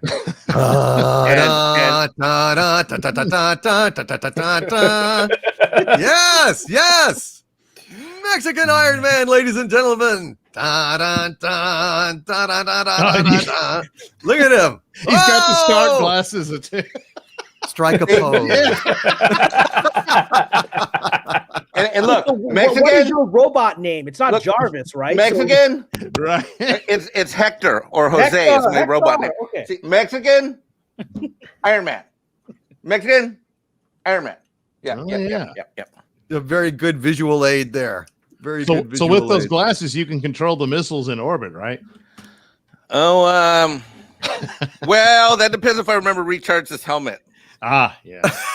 It runs on a different currency. It's it got a 240. Depends on how good the rabbit chicken harvest is this month. Yes, sir. They're all headless, right, so they're let's easy to feed. So let's. I tell you what, Kelvington is pointing out to us that perhaps it is time to play our "What's Eating You" segment. For those of you who don't know, this is a segment that I go around and give everyone a chance to talk about what is eating them this week. You know, like what ticked them off. It could be a pop culture thing. It could be a personal thing. An old lady paying for a set of new tires with nothing but pennies in the front line, something like that. Let's go to Kelvington for the first iteration of this. Kelvington, my dear friend and excellent producer, what have you got to share with us? Well, I got a couple things. A few months ago, I complained and bitched about the Halloween decorations and candy already being out at the local big box stores. And now matters are worse. Now, I love popcorn balls as much as anybody. I call them diabetes starter kits, but I enjoy them. And I enjoy a variety of the fun-sized candy bars, or as I think of them, disappointment you have to unwrap. But now they've just gone too fucking far. Candy corn, okay? And yes, we all know candy corn is rubbish. It might as well be wax bits you can't digest. They hurt as much going out as they do coming in, but it's terrible. But now we have some variety. Behold, the worst candy corn developed so far, which is Nerds candy corn. This cacophony of garbage was the winner of the Sweets and Snacks Seasonal Award at the 2021 Sweets and Snacks Expo. Yes, there's a place where adults go to try all the different kinds of candy they're going to use to lure kids into their vans. I mean, going to give out over Halloween. I'm pretty certain the expo is held right next to the nondescript van car lot on Route 815. Oh, dear. Now, just when you thought, well, how bad could Nerds candy corn be? Allow me to show you. This is what Nerds candy corn looks like. This collection of demon's teeth, this mass that should be called Joseph and his Technicolor heave coat. This is not candy. But wait, it gets worse, because how about Minions candy corn? Oh. It comes in these great flavors of banana, blue raspberry, and vanilla, or what we used to call wax flavored. But as always, I save the best for last. And that is turkey dinner, apple pie, and coffee candy corn. And if You're you kidding. look right above the word pie, it's a ghost of a small child, which is what you'll get if your kid starts to eat this shit. It includes many of my favorite things like green beans candy corn, roast turkey, and cranberry sauce candy corn. And of course, my favorite, stuffing flavored candy corn. What the fuck is wrong with these people? They can stuff This it. isn't a treat. This is fucking torture. You are I thought kidding. Harry Potter's Bertie Bott's every flavor beans were bad, and they just tasted like puke and earwax and boogers. These are way fucking worse. Way worse. The other thing that's bugging me a little bit this week is we lost Norm Macdonald.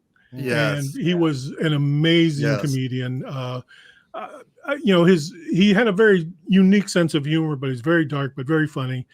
This is one of my favorite jokes he did, and it's fairly clean. He said, at Virginia Commonwealth University, a professor is being sued for revelations that he spanked one of his students. It was the student's parents who first became suspicious when they asked, "What kind of marks are you getting?" And the student replied, "Big red ones on my ass."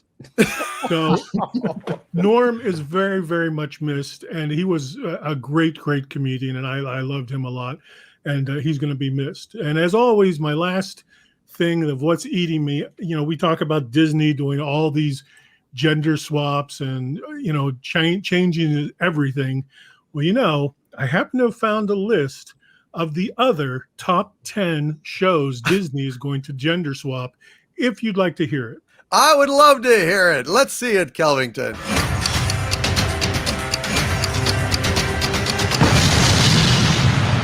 All right, here we go. The top 10 other shows Disney is going to gender swap. Number 10, Gray's Cut Off Anatomy. Take that, patriarchy. Number 9, How to Get Away with Alimony. Number 8, The Golden Ghouls. Sorry, that's from the Halloween top 10. Number 8, Gillian Anderson's Island. Number 7, The Dickless Van Dyke Show. Number 6, Bosom Buddies. Wait, I'm confused. Number 5, Boob Nanza. Number 4, Number 4, Everyone Loves Rihanna.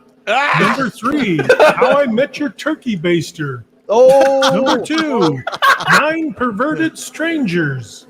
And the number 1 show Disney is going to gender swap, I Dream of Jerry. Seinfeld.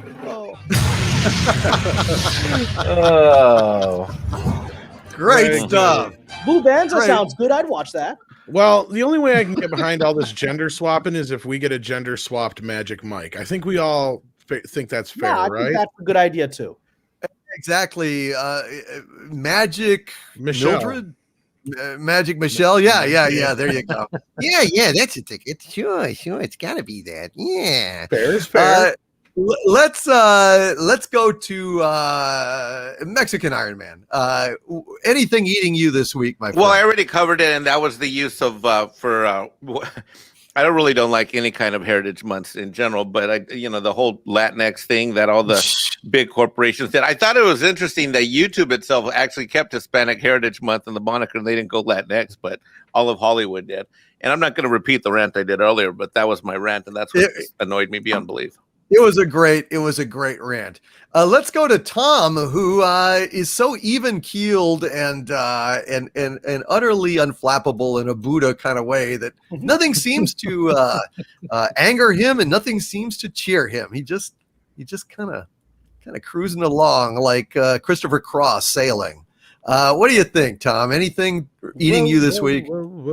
Sailing. Other than the loss of Norm Macdonald, which, Covington brought, like, that one hit me because I've always been one I've said that Hollywood never gave that guy a break. Mm-hmm. I mean, he proved time and time and time again that he's funny and people like him, but they were just like, no, Norm, just go away. He movies like Dirty Work, which would have been probably huge hits had the studios gotten behind them, which are great films. Check it out. Even Screwed got overly bashed.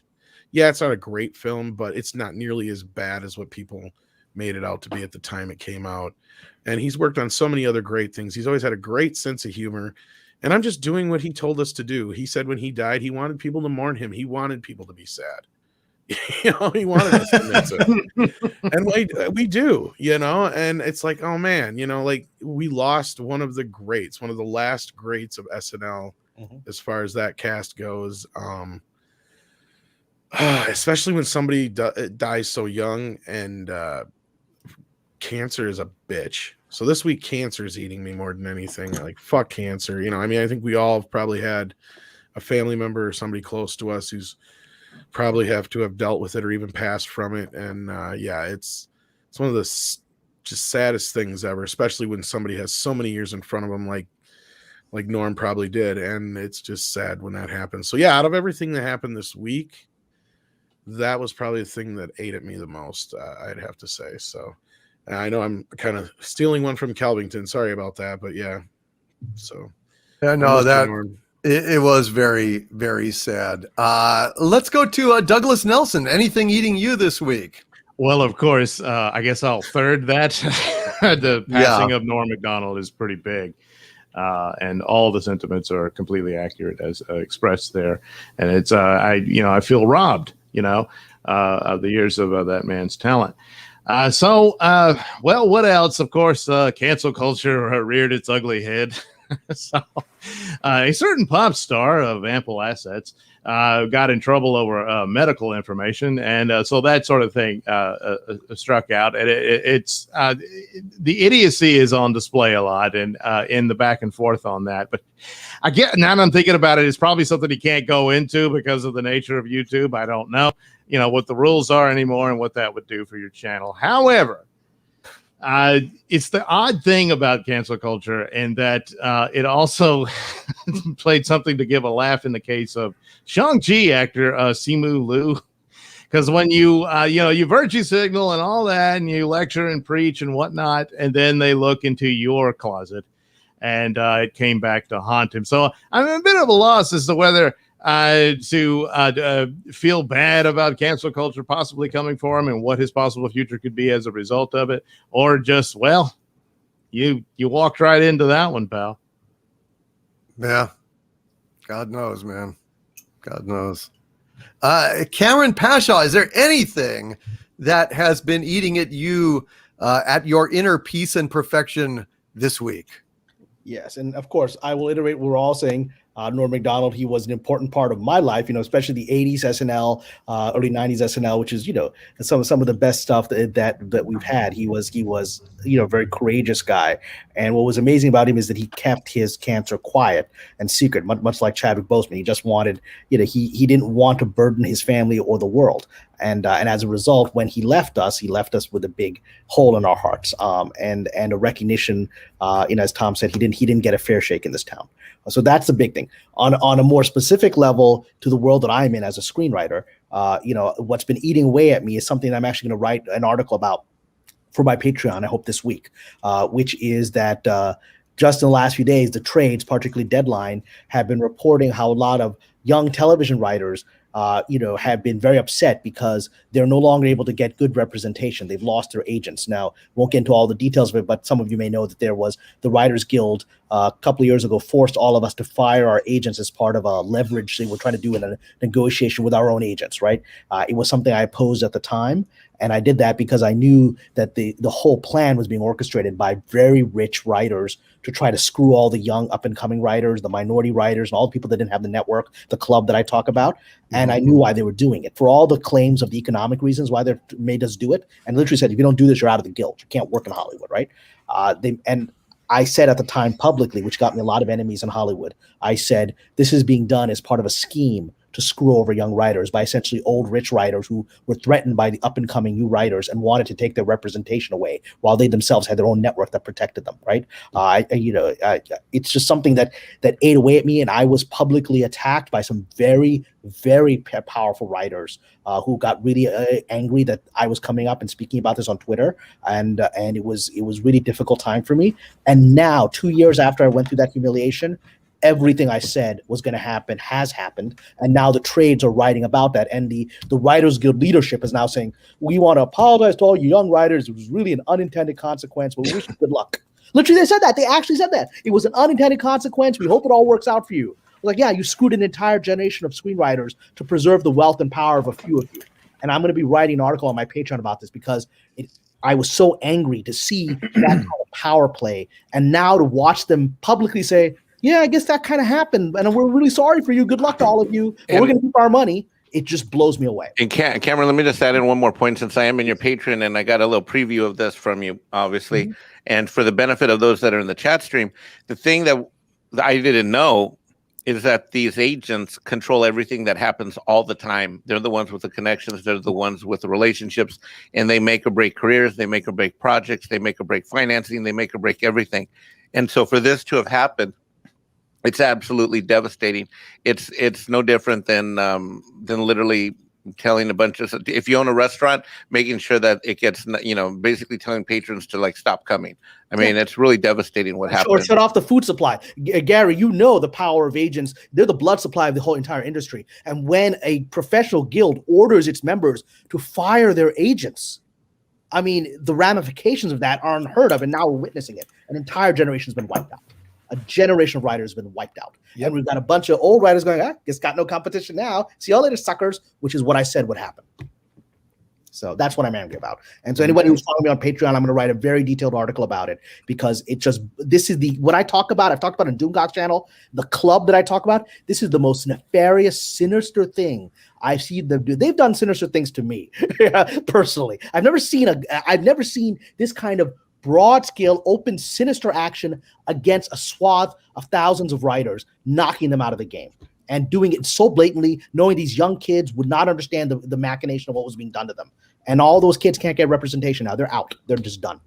Good God, dude, that is awful. Yeah, that's why I'm angry about it. So. Holy crap! Please consider joining Cameron Pashaw's Patreon. He's doing some great stuff, and I told him already that you were going to join us on Pop Culture Breakdown Live. Yeah, gonna be talking about the Bhagavad Gita and Sufism parallels. I have a great book on Sufi interpretations, Islamic Sufi interpretations of the Bhagavad Gita, which I'm going to be happy to share with Eric and you when we get out and do that thing. I know it'll be really interesting mystical insight. I can't wait to do that. It's going to be so much fun. Gary Ambrosia, sir, what, if anything, is eating you this week? Okay. Well, I'm gonna reiterate some stuff that Cameron was talking about. What really irks me, not just necessarily this week, but has for quite a long time, and it's that people that think that what's happening to pop culture and what's happening to movies and television shows, people that think that it's an accident. It's not. Things like what Cameron just said. They happen all the time, and in every, not just the Writers Guild, casting agents, producers, across the board, everywhere. And it really irks me that people think that what's happening to our franchises and our beloved movies, our stories, our mythologies, it's just accidental, and it's sheerly out of stupidity. I'm telling you, it's not. It's not. What is the cause, do you think? What do you mean, what is the cause? Like, what if it's not stupidity? What are they hoping to achieve? I've always wondered this, and I have my theories that they're trying to basically demolish our culture from within. I believe that. I think every culture is really strengthened by their mythology and their stories, and that's their heart. That's how you convey lessons to your youth. I mean, look at what Mexican Iron Man's talking about his son. Well, they even use the and term what rewriting universe? history and stuff. In what fucking universe would you think that a child would be disappointed in a Star Wars movie? Not this one. No, you're right. I would never even consider that. And from the mouths of babes, there you go. They even hate it. If they hate it, if they hate it, it's done. And there's no way you can get to this. You can have this amount of influence and have this amount of control over our culture and have it just be accidental that it's happening. There's no way. I don't believe it. And it irks me that some people don't get that yet.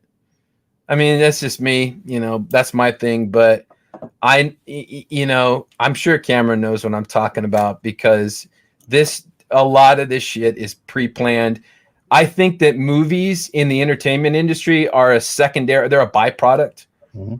I think that the primary product of it is just so these people get wealthy and they have control over people and lives and stuff like that. I really do.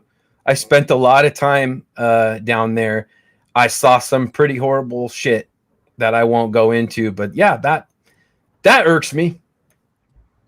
Tom was going to say something. I was just solidifying what Gary was saying by saying, yeah, they've even used the terms like rewriting history.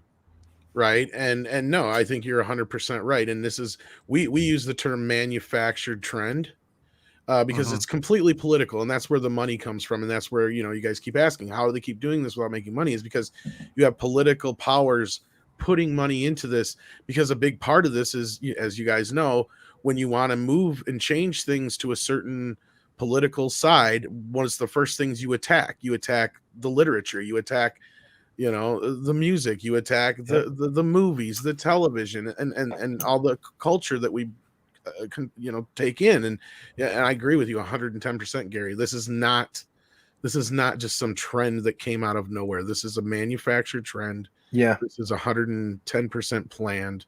And Cameron knows exactly what we're talking No, about. I wanted to say, Gary, thank you for courageously saying that.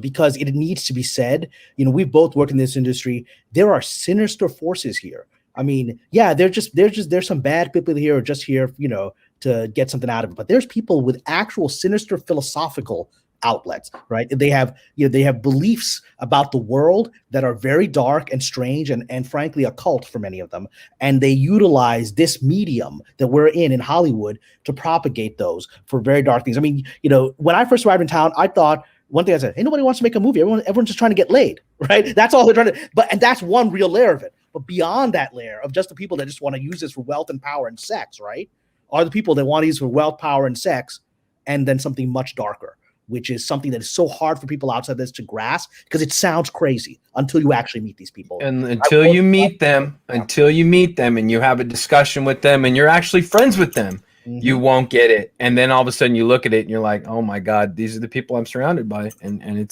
they're actually evil people. I mean, I can deal with the guy that's trying to get laid. I understand that guy, right? Yeah. But the guy who's there saying, the guy who's like telling me, I need you to put these occult symbols in the final episode. Wow. Fuck, right? I mean, I've been in those kind of situations. Like, where's this coming from? That's not normal. That's not the dude just trying to mac on some actress. There's other stuff going on. Yeah. Are you serious? They actually did that at some point? They tried to get you to insert? Doom, I don't know how far you want to go into this. I want to be careful, but yes, I have been approached. I've been approached to put stuff. There are groups and things that I won't even mention because I know I don't want to bring that kind of. You don't want that kind of attention on this channel. But let's just say that there are things out there that are so crazy that cannot be believed until someone says, I need you to do this for me. And you're like, well, what? Why would you do that? Holy crap, man. Wow. Basically, the way I see it is the things that we, the fans, love have kind of been hijacked. And the truth is they were kind of always the property of these people to kind of do some bidding and to get, to make money and to get their little agenda going, whatever. But now it's like, it's so blatantly obvious what they're doing, and it's definitely on purpose. And for everybody out there who's watching, the things that you grew up loving, you'll always have that. They can't take that away from you. Star Wars, Star Trek, Raiders, Ghostbusters. So like I said, curate that. And if you have kids, show that stuff to your kids. But I don't see Hollywood improving anytime in the future. In fact, I think it's going to go worse. So I just want to echo that last thing. Showing your kids is the most important thing. Yeah. Because yes, actually, you're right to a point with a caveat there, Gary. They can't technically take it away from us, but at some point, if things get as rough and bad as they could get, which people would laugh at me for saying these things, but we're not that far from getting this bad, where they could actually consider that stuff contraband and come in and take it away from us. Like, and if we don't turn it over, then it's considered illegal. Like we are just on the cusp. I totally agree with that, and I'm going to state real quickly a true story from a friend of mine who was a Ukrainian.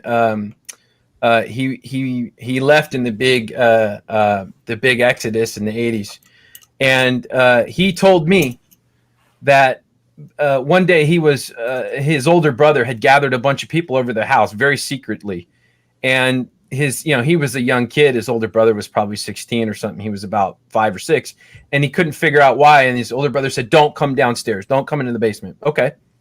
So of course he does. He peeks out. He peeks through the door and he's creeping down the stairs and he sees what they're doing down there. I mean, he's probably terrified. What are they dealing, drugs or something? No, they're gathered around a television and they're watching a really shitty VHS copy of Rambo: First Blood Part 2, which at the time would get you 25 years in the gulag for just possessing. Right. So there you go. I mean, I don't want to sound, like, I don't want to get too crazy here, but really, how crazy is it to say that we're not that far? We're really not. So, we're already seeing it. They're editing movies. They're already putting labels on everything. And what happens then is those labels then turn into the next step, which means if you have said thing, then you're considered what label says. So you are the problem. So either, relinquish said thing or, you're going to get in trouble for it one way or another. And again, we don't want to sound hyperbolic, but we are that close, guys. No, Tom, Pretty you're close. absolutely. I once, just a few years ago, was sitting in a writer's room with a young writer who was very passionately talking about how they need to, you can't release Gone with the Wind without a special disclaimer if you're even going to release it at all. I said, we don't need a disclaimer. People can watch this movie and then come to their own conclusions. This is 2020s, man. We're not a bunch of idiots. All the information is out there in the world. I said, you start putting disclaimers on movies, you're already telling people that they're being branded and they're telling how to interpret it. It'll eventually you got to put a disclaimer on the 10 Commandments. That'll come, right? It's all. I was like, no, you can't do this. Then the audience is not a bunch of idiots unless you're trying to control what they think. Yeah. It's just There is no other reason why they would do it. Yeah. There's none. They could come up with all these fucking excuses as to why. Oh, well, we're being sensitive to this, that, and the other. These people don't care about that. We're all smart enough. We don't care about that bullshit. We're beyond all that now. No, you can't watch it because it'll hurt somebody's feelings. It's about the power. They know at the end of the day, the average person isn't watching Gone with the Wind and going, you know what, I think slavery is a good idea. Nobody's thinking that. Nobody is watching that movie and thinking slavery is a good idea. I don't think they were watching that in 1939 thinking slavery is a good idea, right? The whole movie's about the end of a civilization and the collapse of that culture, right? And the heroine is not a good person. And she, like, after slavery, she uses forced labor of white people. She's the bad person, right? And they show that. And so it's nobody's thinking that. What you're doing is you're trying to label people. You're trying to make them scared. You're trying to make them afraid to actually look at art. That's what you're trying to do. And if you don't think it's possible, look at the fact that you cannot technically legally get your hands on Song of the South. And I've seen the movie. Right. That movie's biggest sin is it's fucking boring. I mean, really, Tom, that was one of my mother's favorite movies. Look, I will say this about it, and because I've made this point before, and I've because I've heard from my friends that are black who felt this way. Otherwise, I would not even dream to make this point. But it has been brought up to me by individuals where they've said that it's sad because even though there is the stigma attached to that, that is pretty much the most that some of them have as far as a chronicling of those stories, right? They have been lost. Those are stories that were passed down through the generations. And just because they're attached to that now, those are gone and they're being forgotten. And people are looking at it the wrong way. And Lorena Creole is one person who has publicly made this point before is like, look how progressive Disney was at that time to even let a movie like that happen, right? Sure, we look at it in a certain way, or certain people look at it in a certain way, but they're not looking at it from the point of view of like, who else was making a movie with an all black cast about black fairy tales at that time? Nobody. But Walt Disney said, you know what? I'm going to take a chance on this. And he did, and he put it out there. And it also has those stories of Brer Rabbit, which are their stories. Yeah. That's their heritage. That's what they used to pass down from generation to generation. Yeah. And like Vanessa just said, my grandfather told me those stories. Exactly.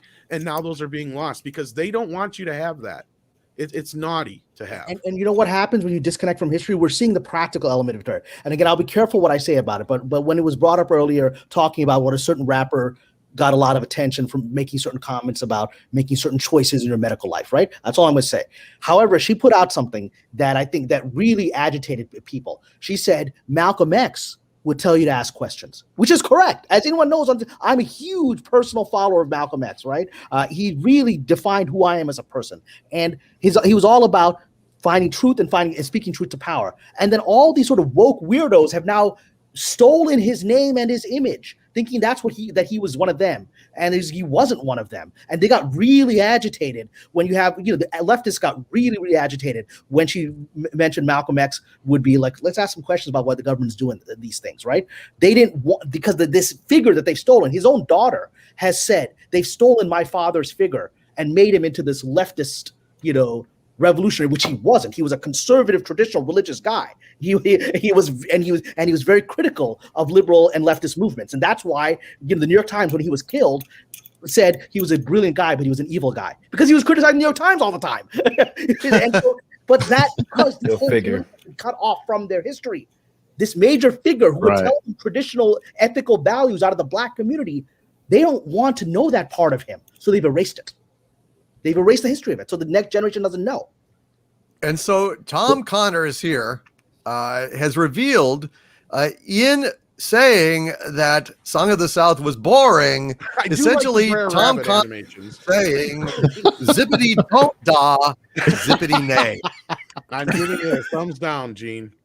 Well, I don't give it a thumbs down. I actually would still recommend it. It's just, to me, it was like I was expecting this salacious, like, you know, like it's not anything what everybody would make you believe it is, right? Like, does it kind of gloss over some things? Oh, yes. But at the same time, it tells these stories as genuine and as close as they could at that time period, regardless of what you may think of, you know, what came out of that. The fact that they did that, I think, was a big deal. And yeah, we need to get some super chats because you guys got a lot of great points out there. Like Blazehart pointed out that even Walt tried to get an honorary Oscar for James Baskett, who played Uncle Remus, for instance. Like, but they don't even bring that up. No, they just want to hide the movie. And they don't bring up that Hattie McDaniel won the Oscar. And then she wasn't allowed to accept it. First Black woman to win an Oscar, and she wasn't even allowed to sit with the white castmate because of segregation. The hotel at the Oscars wouldn't let her sit with Vivian Leigh, but she still got up and took that Oscar. We need to know that history of the courage she had in that world. Yep. All of this wokeness is not genuinely concerned with improving anything. They really do not care. They are just pandering. They are just virtue signaling and using this as a pretense to undermine our cultural pillars, our myths, our stories, and so on, to demoralize us. As Yuri Bezmenov lectured about, I think back in the 80s or 90s, I think he was a Soviet defector who knew the playbook, knew they were playing the long game, and we may be seeing this long game act out now. Yeah, and just remember that was in the early 1940s, right? Late 1930s when Gone with the Wind came out, and Clark Gable was the one who spoke up and said, if she's not allowed in, you know, frankly, I don't give a damn. I'm not going to be there too. Yeah. Well said. Kelvington is pointing out we've got a lot of folks that want to point out this stuff. So let's do it, shall we? Captain Spire with a $5 super chat. Thank you very much, Captain Spire. I really enjoyed that last one I read of yours, and this one is good too. He says many old, better stories and movies are being guarded and kept by their creators. Rama, The Last Starfighter, Explorers, and others. I say good. Yes, so far, Back to the Future is being protected, and thank God for that. Yeah. We really do not want that to get remade and bashed. You know, we don't want Mariette McFly, right? We don't want that. Or they'll go back in time and deal with the social issues of the 1950s rather than dealing. There's no way anybody wants to see. Don't give them any ideas, Cameron. Don't give them any fucking ideas. We all know Melissa McCarthy. They're writing that shit down right now. That's really great. They're taking notes. Fuck. Oh my God. Marty McFly has to organize the protest. Zendaya is Martina McFly. She was never on time for class, and now she's out of time. And her doc, played by Melissa McCarthy, has to help her get home. Yeah, that's what we're She'll be like, she'll play Doc neutral color. It'll be really, really obnoxious. And jokes about why there's not enough wontons in her fucking soup. That's what it'll be. Yeah, it'll be awful. And it'll be that gentleman who played the fairy godmother. I think he's just gonna play the side character from now on as the fairy godmother and everything. It'll just be like Martina McFly and the fairy godmother. It'll be Leslie Jones playing Doc or some shit. That's all we need. Yeah, bibbity bobbity fu. Oh, I know that thing. I'm just not. I'm not thrilled. Chris Topher with a $2 super chat is asking, I wonder how they will recreate the leak scene. I guess that would be in Flight of the Navigator or something. Oh, yeah, it wasn't there. I don't know, man. There was a take a leak scene, right? Yes, because he makes him. He won't let him leave, and he's like, "I gotta leave. I gotta go." He's like, "Go where? To the bathroom." That's right. So like the robot's watching him, and he's like thinks he's leaking. So So they go underwater, and he's like, "I hope you don't leak." He's like, "I do not leak. You leak." Oh dear. Okay. Well, yeah, I have to explain the whole joke, but like that'll be problematic and will be cut, Christopher. Well said. It will be. Preston Bruno with a $5 super chat. Thank you. Preston says, yes, I agree, DVD. Why aren't they doing screenings of these older movies and then releasing sequels around them? They are not interested in that because the old movies compete with their constant new remakes. So I wouldn't be surprised if all the remakes wind up behind vault doors. I've always said this, and I keep saying it. When they want to remake Die Hard with Joan McClane, all they have to do, if we all abandon our DVDs and our physical media, and everything's on the cloud, Disney has bought, Fox, and they can go ahead. If Die Hard only lives on the cloud, clouds evaporate. That they can go ahead and turn that off globally. Absolutely. Like a year or two before Joan McClane's remake, and then suddenly there's only one Die Hard with Joan McClane. It's always been Joan McClane. It's the ministry of truth in Orwell's 1984. But they're doing already with ebooks, Mr. Mix is friendly. Okay. What? You asked to be reminded to bring up the chat. I texted you a couple times. Okay. All right, okay. And then Supergirl woke us up. Okay, yeah. Anyway, go ahead, Cameron. No, I was just saying they're already doing with ebooks, right? I mean, I have a few ebooks. I've got my Kindle or whatever, but I'm a bibliophile. I have thousands of books. I have 2 storage rooms full of books, right? And I prefer physical copies because already we're seeing that Amazon is deleting things from Kindle if it's politically insensitive or politically incorrect. So if you don't have the physical copy, you paid for it, and one day you're back on your Kindle record, you can't find it anymore. It's not there, right? And so they're already doing that with books. They're going to do it with movies. You got to have your physical copy. Absolutely. Yep. And that's where I think, I don't know, Doomcock, you're mighty generous thinking they'd actually keep around any of that stuff in a vault. Because let's be real, if they want to keep something out of our hands, they will do everything they can to destroy it. I mean, there's already negatives that are missing just because of negligence. Imagine if they actually wanted to get rid of this shit. Oh man, it's just dire. It's dire. And if anybody out there thinks this is alarmist or puts that past them, you are living in a dream world, folks. Well, I think it speaks volumes when one of the first books that people noticed was ripped from Amazon was 1984. Yeah. Which is a book that only grows in relevance as years go by. The irony is just alarming. I mean, because they lost the license, so people are like, "Hey, my copy's gone." It's like, "Huh, fuck, sorry." You guys ever seen the photo of the inside of the Universal film lot or the film vault? No. What's the photo? It's this massive. You can look it up. It's online, but it's this massive, gigantic. I want to say Costco-sized room of. It's like a giant refrigerator in the room. The and end of Raiders of the Lost Ark. Exactly. And it's just there's not only Universal films, but I mean everybody stores their negatives there. Yeah, it's all in one spot. Trust me. Not only could they do it, they could do it very easily. That building, just turn off the refrigerant, and you got a fire in the building. Yep. All those old movies gone. Not only that, the Library of Congress or whatever is where the rest of them are at. So, oops, that's gone too. Shit. It's a lot easier than you think, and it's actually quite scary. I was there in the 2008 fire, and they almost lost it there. They lost tons of negatives, tons of tapes. Don't even get me started on the. Oh, it was so bad. Fire, man. They lost so many original tapes from artists going back up till now that people are starting to sue out the wazoo because of this, because they claimed it was like, oh, it was no big deal, we just lost some Christmas decorations, nothing important, nothing Huge big. Big huge fucking deal. Yeah, I was there the day after the fire, and I have photos of it. It was immense. Oh my God! Yeah, and I mean, I can't believe the vault didn't burn down.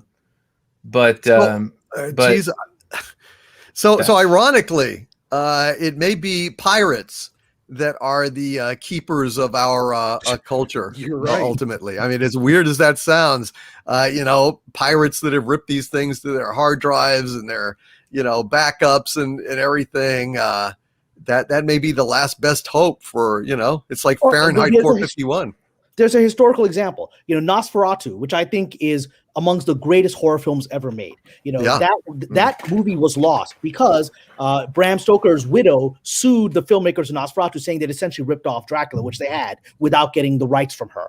And she won in court, and the court ordered all copies of Nosferatu destroyed. And for decades, it was assumed destroyed. One person, decades later, and long after the Bram Stoker, his widow had passed away, found one copy of it in some storage somewhere, and now Nosferatu is back. And you watch it, you're like, this is one of the greatest movies ever made. Forget horror movie, and it's like silent film, and you're like, this was lost for 70, 80 years. Right? Well, there's stuff that's been lost in the last 10, 20, 30, 40 years even. I know, but you're right, Cameron. Max Schreck's, Count Orlok. Orlok is incredible imagery. I mean, that is a genuinely terrifying, creepy. Yeah, I mean, the movie haunts me. It's up there with The Exorcist. I watched it, and it was disturbed me so deeply. I was like, this is made in like 1925, and it's so profoundly disturbing and frightening. You're like, there's no sound here, and I can't stop watching this movie, and I'm scared of every scene. It actually had a really great Blu-ray release, by the way. Kino Lorber, I think, did it. Oh, no shit. Yeah, really great release. Oh, I need to get that on Blu-ray. Yeah, and a great companion to it is Shadow of the Vampire. If you've never seen that film, yeah, I saw that. That's a good one. Willem Dafoe. I love that. I'm sorry, I know it's not you don't like it, Doomcock, but I love the tongue-in-cheek nature. It was an interesting movie, and we've also lost London After Midnight. Yeah, there's a lot of movies we've lost. Which is that amazing image of Lon Chaney with the sharp teeth and the bulging eyes and the top hat and the black cloak. I mean, that movie's gone. I want to see that so somebody has it somewhere. I would hope. I don't know, man. That's our only. I remember years ago seeing an advertisement for the Wichita Film Festival back in 1980, I think, and it had that.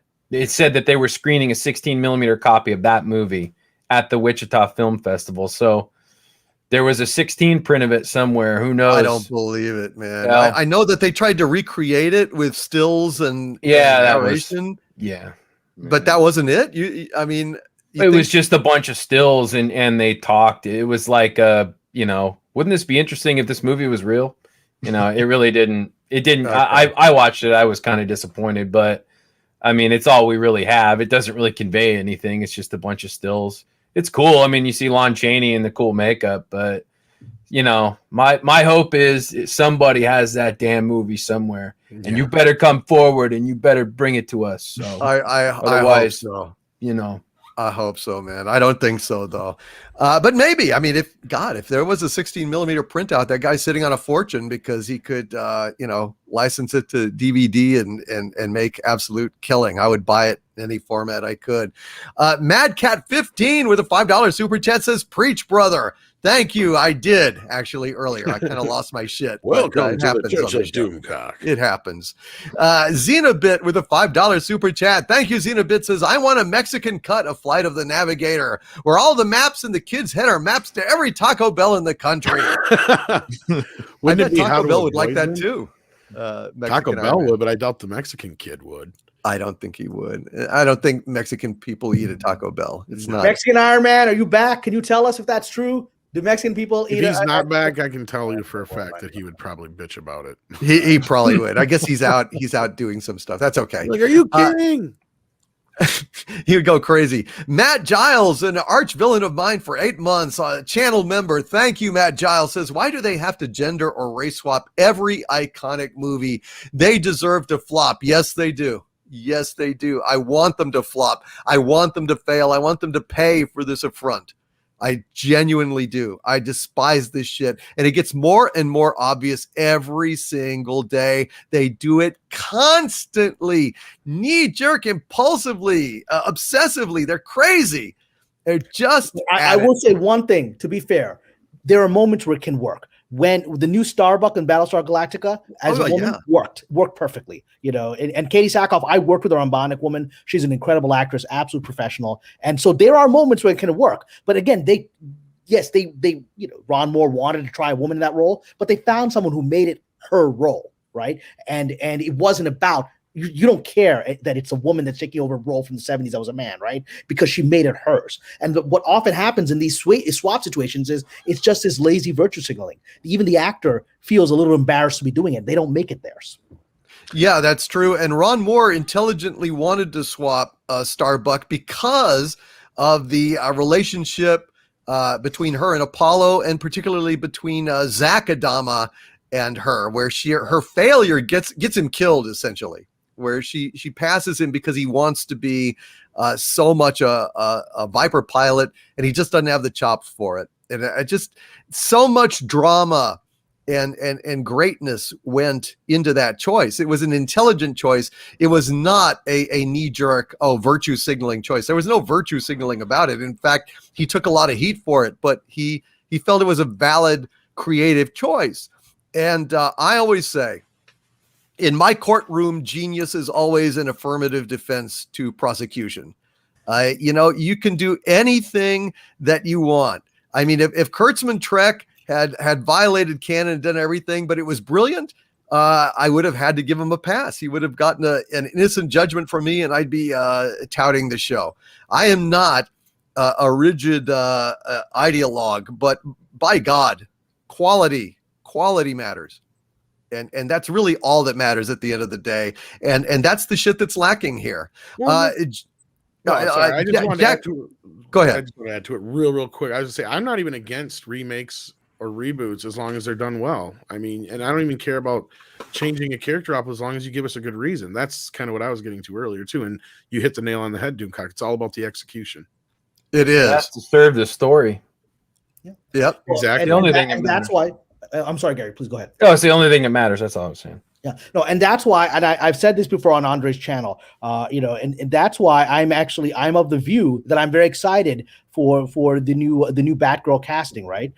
Because you have Leslie from In the Heights, who's you know, she's Latina, but she's coming in, and I have an actor friend who knows the directors of that movie very well and was present when some of the decisions were made, and he told me directly, the guys were not thinking we need to bring a Latina in the role because we got to race swap. They were just thinking they had these, it came down to two incredible actresses, and they said, look, the performances she gave was exactly what we imagined when we wrote this character. And so that's a choice that's coming. A lot of people are like, I don't know, we're going to have a Latina, Batgirl.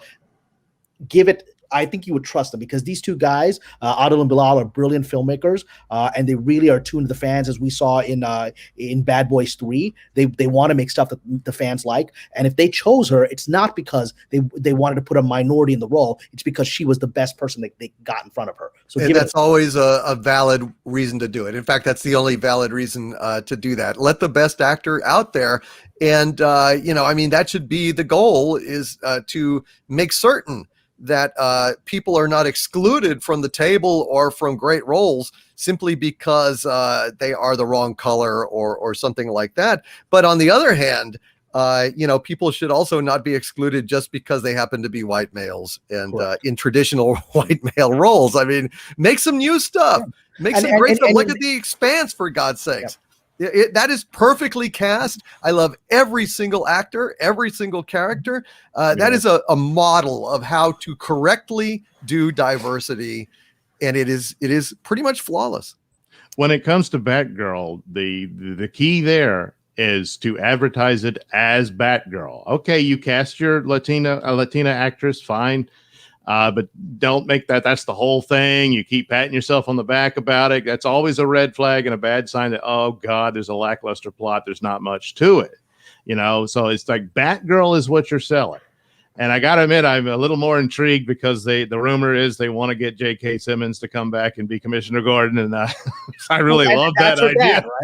Dad, right? And that's a perfect example. They have a traditional white Anglo guy still playing that role, and they have a Latina playing his daughter. And I know that I think the other actress that had come up that had reached the top 2 was Zoe Deutsch, who's a wonderful actress, a big fan of hers, right? And she did a superb performance. Actually got to the very top 2. The very fact that this white woman with red hair and this Latina woman got to the top 2 means these directors weren't thinking, I can only have a minority, right? They're just like, who are giving us the best performances? Who had given us the best performance on the auditions? And that's how it came down to it. And so that's why I'm really actually excited about this casting, because those guys didn't come in from an ideological perspective. They just want craft. That sounds good. That sounds good, but what doesn't sound good is Mexicans don't eat at Taco Bell. That's exactly my point. That's exactly my point. That's for tourists. That's for tourists. The only problem for them is that the road's been damaged. You got to go back to Battlestar Galactica to look at a good example of that sort of thing, of swapping a character or what have you. And it's through no fault of their own, so it's going to be hard on them. It's just, that's the way it is. It's not their fault, but so that's why I'm saying emphasize Batgirl. Yes. Flamio with a $5 super chat. Thank you, Flamio. Says, Lord Doomcock, you should try some independent video games. The storylines are much better. Oh, I'm well aware of that. Having played Witcher 3 and Red Dead Redemption, I can absolutely say those stories had more depth than most of the shit out there today. Nicholas Horton with a, what is it? Nothing. Go ahead. You sure? You okay? Yeah. I was just going to say, you're completely right. Thank you, Mexican Iron Man. God bless you, sir. Nicholas Horton with a 10-pound super chat says, the new CGI animated He-Man show is He-Man in name only. They took out the swords and sorcery fantasy elements of the show and reimagined as an Overwatch sci-fi looking amalgamation. I wouldn't even put it like that. I think they just made it shit. I mean, you're right, Nicholas Horton, but it was... God, it was so fucking awful. And I mean, I've never seen a network strike out twice with the same show. I mean, three times if you count She-Ra. Well, I guess you're right. But I mean, my God, they came out with Masters of the Universe Revelations, and then they came up with this CGI one that's just as bad for different reasons. And it's just like, wow, 2 strikes. I've had a lot of people come to me and say, give it a chance, give it a chance, give it a chance. And I'm like, you know what? I saw the trailer. I saw a little clip of it. I've seen enough of it to know that even though it's not made for me, I'm not going to enjoy it because it's not Masters of the Universe. I mean, one of the biggest draws of MOTU was the fact that it was sci-fi meets sword and sorcery, right? Mm-hmm. And now you've taken one of the big elements out. What the fuck is the point? Now it's just Star Wars. I mean, it's Disney's Star Wars, if anything. Yeah, if anything, because really, let's be real. I'm one of the world's biggest MOTU fans. Don't get me wrong, but I'll be the first to admit all Masters of the Universe is Star Wars meets Conan. I'm not oblivious to that with a little bit of Shazam thrown in there. That's all it is. I get it. Just stick with that formula. That's all you need to do. That's all they needed to do. Jake of all trades with a $5 super chat. Thank you, Jake of all trades. Says the Rocketeer's jetpack was fueled by alcohol. Just saying. Right. Exactly like Doomcock. Doomcock is fueled by alcohol. If y'all didn't know that, it's true. Chelly Roberts has joined the channel membership at the Dominion level. Thank you, Chelly Roberts. Really appreciate you joining and supporting the channel. Hail to Chelly Roberts, a new member, folks. And Captain Spire with another $5 super chat. Thank you so much, Captain Spire. He says soundtracks. Listening to James Horner, Hans Zimmer, Jerry Goldsmith, Danny Elfman, John Williams, and so much more. They gave a soul to movies. They certainly did. God bless. I mean, James Horner, Star Trek II, Wrath of Khan, The Rocketeer, Hans Zimmer, I think his score to Crimson Tide and also to Inception are 2 modern classics. Jerry Goldsmith had more great scores than I could even mention in an entire live stream. Top among them, I think Chinatown, I think is one of the best scores I've ever heard in my life. Danny Elfman, of course, Batman, Nightmare Before Christmas, Ed Wood, Danny Elfman, John Williams, geez, same deal. I love movie soundtracks. Someday I'd like to have a live stream just talking about movie soundtracks, but unfortunately you can't then play samples from the movie soundtracks because then YouTube will ding you. So isn't that swell? I have a whole channel dedicated to movie soundtracks, and it's not monetized for that reason. Yeah, but they'd still get you. I agree with you, except for on Zimmer. I mean, oh, come on, man. He makes nothing but noise anymore. I can't do him. Yeah. No, he's got a lot of bad ones, but Inception is a masterpiece. Yeah, it's pretty decent, and yeah, Red October or Crimson Hunt Tide. For it's Crimson Tide. Crimson Tide, yeah, it was pretty good too. Was fantastic, and also I thought he was brilliant doing True Romance. He opened up that movie with a steel drum theme in the winter, harsh winter of Detroit, and it was kind of foreshadowing the ending of the movie when he winds up in Mexico. I thought that was all right. I'll give you that. That's good. It's Ladder. Well done. Ladder. And he did a decent job on this terrible Wonder Woman 2, right? I can't imagine having to score that movie. Like, how do I make this work? True. Yeah, that's true. I mean, how do I do it, right? The poor bastard. Yeah, I mean, and as someone who loved the first Wonder Woman passionately, I'm like, what the fuck is happening? Oh, the music's yeah. Now, according to Andre, the Dune soundtrack is not one of the worst parts. Yeah, it's pretty bad. Oh no, are you kidding? They blew nothing but noise and the music doesn't work. Yeah, Zimmer's doing that one, or did it?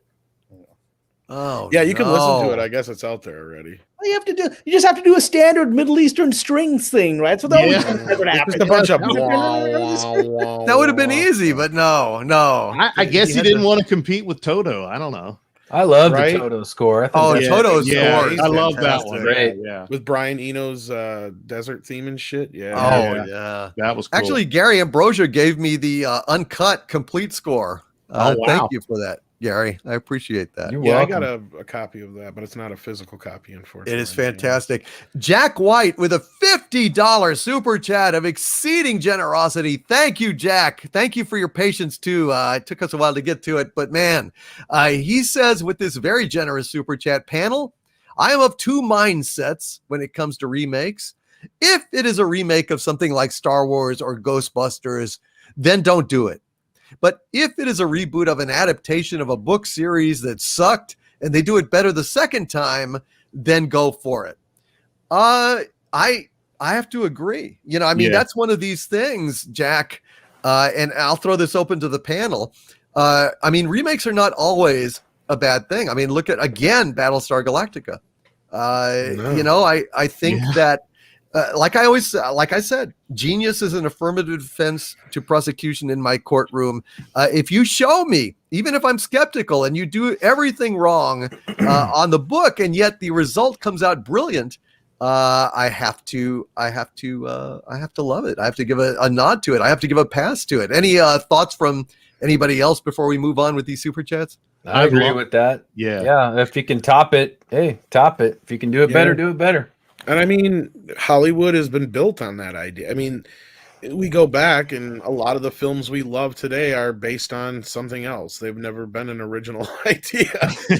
And even some of the more original ones, like King Kong, I mean, they've historically been remade more times than others. And I mean, I still love every version for different reasons. But, I always make that point, though. Nowadays, it's a little harder to make a remake, right? Like, you got to give us a good reason why you're doing it. Like Scarface or The Fly and some of the other examples, The Thing that we brought up before, which is actually more of a readaptation, but still, point being, you got to give us a good reason. And now it's harder than ever because we grow up now in a generation where we have these movies at our disposal at any time. The video generation, the cable generation, right? When King Kong came out in 1976, there was pretty much a whole generation who had never seen, if not two generations, who had never seen the original Kong, right? Yeah. So it was only released in 33 was when the first one came out? Right. And then I think they did a revival of it in the 50s.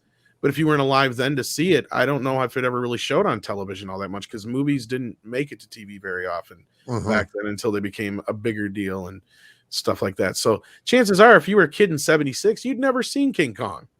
So, they had to make sure that King Kong was good. And there's things I love about the 1976 Kong, but does it replace the original? Oh, fuck no.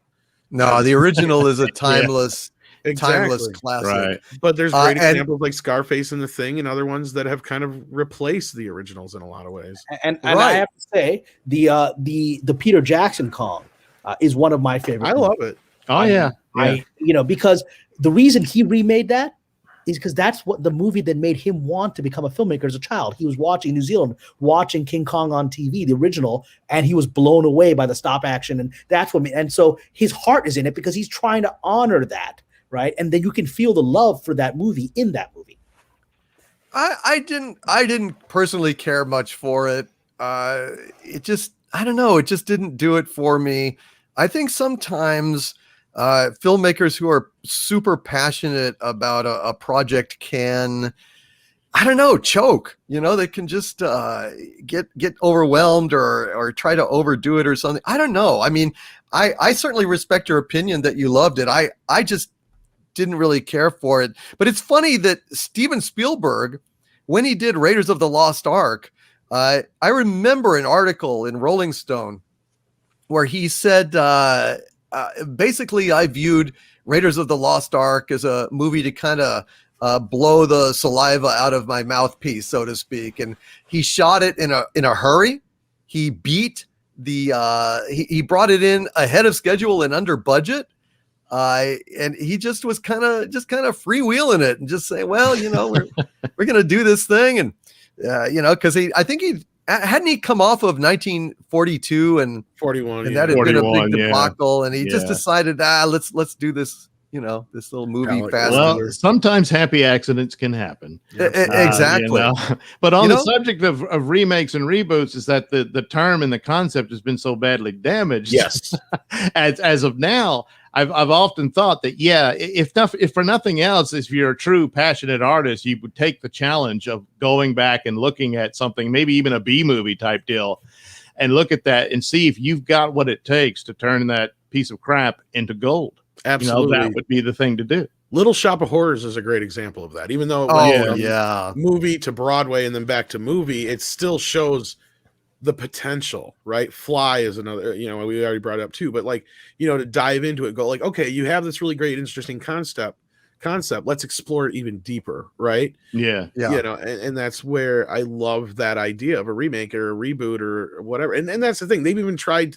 Reboot is not even really a word that was ever associated with movies and television shows until recently. Yeah. And it's because they're trying to hide the moniker of remake.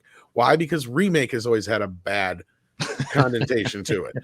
Right? And deservedly so. Most of them suck. Most of them suck. But in most cases they do. I'm not going to disagree. They do, but there are exceptions. For example, the Maltese Falcon was with Humphrey Bogart was the second time they had filmed the Maltese Falcon. There was an original version. I forget what the name of the guy was that played Sam Spade in that one, but Humphrey Bogart, man, the second time that was. Well, that was my point I was getting to earlier. It's like, Hollywood was built on that idea. They did Ben-Hur 2-3 times, whatever. Dracula, all these movies, because sound would come along, then color, and then widescreen, right, and then another reason to do it. And we've kind of gotten stagnant. That's the problem. Once you've hit that point in the late 70s, and the special effects and the technology, the sound and everything that we use to make movies has kind of reached its peak, you get to the computer age and there's nothing left nowhere to go from there, right? Like, we've seen the pinnacle of what CGI can bring us. We've seen Lord of the Rings 20 years ago. What do you got? They don't have anything anymore. You don't have anything, no reason to do it, right? There was no reason to make Ghostbusters now. There's zero fucking reason. Most just profit, greed, and it's stupid and pointless. Special effects have not gotten any better than what they were in 1984. Those special effects still hold up to this day. I'd fight anybody on that. I agree, and I would point out that although they did remake the Ten Commandments, both times it was by Cecil B. DeMille. Yeah. So I mean, he was basically trying to top his own work. So exactly. I mean, I think that's perfectly and valid. if you watch, and I have to say with the Ten Commandments, because that's the first movie I ever saw in my life. I was a little child, just come over from Pakistan. I was 4 years old, and I was just learning English from watching Magilla gorilla cartoons, right? And it was April, I guess, in 1976. And you know, every April and Passover, Easter time, they play that on ABC. And so I watched it on TV as a child. I was blown away as Peter Jackson was with King Kong. I mean, my heart was racing watching that movie, this Red Sea splitting open, the pillar of fire. And I remember turning to my father and asking him, what is God? And he sat me in his lap and he said this profound thing. He said, think of God as the light of the universe. And Moses saw one ray. And that always stayed with me, right? And so that very meaningful. Wow. That's a very interesting. Yeah, I mean, that, your you know, dad. I was a simple guy, but that stayed with me. I was 4 years old. I remember sitting in his lap. He said to me, you know, God is the light of the universe, and Moses saw one ray, and that just hit me. And then when Ridley Scott does this remake, you know, Exodus of Gods and you know, Kings and Prophets or whatever it was, you know, Ridley Scott's a brilliant filmmaker, but the problem is he doesn't understand. He's sort of a modern, he's a Hollywood sort of, you know, British agnostic, right? He doesn't understand the heart of this. And so in the effort to try to make real and rationalize the events of the Exodus, you take away all of its magic. It's meant to be a magical story. I don't need no scientific explanations or reasons for why anything happens or coincidences. It's supposed to be magic because the story, as written in the Bible and the Quran, is magical. It's meant to be the violation of laws of science. That's what makes it wondrous. Well, that's what makes it a miracle. That's what makes it a miracle. And so this effort recently that we've seen of Hollywood remaking biblical stories and stuff like that and trying to make them down to earth and real, nobody wants that, man. I mean, the writers of these stories a couple thousand years ago knew nobody wanted that. They're supposed to be grand and mythic. That's what touches the heart. And, you know, it really offends me when they start messing with scriptural stories of any religion because they always lose the heart of it. Absolutely. Great point. Wow, man. Yeah. This is really a great live stream. If I say so myself, it's not my doing. It's just so much great stuff. Bro, it's like you get this crew together, you get different variations of our crew together, and magic happens. And we also have one hell of an amazing group of people that's in this chat stream with us. They are, and I've got to get to their super chats. But man, this flow, this conversation, there's so much gold here that I feel like super chats, but we have much more to go through, of course. I feel like Scrooge McDuck, just surrounded by a Scrooge, wealth of observation and golden conversation. It's just astonishing. There's a story that gets told all the time, right? Like, how many different versions of A Christmas Story and Scrooge do we have, for Pete's sakes? It's okay if you have a good reason. Like, if you have a good reason and good people, and say, hey, we're gonna make Patrick Stewart Scrooge. It's like, fuck yeah, bring it on. You know, well, like, not Patrick Stewart anymore. I don't want to see him now. Yeah, when they did that 20 years ago is my point. Even though you know, half a dozen other versions I already loved. It was like, okay, I see what you're doing. You're bringing something new or bringing a new version of that. But they didn't really fuck with those then. Nowadays, if they did it, now if we got A Christmas Story, it would have Zendaya. And you know, yes, and you know, Victorian, you know, England, it'll be. They gotta have passion. They gotta have you know, respect for that property, and they gotta care about it. If those elements are there, then yes, they're capable of making it. Absolutely. Flex Honcho. Going to be the ghost of Christmas Future is going to be the Cinderella dude. Yeah. I just think that guy's going to be cast as that might be gender fluid magical figure for the next several years. Which is pretty tragic. That's right. With our, you know, trans culture now, they're going to have one actor for Ghost of Christmas Past, Present, and Future. It's just going to be boom. And people are bringing up a better example than I did with Scrooged, right? Like, right. Even a new angle on it. Right. Scrooged is good. Flex Honcho with a $5 super chat. Thank you, Flex Honcho says, Space Herpy, dormant form.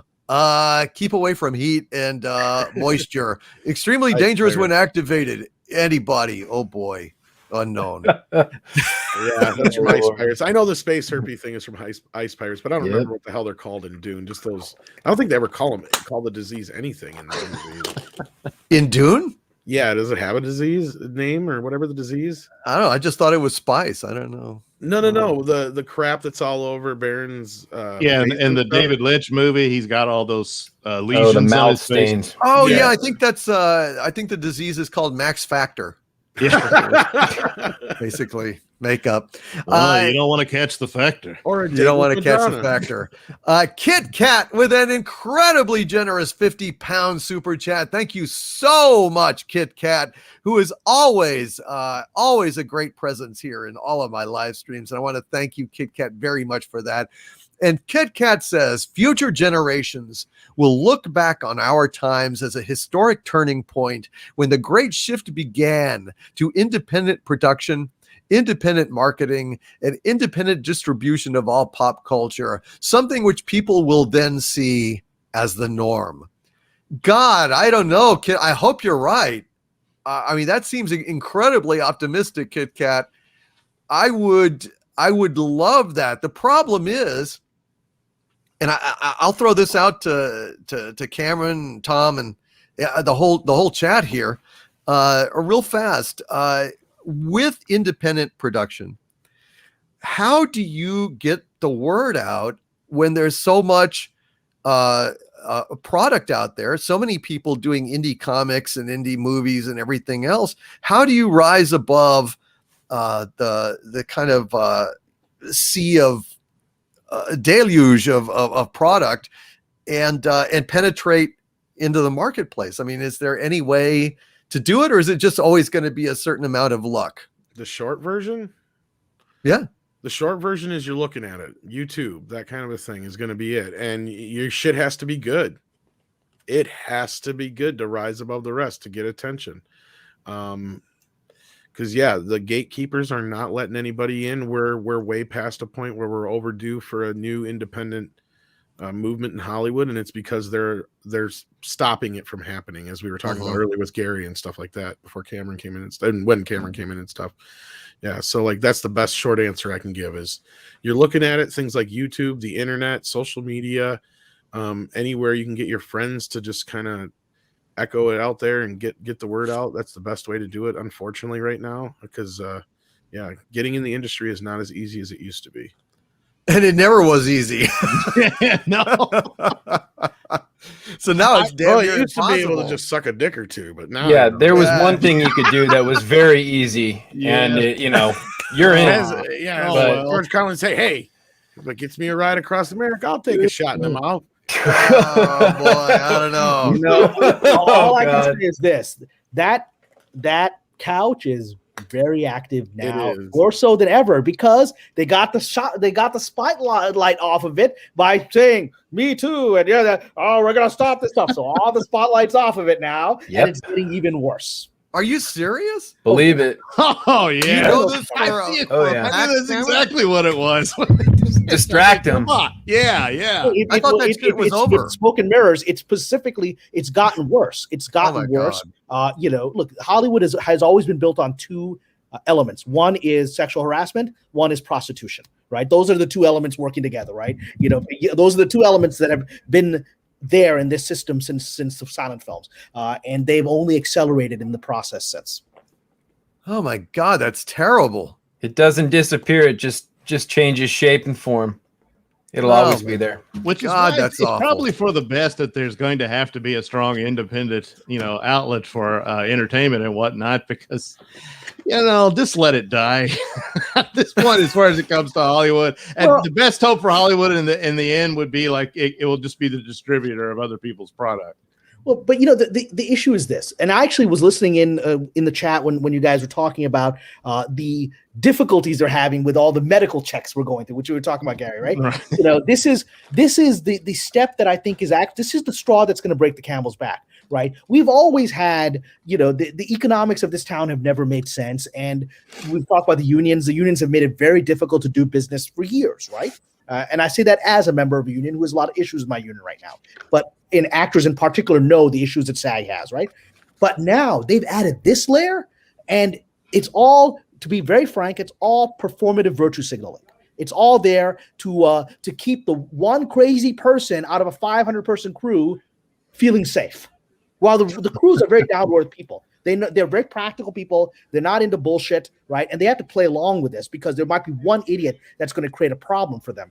And the economics of it are no longer sustainable because now we're seeing that insurers are not willing to pay for it anymore, right? And so the studios are suing, saying, "Hey, man, you got to give me that, $50 million I spent on these medical things that I assumed you were going to cover." And once insurers don't cover this anymore, and I think it's going to get even worse next year, then something you're going to watch overnight. The big C is going to vanish from Hollywood because once they can't get away with, once the money doesn't support them being able to virtue signal on this topic, it'll be over. Yep, I totally agree. Yeah, well, I don't know how hard it is to get into Hollywood or not, but let me tell you this. Doug Nelson and I were looking forward to doing Shang-Chi 2, Revenge of the Rabbit Chickens. But Mexican Iron Man doesn't want to do Rabbit Chicken, man. Is this a real thing in this movie? Yes. Yeah. Well, he's calling it Rabbit Chicken. But actually, Cameron, did you see Tom's video? I saw the video of the Costco rabbit chicken, which was quite amazing, yes. But this really is a creature that's in this movie? Yes. Right. In fact, the creature is the core of the whole story because without it, they wouldn't have gotten to the magic land they had to get to save the world. Okay. Yeah. Hold on. There he is. There's rabbit chicken. It has no head, no mouth, no eyes. It was just, and they follow it. No nose. Yeah. So one of the reasons why I walked out of the movie is that when everybody needed to find the rabbit chicken that only Ben Kingsley could talk to, which he didn't talk to it because the thing doesn't have, I don't even know how this thing eats, let alone takes a dump. But when the mystical rabbit chicken that only Ben Kingsley could telepathically talk to then became the true hero of Shang-Chi, because they end up following the rabbit chicken, Cameron, to the mystical trees of the mystical forest to find the mystical portal to fight the mystical dragon in the mystical interdimension. I'm like, why didn't we meet? Dude. I'm like, why didn't we meet the dude with daddy issues? It's about this thing. We should have met the rabbit chicken in the first 10 minutes because the rabbit chicken is the true hero of Shang-Chi. I'm like, why? And that's why I walked out. I'm like, okay, I'm gonna try to say this out without laughing. Why didn't I get to know the backstory of the great rabbit chicken in the first 15 minutes? The thing of it is that the guy's father, who's the villain in the story, is that he needed to find his way back to this magic world because he thought he could rescue the spirit of his wife or whatever. And all he had to do was pick up the rabbit chicken. And he would have it's like Dorothy, she always had the shoes. Is that how this works? Yeah. But that was actually a good movie. That was a good movie. All you had to do was click your heels together 3 times and say Rabbit Chicken McNuggets, Rabbit Chicken McNuggets, Rabbit Chicken McNuggets, and you would have been transported back to the magical land of. I've been trying to make shit for 20 years. This is the shit that's getting made. I am so glad I don't watch this garbage. I watch your show just so I get the review on it. I don't have to watch this fucking bullshit. Oh my God. Yeah, Shang-Chi was a movie that I thought was sort of just okay because my expectations were so low. But it's the problem I have is that I thought about it. And that was a mistake. Yeah, that is. That's like I said, the rabbit chicken is like, look, idiot, you had the rabbit chicken all along. All you needed to do was let it guide you through the forest, and you would have gotten to the other world. Dumb shits. Voracious Patriot has joined the channel membership at the Dominion level. Thank you, Voracious Patriot. I really appreciate all of my channel members. And God bless you for signing up, Voracious Patriot. Thank you. And Cardinal Sin with a $5 super chat. Thank you, Cardinal Sin says, Hail Doomcock. If they must bring old movies to the fore, remaster them in HD and surround sound and re-release them, for fuck's sake. No more remakes or reboots. I agree. Unless they are absolutely brilliant and somebody has a great passion for it, don't do it. Lone Wolf 79 with a $5 super chat and a very interesting one. Lone Wolf 79 says, Doomcock, have you read the book, The War Against Boys? This book explains all this crap. I read it.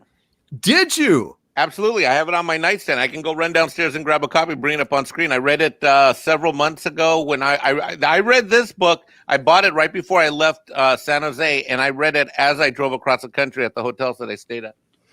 Is it good? It is powerful. It is informative. It is statistically it basically discusses how there is a war against boys, and it has sources and sites. It's incredibly powerful read. And let me tell you this much: this recommitted me to be even a better father than I already try to be every day of every week. Oh man, that's great. Yeah, if you wanted to show it on screen, that would be fantastic. Okay, I'll be right back. That's great. Thank you, Lone Wolf 79, for introducing me to that. But Mike is right. I mean, I've heard of that book. I haven't read it, but I've heard of it, and I've heard those reactions from people who've read it. There is a war against boys. There's a war against men inside of Hollywood. Masculinity is seen as a threatening thing. And, I work with a lot of these writers, who are coming up with these stories. And let's be honest, they ain't masculine dudes, right? I mean, these are pansy, weak guys who are I mean, Gary knows what I'm talking about, right? They like to walk railed by somebody else, right? And these are the guys. And so they're real threatened by masculinity, and the uber level above that, right? The actual people, like the Bob Iger level of the world, right? They are powerful dudes, and one could argue they're at least masculine enough to take power of a studio, right? These are people that are threatened by masculinity because they don't want nobody coming for their throne. So they've got to dumb down the culture and the civilization. So boys in particular be weak, right? Because they need to keep their elite in power, and young, confident, masculine boys. Masculinity at its best, it's about courage, it's about confidence, it's about service to the community, it's about leadership, it's about breaking through barriers and taking risks and trying new things. All of that is a threat to the Hollywood power structure. All of it is. And so they're going to go out of their way to give you the stories so that your kids will watch this stuff and want to not be masculine. Not well, your boys will not, and girls not. Man. They want that because that will keep you all down. It always comes back to power. You notice that? Always. Because it's like, you talk about what drives Hollywood, and you go, well, sex and greed and power. Well, power's the one to look at. That's the threat. Power is always your enemy, because a lot of times it's hard to understand it because we don't have it. And someone gets it, it's like it's way worse than any drug you can imagine. It changes them and makes them monsters. They live in fear. Else. Power will get exactly you right. Money doesn't necessarily give you power. I know lots of rich Middle Eastern scumbags who come to Hollywood, throw around money so they could get into a party with Tom Cruise, talking about making movies, never get to make their fucking movie, right? Like, they don't have the power. Gary, those fucking, I'm from the I know every one of them. Douchebags that show up at the parties, those guys, right? They don't actually have any power, but they got lots of money. So power is this foundational thing. Money and sex, will come to anybody who's got power. But I think power is part of the big clue as to explain a lot of these bizarre decisions. It's like, because it's like you talk about Kathleen Kennedy or somebody like that. It's like, gosh, she produced terrible product. So what? She still has her power, and that's the game. It's a sick game. All right, a few more super chats here. Lincoln Springer with a $5 super sticker of the Invisible Man. I can't see it, but it's there. Thank you, Lincoln Springer. Joe Smith with a $20 super chat. Thank you so much, Joe. Says, I bring word from the Emmys. The rank hypocrisy is sickening. Packed rooms of wokesters abiding by none of the rules us commoners are ordered to. They are emboldened. Men in evening gowns with exposed chests and heels now in. Wow. Like I said, everyone wants to be the fairy godmother now, right? That's the archetype of Hollywood, the fairy godmother. And we're the fucking pumpkin and mice. It just sucks. They're just so fucked. On my Patreon today, I just posted a photo from the last time I was at the Emmys when my show Sleeper Cell was nominated for Best Miniseries, right? And then in those days, it was just beautiful girls in beautiful gowns and a party around celebrities, and one or two makes a stupid comment about, politics, but he was generally just there to have fun. I miss those days. I miss those days. I came to Hollywood to go to those cool kinds of things. Now the Emmys are a joke. I wouldn't go to those. Nominate me, I'll go again. But then I'll grumble about it on Doomcock. But yeah, it sounds like you have to walk through a minefield every day just to operate in that world. Yeah, horrible. And Mexican Iron Man is showing off. Let me go ahead and solo him here so he can be seen. The War Against Boys: How Misguided Policies Are Harming Our Young Men. I gotta read that book. Yeah, and it has like tables and stuff. It talks about. There's a lot of data in here, and it's a pretty quick read. If you can see it's a pretty quick read. Now, there's another book written by Warren Farrell that I also read called "The Boy Crisis." Why our boys are struggling and what we can do about it. This one is much more in depth. It has a greater breadth and depth to it. It's a little bit more academic in terms of its reading. So I read this one first, and then I was interested in the subject matter, and this one was second. But this is a fantastic book. I encourage especially guys, if any of you are divorced, both of these books actually talk about, some of the unique challenges when you're divorced. You don't necessarily have custody, or you've got shared custody. And they really talk about some of the things that are happening in our pop culture that are really absolutely destroying families, destroying men and boys specifically. They're both great books. They are fighting a war against nature itself. They are trying to get boys to act like girls and girls to act like boys, and it's just an abomination. Eric Winberg, who has been a Dominion of mine for 11 months, a channel member. Thank you, Eric. Says, hail DVD panel and chat. Thank you. Hail to you, Eric Winberg. Lenrod with a $5 super chat. Thank you, Lenrod. Says, a couple of bucks for the mighty overlord digging Gary Ambrosia's ear pencil. So your fashion statement, Gary, has got a fan in Lenrod. Didn't even remember it was there, but thank you. Yeah, it's nice. It's a good touch. And Eric Winberg gives a super sticker of Bushiba giving a thumbs up. Thank you so much, Eric Winberg, for that. I give you a thumbs up right back, buddy. Dixon Cider with a $5 super chat. Thank you, Dixon Cider. He says John Wayne Gacy has a country song. What? Is there a joke there? What? I think I missed it. Yeah, Dixon Cider says John Wayne he's Gacy. He's enjoying the man's name. Yes, Dixon Cider. DIXONCIDER. Right, because that's what it means. Yes, that's like the life of Brian, Naughtius Maximus, right? Dickus. Yeah. Fui Warwick. Hail Dixon Cider. My favorite. You couldn't make the life of Brian today. No, you couldn't do Python today. You can't do it. You cannot do it. But Dixon Cider, he can't even get past the humor of his name, but he's got another good joke. He says John Wayne Gacy has a country song called I Got Friends in Crawl Spaces. Oh, God. Well put. That's kind of, in Hollywood, that's not always false. Oh, dear. Oh, jeez. Oh, dear. Oh, dear. Your Muslim uncle with a $4.99 super chat. Thank you. Your Muslim uncle says, hail to the panel. What is the difference between the new Blue Beetle and this new National Treasure show besides the age of the Shiro?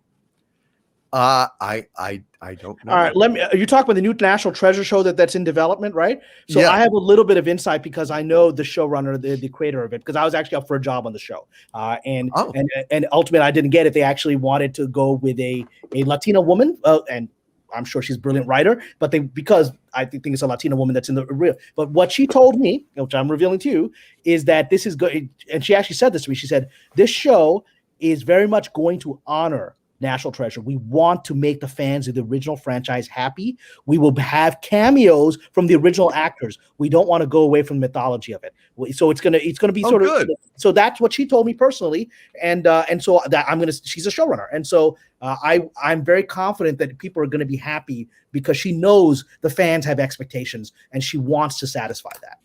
Well, that's good. I hope. I mean, I like the intention. I hope that through all the filters and notes and everything that she will be able to honor that. Jack White with a $5 super chat, clarifying his earlier super chat. Thank you, Jack. Says Spielberg was the one who pointed out the Title IX complaint with KK in an interview he gave, or at least that's what I heard.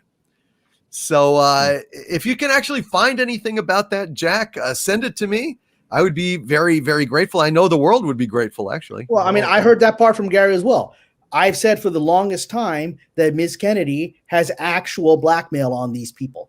Right, you don't get to that level of power without blackmail on these people. The thing is, they have blackmail on each other because they all get invited to the same eyes wide shut parties as you rise up, right? Okay. Okay. I'm not even exaggerating. All right. no. Okay. Wow. And Okay. so I love how Gary knows something's about to happen and he's stopping it from happening. Okay. The eyes wide shut party. No, you're going to receive I gotta a visit. go. So that's definitely a dynamic there. But I've said for some time, I don't believe she has that on Mr. Chapek because I think he was invited to different parties, not those, and so she doesn't have Right. him. That's an what I- interesting I've point heard. of view. Parts. Yeah. He doesn't come from the Hollywood side of things. Right. I Interesting. heard that he comes from old money as opposed to Iger's kind of new money. He seems to be based in math. Business math. But no, you hit something there. You've actually hit something, Jim Cox, because I was having this conversation earlier today. And again, I'm going to be careful what I say here. Let's just say that the things that I'm talking about, these kinds of parties and these hidden things, they are very much also prevalent in the music industry. So I have friends who are very connected deep in the music industry, and they've said someone that people know I'm a very big fan of, Taylor Swift, is one of the few that is not in that inner circle of that kind of behavior because her father was independently wealthy and essentially had bought out a small label and gave it to his daughter. And then she was talented enough to build with that, right? So the enlightened ones were not able to get their hooks on her because she already was wealthy and out of the system and became famous without their help. And so she's not part of that, but she's very aware of those hidden elements of the music industry. If you're actually financially independent of it, they don't have a way in, which is very frustrating for them. I always knew I liked that Taylor Swift. Whatever. Tyler Swift. Whatever. I like her hair. Is Justin Bieber part of this? Nah. I'm just gonna let my silence speak for itself. Oh, He's God. Canadian. That's all we know. Here's a few more. Lincoln Springer with a $10 super chat. Thank you, Lincoln Springer says Hollywood intentionally deconstructs and alters classic movies in order to destabilize American culture and to transform it into a new culture based on critical theory. I cannot argue with that, Lincoln. I cannot argue with that. I think that's pretty much spot on, sir. Excellent super chat. Thank you. Bun 299 with a $10 super chat. Thank you, Bun. Says there is a reason to do remakes. If there is a creative involved who loved the original and wants to tell their own version, but that's not what's happening in so many of these soulless cash-ins. So true, Bun. And that therein lies the problem. It is not done with skill or love or originality. It's just cranking out shit, just like they do at Secret Hideout and Bad Reboot. And Joe Smith with a $10 super chat. Thank you, Joe Smith. Says CBS all ass Kia car commercial during Emmys showed a Kia outrunning a holographic. Oh, God. Yeah. CBS all ass Kia car commercial during Emmys showed a Kia outrunning a holographic USS Kurtzman Prize 1701. So pathetic and laughable this franchise has become. God. Sad. God, just is that a joke or is that serious? No, he's saying that's true. Oh, he's saying that was on the Emmys tonight. Oh, can you believe that shit? I can't wait to see what the ratings are for the Emmys.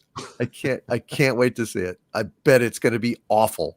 They will be too. They'll be trying to find it and they won't be able to find them. They'll be like, we can't find the ratings. What do you mean? Nobody watched it. We can't find any ratings. There's actually negative ratings where people from the future came back in time to not watch it. Art Nestra with a $5 super sticker. Oh, Pumpin' Pear saying, keep it up.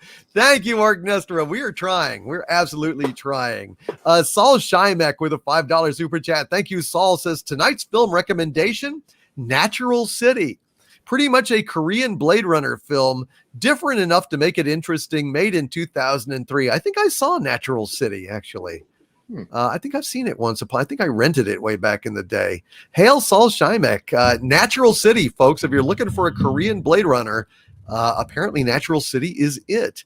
And Mages Guild with a $6.66 super chat. Thank you, Mages Guild. Says, thank you for alerting me to Peacock TV.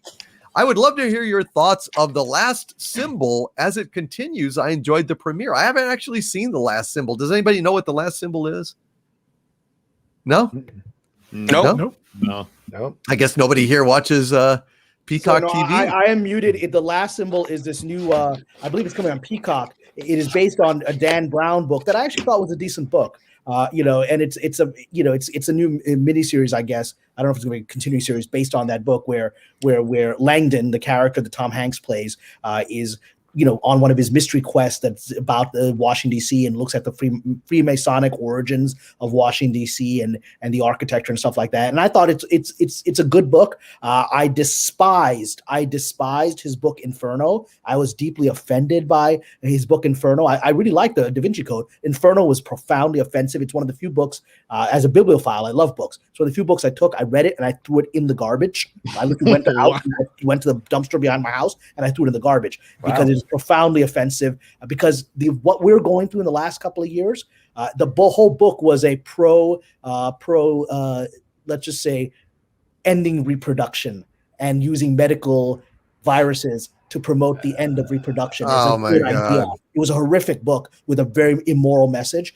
And so he's hit and miss, but he's definitely promoting all kinds of interesting ideas from that underworld of Hollywood. And so The Lost Symbol is very much from that underworld. I have never been a fan of Dan Brown, but Kelvington, let's have some good news, shall we? Sunny Side Up, where we are going to go ahead now and go around and kind of do a square up here, offering up some things that we are grateful for this week. I'm going to start out right now and say that what I am grateful for this week is Tom Connors Jr. rabbit chicken video. Oh God. made me laugh more than anything this week, and actually made me single-handedly gave me the will to live again. Thank you, Tom Connors Jr. You're welcome. That was that is my sunny side up, man. That right there is it. So Tom, I ask you to reciprocate and say, did you have anything that made you happy this week? Well, I'm happy for my friends, and you guys are always there for me when I need you, and that's always what counts, right? And I guess right now my mind is wandering too much. I'm trying to figure out which came first, the Harvey or the egg. I love that. That was done by our producer Kelvington, who does all the bumper animations. He does a fantastic job. Thank you, Kelvington, for that. Well, yes, and especially, and I do mean that though, because especially when you have stuff like Norm passing as young as he did, and stuff like, it makes you remember that life is short, and you could go at any time, and so can anybody you know or love. And then on top of that, Mike having his scare with his fur baby this week, is another reminder that you always gotta hold those you love close, and remind everybody that you care about that you do care about them. So actually, I have to add an addendum, since Kelvington had two things that were sunny side for him. I also say I heard about Bambino in my Friday Night Frolics live stream, and I DM'd you in the middle of the live stream, and we all took a moment of silent prayer for Bambino, and I got to tell you, I was really worried. I mean, it sounded bad, and you think about a little guy like that getting bit. Oh, looky there, Bambino. Bambino's a good boy. He's like, why are you doing this to me, Dad? Yeah, I know. Dad, you're embarrassing me. He's doing Dad ever. He's doing great now, and I want to thank everybody. Doomcock, I want to thank you, and I want to thank everybody in Xanadu, everybody on this panel, everybody in the chat stream from all the shows, the Wednesday show, the Friday show, and this show. I got an outpouring. I panicked. I went to the movies. I saw the Clint Eastwood thing. I came home. He started acting weird, and then he was just lethargic, glassy eyes. He wasn't moving. barely breathing. Oh, and then I was listening to the show, and I was about to send you a super chat. I looked over at him, and he just looked awful. And then I said, "Let's go outside." He always loves to go outside, and he did it. And then turns out we found out the next morning because he killed one. I guess he got in a fight with a copper snake. Oh my god! And but we got him to the ER. He stayed for 2 days in the ER, and now he's at home just resting, and he's on antibiotics. But he's going to be okay. And thank you, thanks everyone, and I love you all. And he's going to be okay. But I was scared. He killed one? What? Did you say he killed one? Well, there was a dead one. I think it bit him, and he bit it. Badass. Look at that. Here's what I think happened. I think it bit. This is what the doctor said he thinks happened. It bit him, and he bit it because there was a dead one right outside the sliding glass door in the backyard. He got him good. Yeah, so I think it bit him, and he got pissed off, and he went after it. And I don't know if it bit him once or twice, but they took great care of him at the emergency hospital. But they, when they said they wanted him for a day, I mean, he was in bad shape. Think about it. ER for 2 days, and he's a dog. So, but he came back okay. He's just real tired, I think. Bambino the Snake Slayer. He has a new title. So I know the copperhead. The copperhead didn't kill itself. So I think it bit him, and he went right back after it. It was a suicide copperhead.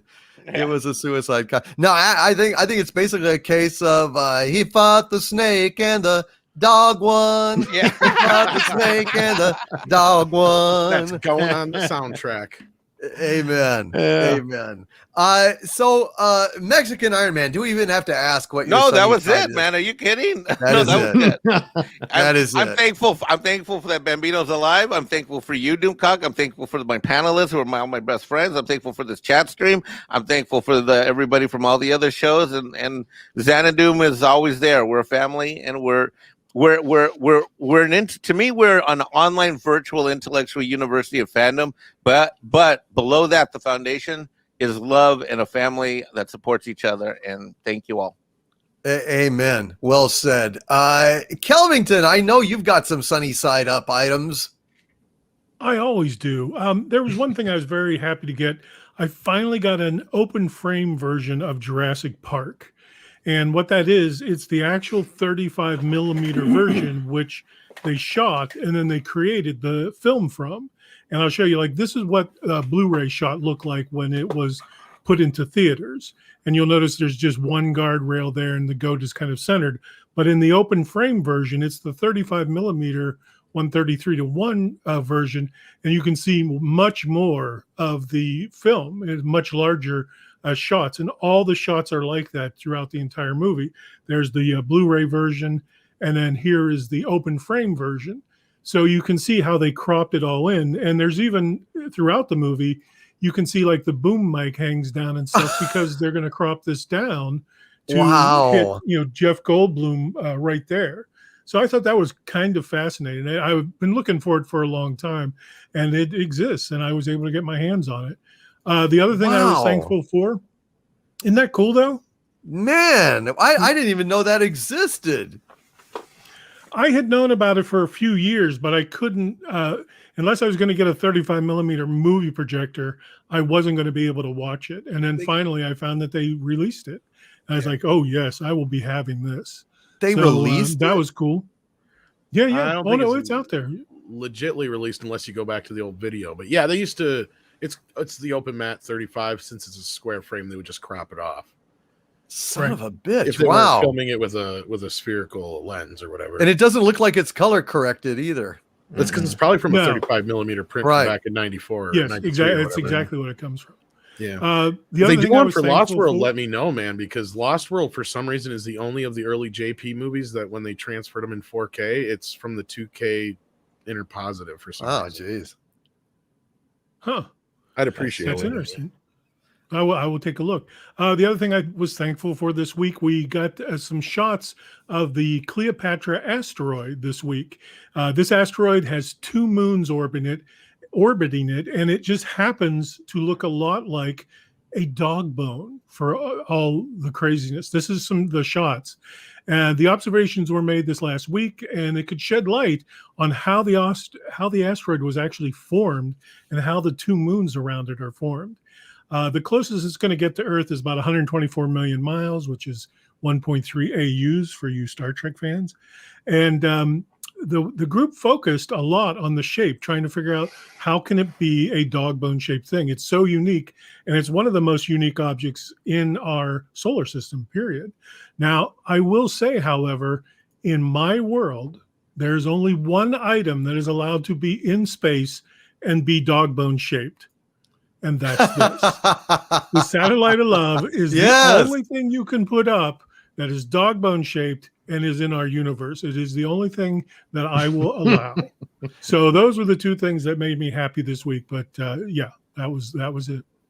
That is bizarre. That is a bizarre thing. I wonder if it's like a Muamua. If it's not natural, Doomcock. I don't think it's natural. I think it's the topic that we're going to be talking about on some of our Wednesdays. I think that it is a constructed object, whatever that is. It is awful suspicious, Cameron. I mean, that's the first I've ever seen of it, Kellington, and I'm really glad you brought it to us. But man, that's weird. Maybe it is the Satellite of Love. Have we got movie sign? Maybe it's here to not just infiltrate, but it's here to maybe it's a space peen. I was just get it. Say it wants to start a penal colony. Here we go. Cylindrical. Oh my God. Let's see. Douglas, did anything make you happy this week? Yes, and I'm gonna sing the praises of my fellow panelist here, Cameron Pasha, because I can't recommend enough his Patreon. Wow. And just today, I read his take on one of his first, I guess, lessons on screenwriting and whatnot. And even though I don't really plan to write a screenplay, but still, just a fascinating tour of the details and whatnot of breaking it down. And of course, the classic 3 acts and whatnot. But he goes into very good detail how story works. And as he was going through it, I started thinking about, Star Wars would be a good example of it. And then he goes right into Star Wars. And it's perfect because, it's been said 100 times, about Star Wars is owes a lot of things to, Greek tragedies and all that sort of thing.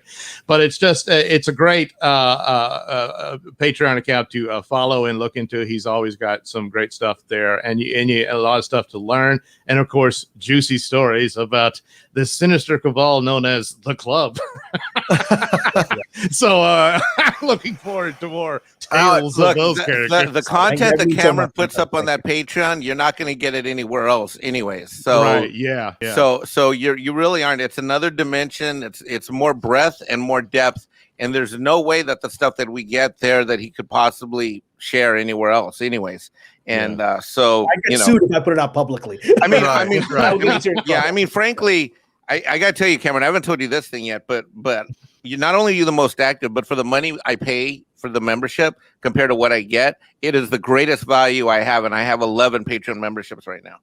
So thank you. Outstanding. I did not expect that. Doug, I knew you were subscribing. It's so meaningful for me to hear that on a live channel. So I didn't expect that. Thank you. Thank you, Mike. I mean, it means a lot to me for both of you to say that. It's my pleasure. It's well worth the money I certainly recommend it, and I've enjoyed it, and I look forward to more. Absolutely. Although I have to say, there's one thing Doomcock has on you that you don't do, Cameron, and I have to say that he is still my favorite because he is Doomcock, right? He's my favorite Patreon.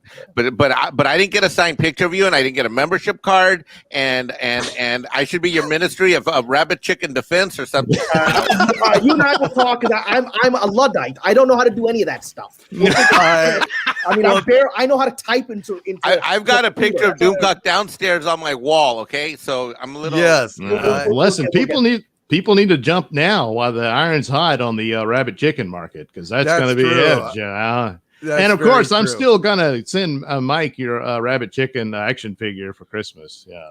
That's my God, that's disgusting. I know you want to know how would you want that in your house and give you nightmares? Oh my God, that would be awesome. But I'm going to be moving soon. I don't know what that. Oh well, absolutely. Make sure to stay in contact. Oh yeah. Oh my God, the live stream has been interrupted and it's over. No. But yes, at the Legionnaire level, you get an autographed picture of Doomcock with a personal message on the back. You get a certificate of what ministry you want to run, and it certifies you as a supervillain in your own right, and you get a metallic kind of membership card. So it's kind of a mine cool are all thing. mounted. They're in my bedroom. They're on a wall. I am honored. I am honored. Keep it away from the rabbit chicken, though. Yes, sir. Yes, sir.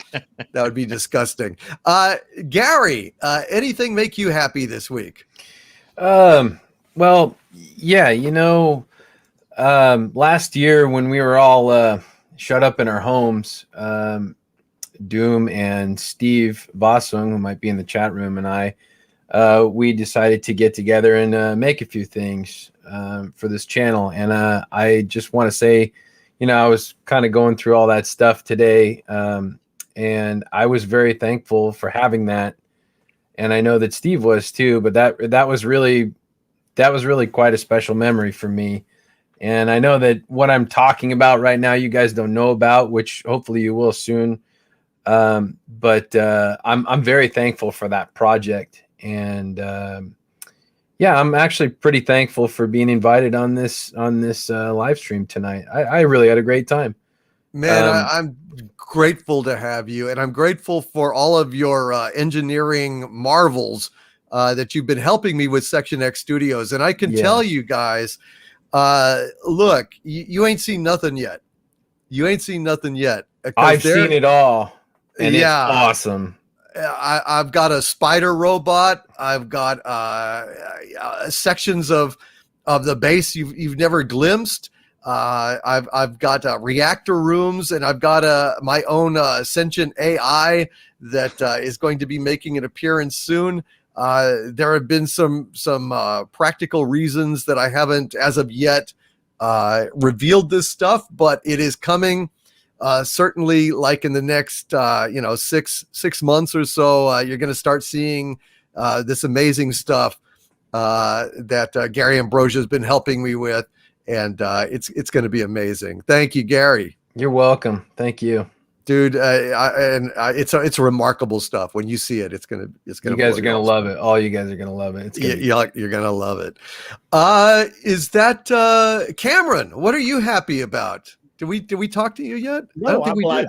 I was talking on the side of something's wonderful, but I actually wanted to say the two things that I'm happy about is one. The one thing that I'm very happy about is that I actually was able to join today's live stream. I was just watching for about an hour on the side, and then Mike noticed, hey, Cameron's in the chat, and brought me in. And it's always meaningful when I can come onto this channel, because Doomcock, you've got one of the best channels out there. You've got some of the best viewers and loyal audience members, and whenever I've come on here, I've gotten really powerful feedback. And today I got to meet Gary, who's somebody I had not met before, and I just feel like I made new friends on this particular live stream, so I'm very thankful for that. And the second thing I'm thankful for is the fact that this Patreon that I launched it about 3 weeks ago, and we already have over 60 subscribers, and it's jumping forward by leaps and bounds. It's allowing me to connect with people and share these stories that I can't always talk about on camera, because sometimes I have to give real incidences and names and stories of things that I've seen in Hollywood.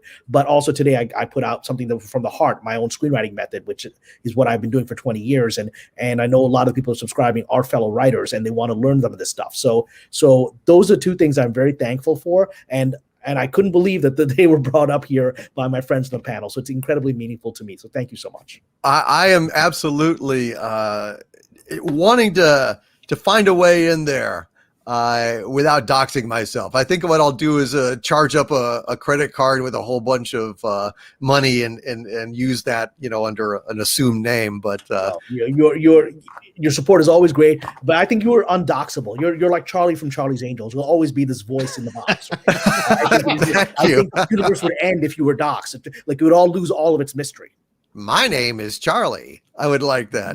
But I tell you, man, it's a delight that you're here, and a delight that Gary and all of you guys. This has been a really magical panel, and I've my God, I've been in such a bad mood today. Just awful mood. For the last 24 hours, I've been very, very unhappy about some stuff. And today, this live stream, it's made me just feel happy again. And I can't even I can't even tell you. I mean, seriously, it was it's just been suck, and I'm just so glad that you guys are here. I love you guys. Thank you for being here. This has been a great time. We love you too, man. Glad to be here. Yeah. It's just been great. I hope everyone in the chat is having fun. There is still some of these super chats here. I'm going to get real quick, but I don't know if Mike got to really go officially. Yeah, I did. I talked about Bambino. Oh yeah, you bounced off of me, but I didn't know if that was your. Yeah, Okay. Yeah, I did go. I just thanked everybody for being my friend, or just thankful. Yeah, you did, Tom. Like that. I will say this though, I did see, and Michael backed me up on this.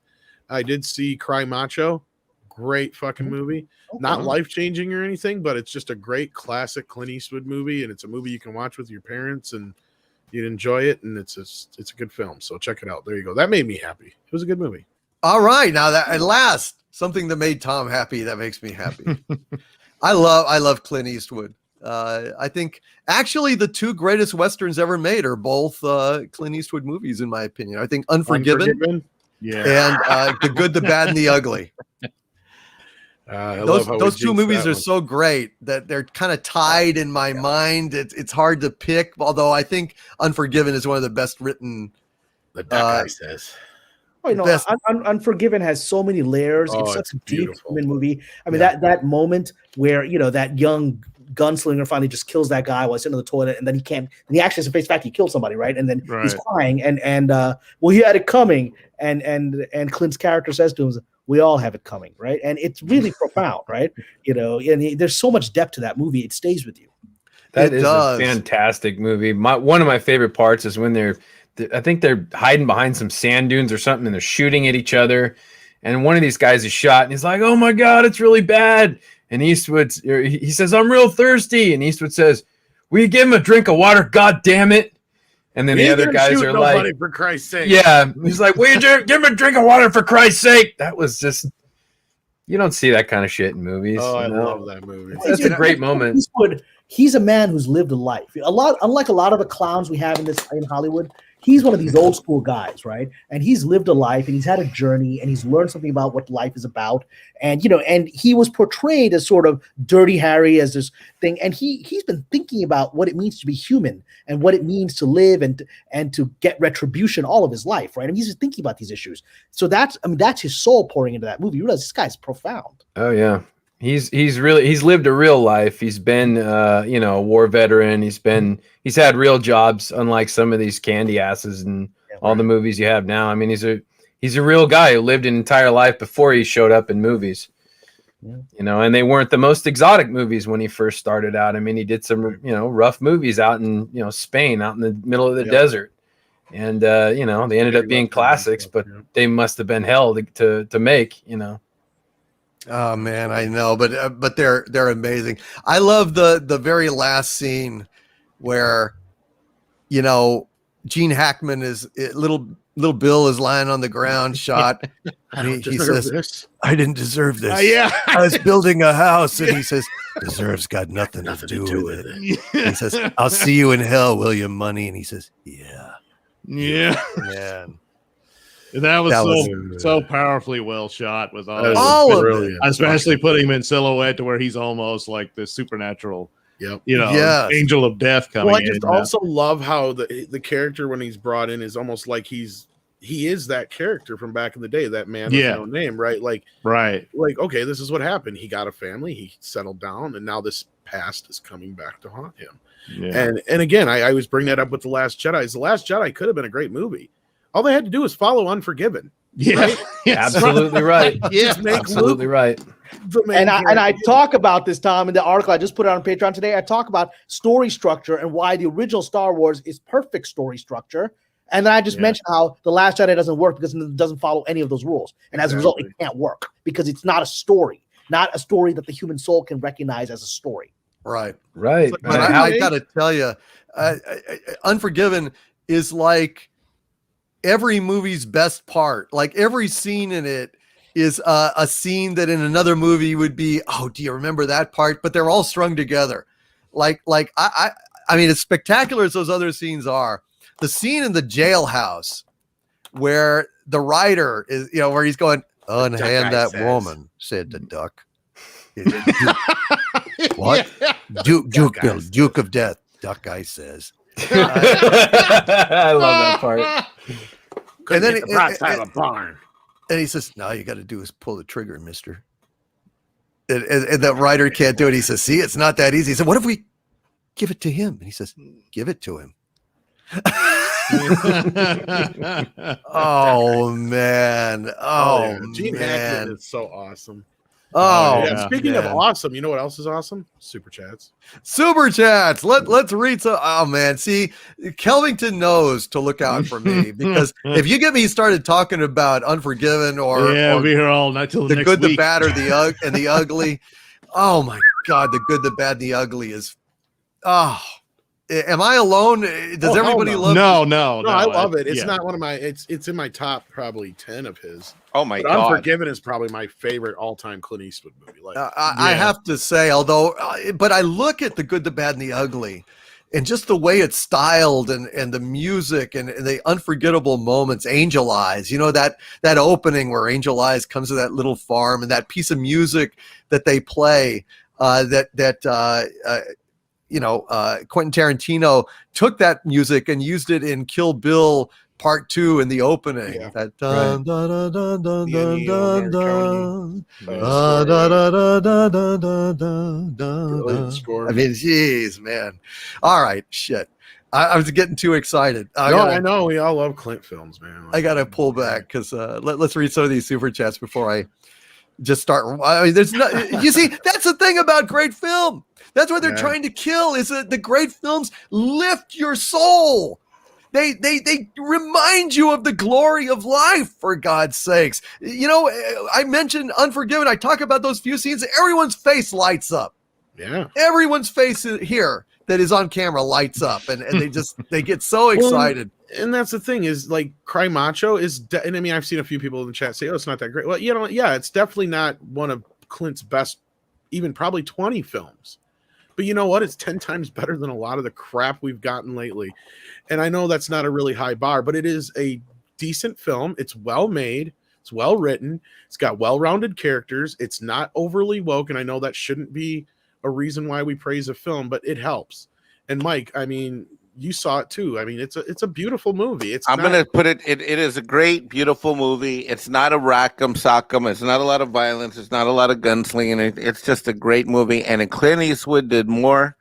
If we're going to talk about Hispanic Heritage Month, whatever, I'm just going to say this. He did more to honor my people's culture in an hour and 45 minutes than all these woke ass idiots have done with all of their crappity crap. Literally. Yeah. Total respect. Yeah. He's great. With respect, we accept. Without respect, we reject. That's just the way it is. Great respect. We should probably get back to super chats. Even though I tried getting us there, I derailed it again. Okay, here we go. Innovator SH with a $4.99 super chat. Thank you, Innovator SH. Says, what's really cringe is Lady Murderer that looks like she's about to be nanoprobed by the Borg Queen in Picard. Agnes, or who is a pointless character. Oh yeah. Oh my God. The Picard thing is just fucking horrible. I mean, I've ragged on that before. I'll rag on it again, but yeah, Innovator SH, it is absolutely unbearable. Nicholas Horton with a £5 super chat. Thank you, Nicholas. Says the direction Hollywoke is going, I'd be worried about an Alita Battle Angel sequel. Well, hopefully Rodriguez and Cameron wouldn't go that route. I mean, thankfully we have the manga, and they were doing a pretty good adaptation of the manga, and I would hope that they would stick with that. Although I don't know if I loved Alita, and the fact that the town and the woke element of the town came after it, I'm sure it pissed off Rodriguez, and I was just like, because that was a labor of love for those guys, right? And so if I've always wanted a sequel because I loved Alita, and I didn't think I was going to like it coming in, and I walked away blown away. And so I do hope a sequel comes out, and I have no doubt it will be good, because now they have something to prove to this stupid town, right? Because this town disrespected that movie for no reason except weirdo political agendas, that it wasn't woke. It was just a good story. So I'm sure they'll come back and say, well, screw you. Here's more of that. Well, I hope they will make a sequel, but I don't know. I haven't heard. I still haven't heard anything about it. I hope they will. I have optimism about it. I'll put that way. Cardinal Sin with a $2 super chat. Thank you. Cardinal Sin says, Mexican Iron Man. Tokenism is the worst form of racism. Agreed. Well said, Mexican Iron Man. And I agree. Yeah, and I think Mike has stepped away for a moment. So, okay. But I look, as the other brown guy on here, I will say it is something that I fought my entire career. There's stories that I've wanted to tell that are from my culture. I'm a Muslim. There's stories from Middle Eastern culture. I've written a bunch of those scripts, right? And those are good stories. What I can't stand is when any minority is put in there just so some stupid woke, producer or exec can feel proud that they put that face in there, because inevitably I've seen that actor disrespected, that character disrespected, and made to the shoeshine boy for the powerful characters in the story. It is disrespectful to the stories that person brings to the table, and it's disrespectful to them. Amen. Nate D with a $3 super chat. Thank you. Nate D says, I have no rabbit chicken and I must scream. I believe that was the first draft of Harlan Ellison's masterpiece, but they stood in the way. They said, what the hell's a rabbit chicken? And he changed it. Tygia 527 with a $2 super chat. Thank you, Tygia. Says, could Mike and Tom talk about the Masters of the Universe board game? I don't know anything about a Masters of the Universe board game. I never had one. Any comment, Tom, about Masters of the Universe board game? They're both be right back. Okay, we'll try and come back to that. Thank you, Tygia527. The Tyos with a $10 super chat. Thank you, the Tyos says, I believe Disney wants to die. How else would they keep old Kathy around? So basically, Kathleen Kennedy is the Dr. Kevorkian of franchises. Is that? and so let me address that, because I don't think Disney wants to die. I do think she's had leverage over powerful people there. But I've said this before. I said this to you, Doomcock, when you were rightfully upset when the word was coming that she might be extended for another year or so. I do believe her tenure is essentially done, and she's just a figurehead now. She's out of Star Wars. We've gotten our victory. It's just for us, we just want to have her paraded out and shamed for what she did to our beautiful franchise. But that's never going to happen, right? Even just purely because it would be considered disgraceful. Even the people that hate her inside the company wouldn't do that, because they wouldn't want that done to them, because they're all a bunch of idiots too, and their day will come someday, right? And so that's not going to happen. But I think we should understand that I think Miss Kennedy's time is over. And I think there was some comment earlier. People were saying I think you were saying, Doomcock, how is it that there's getting all this negative stuff, about, Ms. Lucas came out and said her comments. And so about Miss Kennedy, it's because her time is over. Her time is over. That's why we were beginning to get the information that was suppressed for so many years about people's dissatisfaction within the system. But that's going to be the extent of it. There's just going to be some grumbling. There's going to be some embarrassing stories in the press, and she's going to stay out of the press until she'll get some accolades for Indiana Jones, if the movie ever really gets made. I'm not so sure it will. And then she'll just move on to the sunset. But I think we have to accept we've actually won. And I think killing the snake further is unnecessary, and I think we have to let that go. Fair enough, but it still is very mysterious and disheartening. But it was wonderful hearing Marcia Lucas's comments. I was very pleased by that. Lavi with a $5 super chat. Hail, or is it Ray? R-E-A, Ray Lavi. Thank you, Ray, for that. He says, I haven't watched a single minute of Kurtzman Trek, or as I like to call it, Star Trek, The Next Degeneration. I'd like to retain my soul. I'm so envious of you, Ray Lavi.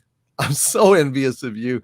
I wish I had never seen a single frame of Star Trek Discovery. Of course, if I hadn't, then I would not have gotten so outraged that I would have started this channel. So I guess it's, Well, I have a question, though. I haven't watched any of this new Star Trek at all, but I understand on Picard, Seven of Nine, who I loved as a character, she's into chicks, which I'm good with. I'm good with that. All right. But do we get to see any hot, lesbian stuff, or no?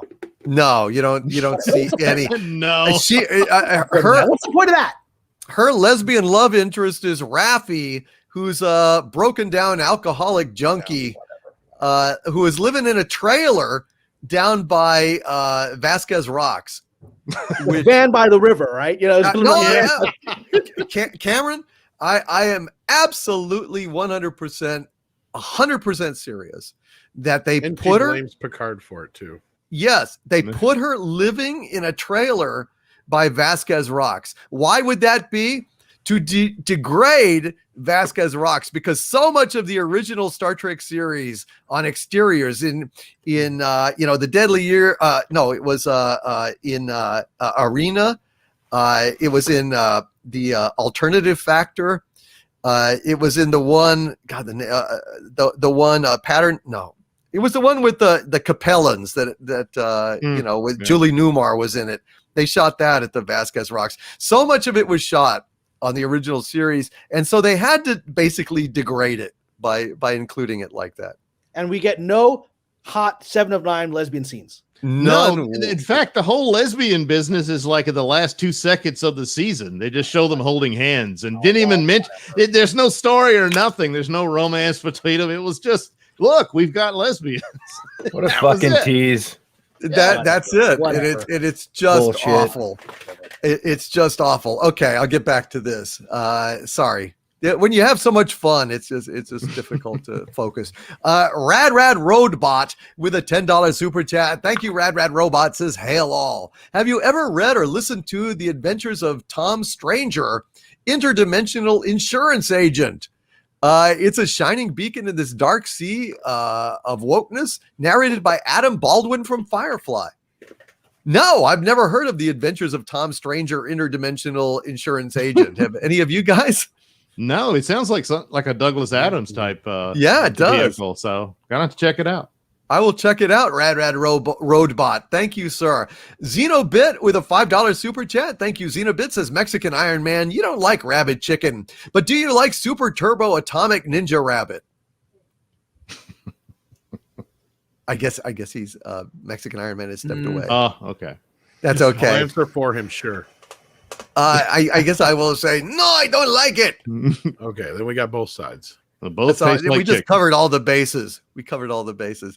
Thank you, Xenobit. I'm sorry about that. NG1TEAV with a $4 super sticker of a pear given a toast. I'll drink to that. Hail NG1TEAV, and thank you very much for that. John Platt with a £5 super chat. Thank you, John, says, hail Doomcock. It's great to see Marcia Lucas speaking out against KK and Disney's ruination of Star Wars and Knights of the Old Republic. Without respect, we reject. Amen, John Platt. Amen. Thank you, sir, for being here tonight, and hail to Marcia Lucas. And I'm glad that you enjoyed that little bit of news. I'm glad I was able to bring that to you. Infinite Main with a $10 super chat. Thank you, Infinite Main, says, I was naive, thinking The Last Jedi was setting up some incredible finale to the franchise. Forgot JJ also produced the series Lost. Well, there you go. There is no human being alive that hates Lost more than I do. And I can say that confidently because any human being that hated Lost more had their head explode long ago. I'm the living human that hates Lost more than anyone. I will absolutely take that to the bank. Thaddeus Maximus with a $20 super chat. Thank you, Thaddeus, says, hail DVD, hail panel. Been loving these live streams. I predict Phoebe will be the Furiosa to Harrison Ford's Mad Max, aka the lead in Indiana Jones' own movie. Likely it was going to be even worse before. Yeah, I don't know if they're backtracking and if they're furiously revising, if they're gonna fix it, because Mangold is claiming that was hooey, but again, like a number of panelists pointed out, people in Hollywood lie. Even when they're going to be caught in the lie, they still lie. So I guess we'll have to wait and see, won't we? Christian Corralejo with a $2 super chat. Thank you, Christian. Says, off topic, but have any of you watched the CGI He-Man? I have not. I had quite enough with the first 2 episodes of Revelation. I think Tom, no, you haven't even looked at it. No, I've avoided it, actually. I've avoided it also. To get back to Xenobit, I heard everything because I had to give Bino his medicine, but I had my wireless headphones, but not my mic. Absolutely. And I'm sorry, Xenobit, I'm sorry, but I must be loyal to the rabbit chicken meat. I'm a big fan. In fact, Xenobit, I'm going to tell you this. There's talk in the chat, and today we are forming, in response to Star Trek Discovery, the Rabbit Chicken International Intergalactic Federation. So We are seeking out memberships, and just like with the Star Trek Foundation, or just like Starfleet got started, we're going to be considering members here for the Intergalactic Rabbit Chicken Federation. You are invited to join Xenobit. And what does the insignia look like? A dead chicken with wings? No, it's the rabbit chicken that's going to be on your chest. You know how like Star Trek, we had the big A, the thing? Well, this one's going to have the 2 wings and just a big butt in the middle, like a big rabbit butt, and then there's 2 wings off each side. So you see the butt, the rabbit butt. It's a flying ass, which is a great metaphor for Disney these days. Yep. NG1TEAV with a $4 super sticker or a pair, given a toast. Thank you, NG1TEAV. I will drink to that.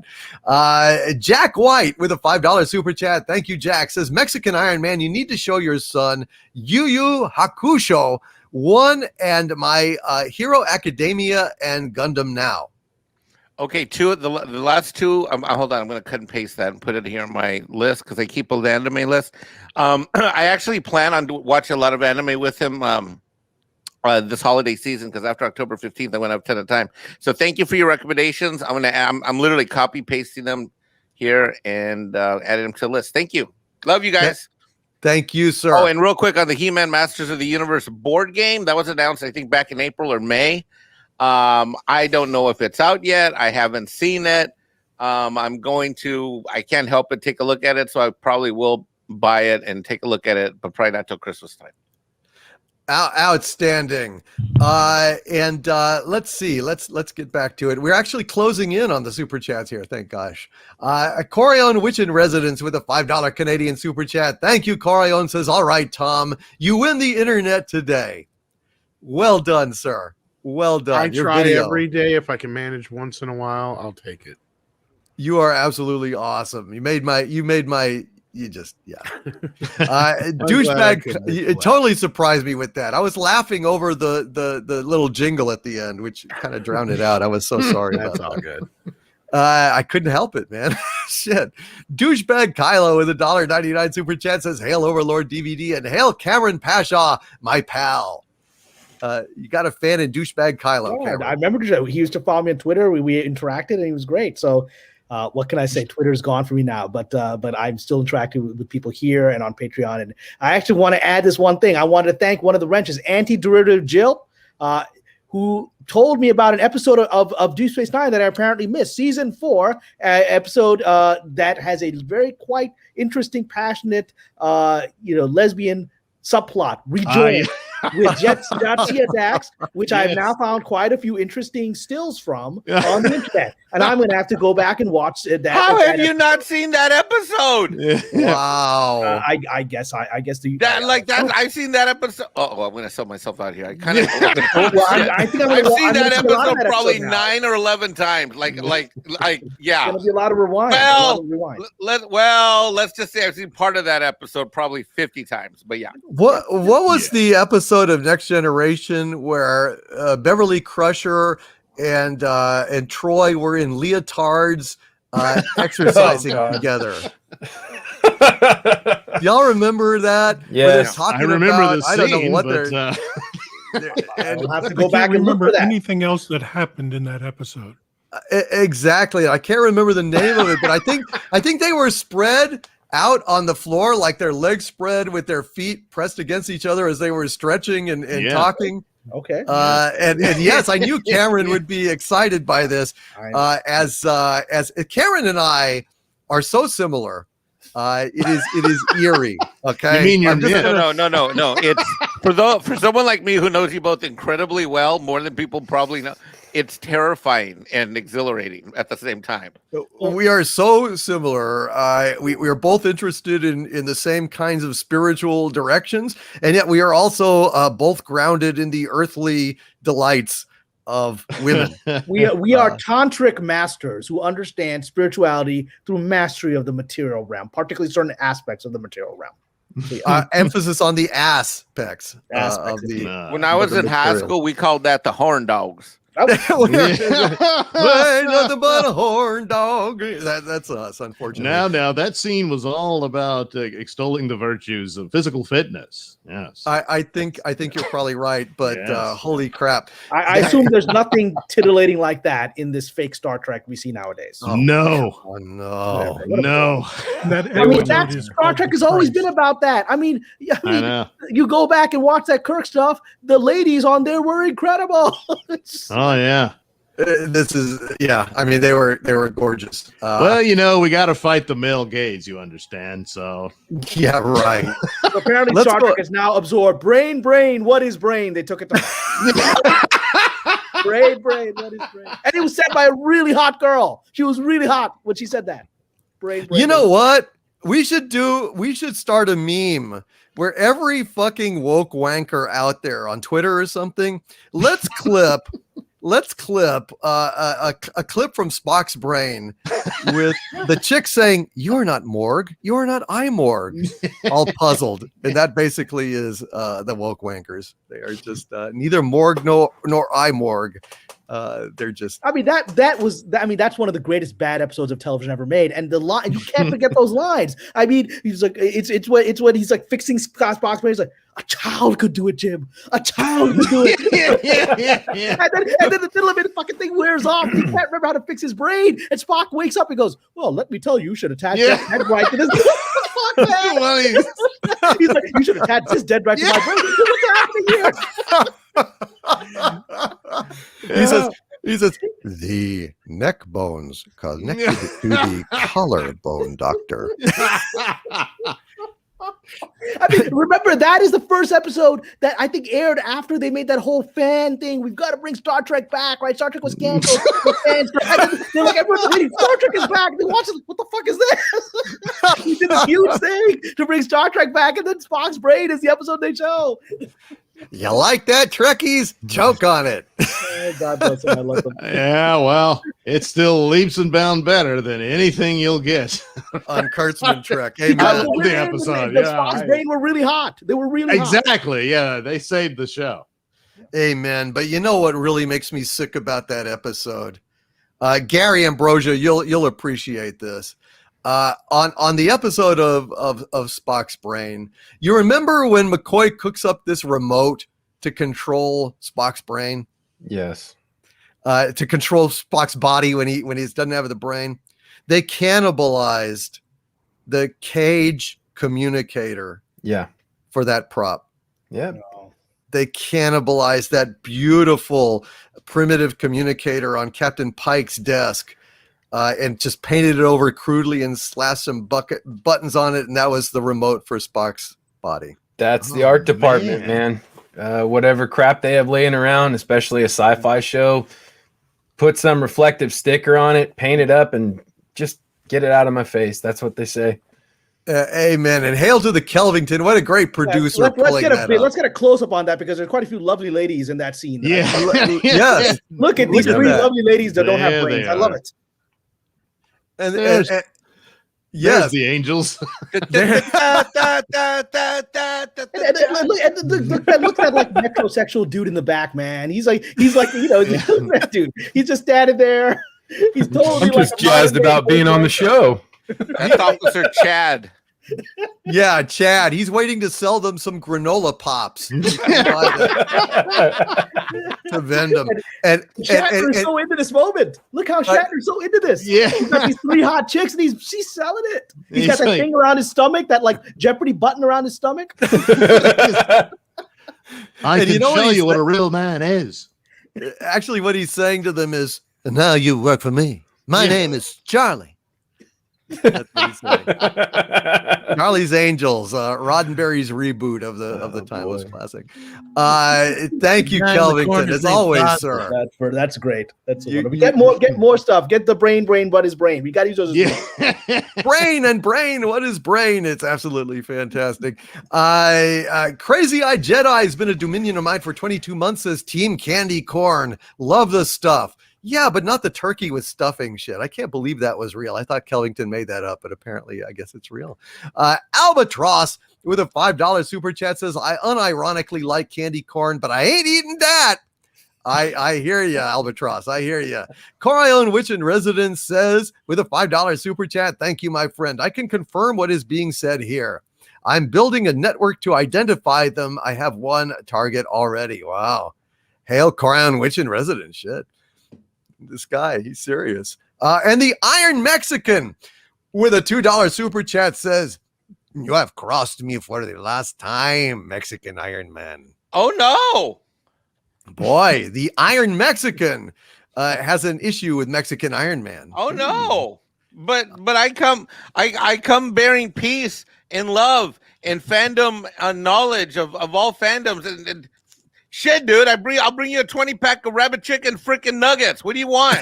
Yeah, really, you can't go wrong with that. Shark Dentures with a $5 super chat. Thank you, Shark Dentures says, I only recently rediscovered that Song of the South is the source of my inspirational childhood song, Zippity Doo Dah. Sad it has been so smeared. Absolutely. Shit, they're even removing all aspects of Brer Rabbit and everything from the Big Mountain Ride in Disneyland, I think. I think they were remodeling it to get rid of that problematic element. I think it's disgusting. Nick's Radio with a $5 super chat. Thank you, Nick's Radio says Song of the South is worth it just for the Brer Rabbit cartoon alone. Check that out. It's on YouTube. Nice to know. Thank you for that, but, Nick's Radio. I want to say this, Doomcock, because when we studied history, we often think, how did the Dark Ages happen? How did Europe, which was the center of classical civilization of Aristotle and Plato and Socrates, how did it lose that knowledge? It lost that knowledge because we've been through this before, where the people of the culture turned against their knowledge and destroyed it, right? The only reason that we have the Greek classics today and Plato and Aristotle is because they ended up being salvaged in the Arab world. All translations we have of Plato's Republic are from Arabic because we've lost the original Greek, and Europe destroyed its own culture when it literally erased its own greatness. We're going through that again. That's absolutely true. Yeah. I mean, that is spot on. In fact, this is interesting. This super chat here, it's a few down, but I'm going to move it up. He says, Russ McKay with a $10 Canadian super chat. Thank you, Russ. Says modern North American culture is following the same path of ancient Rome. Deteriorate culture, plant weak leaders, and control the mob and watch civilization fall. Damn. Spot on. We look at history and go, how did that happen? Well, I guess we're watching right now. This is how it happened. You're looking at it. Yep. Yeah, you are looking at it. And it's no better in Canada either. Viking Insane with a $5 Canadian super chat. Thank you, Viking Insane. Says they are burning Tintin and Asterix comics in Quebec schools. Guess who burns books and art? Yeah, no kidding. Yeah. Song of the South is distilled art, history, and culture. Yeah. It's insane. It is literally a time of madness. And then Viking Insane with a $5 super chat also adds, Doc, I got to go back to 1985 to take out Ronald Reagan. Ronald Reagan, the actor. That was, of course, from Back to the Future, Viking Insane. Thank you, my friend, for that quote. I love Back to the Future. It's not an exact quote, but it's similar.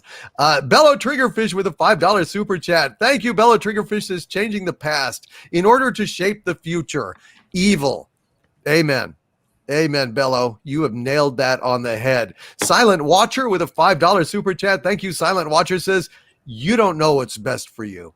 We know what's best for you. These older movies are hurtful and hateful for your own good. We're remaking them. Exactly. That's why Plato's Republic is not good for you. It misunderstands how human nature works. We're going to get rid of that.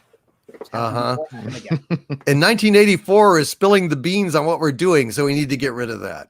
That's basically it.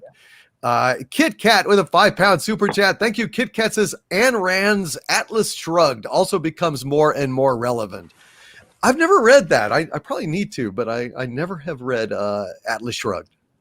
I don't really know a lot about it, I think Ms. Rand is a very important thinker in the sort of conservative libertarian wing of things. Someone who identifies as a libertarian, she's important historically. I think that a lot of her ideas are not as deep as people think they are, and I would suggest those who are interested in that kind of thinking really look at Murray Rothbard and the Austrian economists like Ludwig von Mises. These are the one that people that really profoundly looked at these issues and did so without being such trigger assholery kind of thing that gets a negative response from people. So I think there's a lot deeper stuff than Rand that people should look at.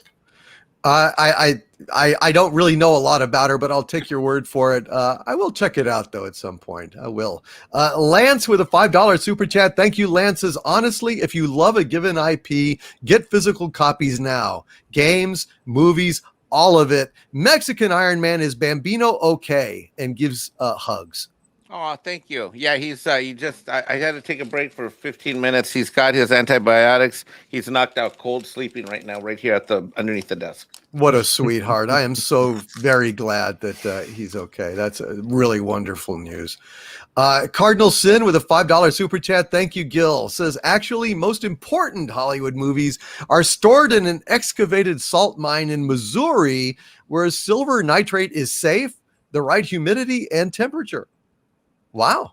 Yeah, I think I've heard something like that, Cardinal Sin. But let me tell you something. Cardinal Sin is a pretty sharp guy, and he knows fascinating things. And he's got a YouTube channel. Hail Cardinal Sin. Please subscribe to Cardinal Sin. He's a great guy and does some great things on his channel. And Wrenches, if you'd please post a link to Cardinal Sin's channel, I would really appreciate that. Tillaller1 with a $4 super sticker, a pair, giving a toast to all of us. Thank you very, very much, Tillaller1. We appreciate that. Dark Saber Force with a $2 super chat. Thank you, Dark Saber Forces. With Tom's point, the UK had that for slasher films. Yeah, the video nasties. Yeah, the video nasties. Did you ever see The Young Ones, Tom? That's a fantastic show. A hilarious fucking British I'm comedy. aware of That it, is but one I've of the never best. really actually watched an episode. So You should watch it. You ought to check it out. It will make you laugh your ass yeah, off. so the good. salt mines thing is true. In fact, I think that's the same one that they shot Day of the Dead in. Oh no, really? Interesting. Wow. Yeah, I think they even make a point in the movie where he's like, we have every negative to every Hollywood movie here, Sarah, Wow. but what's it worth? Kind of thing. Wow, that's super Like cool. on top of everything else, That is super damn cool. Adam Wofford with 2 super chats in a row, a $10 and a $5. Thank you so much, Adam. Hail to Adam Wofford. He says, so Ghost of Tsushima is getting a live action movie. But some of the SJWs are saying, why isn't there black people in the cast? Note the story was based on the real historical event over 1,000 years ago in fucking Japan. So Jesus Christ. maybe that's why there aren't black people in the cast. You figure? Jesus Maybe? Christ. So fucking stupid. these Stupid. people. Wow. These people. So it's like, I read, there's one woke ass mofo that I got in a Latinx debate with. He's like, well, why doesn't it was, what was it, Lord of the Rings or something? Doesn't have, any Hispanic Latinx representation. I'm like, because Spaniards just started banging Native Americans a couple hundred years ago. I'm like, we weren't around. We hadn't been banged yet, for God's sake. The epical era of bangosity had not found our people's ancient lands yet.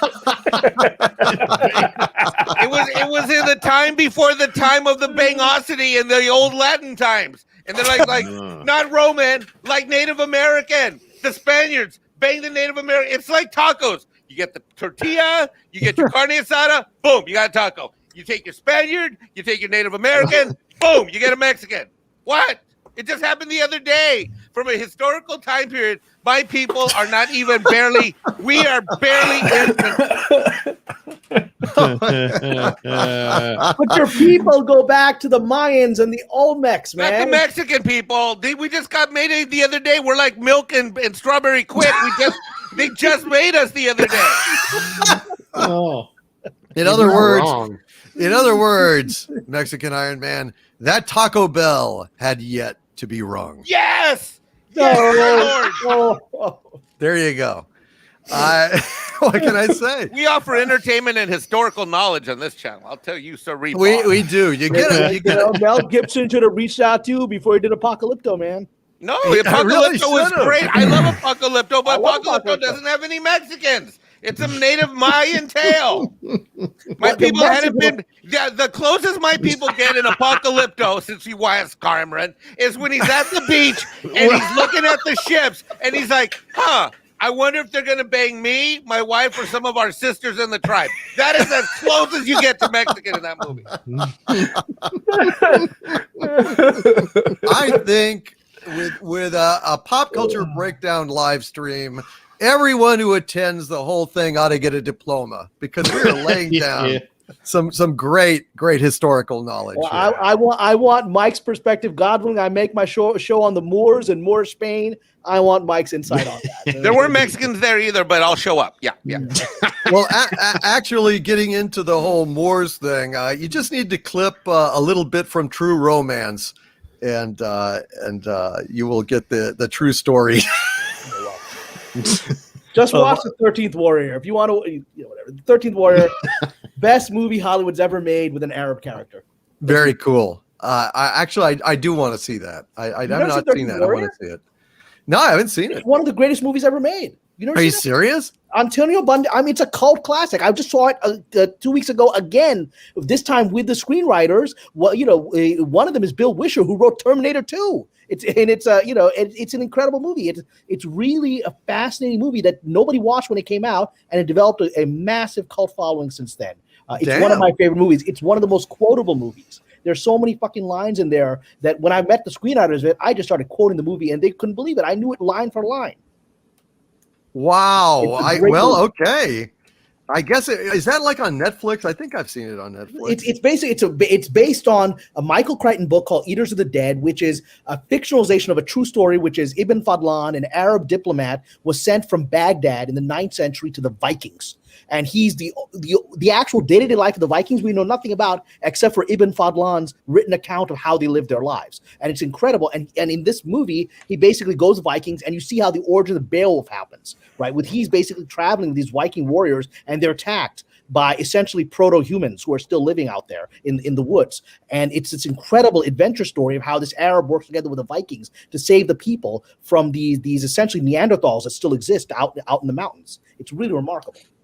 I will check that out. I respect your opinion. I need to see that. Thank you for educating me on that. It had been under my radar. If you like 13th Warrior, add to the chat.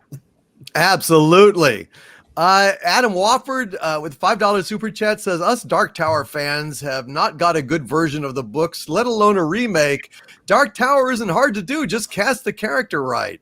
Yeah, man, y'all got screwed on that. I'm so sorry. That is just awful. Michael Rowland with a $5 super chat. Thank you, Michael Rowland says, The Shining, Jaws, and The Crow are my favorite soundtracks. The soundtrack to The Shining is amazing. Excuse me. And Jaws is a great movie. Thank you. I don't know. I had the collection of music from The Crow, but I don't actually think I've ever listened to the isolated soundtrack. Yeah, I picked that up not too long ago. It's really well. Is it really good? Who did it? Do you remember? I don't know how to say his name. I'm a butcher, but Gremlin. Ravel? Yeah, however you say his name. Yeah. Yeah. Okay. I'll have to check that out. And Xenobit with a $5 super chat. Thank you, Xenobit. Says, speaking of King Kong, just want to remind everyone that the guy who made Cloverfield said King Kong was too cute and Godzilla wasn't scary enough. Yeah. The guy who made Cloverfield should. Oh, no. They say he's got to go. Yeah. I mean, come on. That was terrible. God, I was so pissed off at that movie. No, it was really stupid. Cloverfield. That was a good one.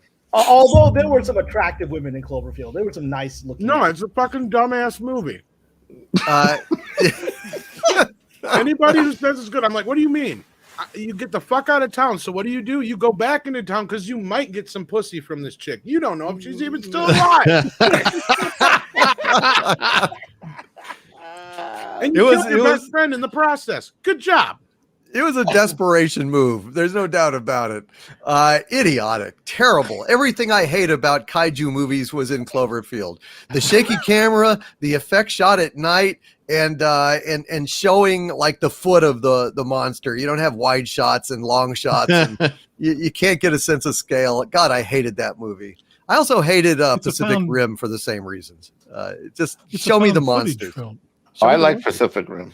I did not like it. I know why. I mean, I get it. Yeah. Just show me the fucking robots and monsters and quit getting cute with the rain and the night and all this shit. You know, come on. Michael Rowland with a $5 super chat. Thank you, Michael. Says they need to make an animated version of The Talisman by Stephen King and Peter Straub. I like both those authors. Never actually read The Talisman. I never have. Jack White with a $10 super chat. Thank you. Jack's second adaptations of series like Full Metal Alchemist and Hunter x Hunter and Lord of the Rings and Dune now hopefully are great, and I am hoping the second TV adaptation of Jack Reacher is good too. Yeah, I mean those are good points, Jack. Yeah, I hope that it is too. I don't have much optimism, but I do hope it. Adam Wofford with a $5 super chat. Thank you, Adam. Says, so the reason why the Baron is so big is he forcefully took Jessica's mother and she poisoned him with something that makes him grow so large. I did not know that.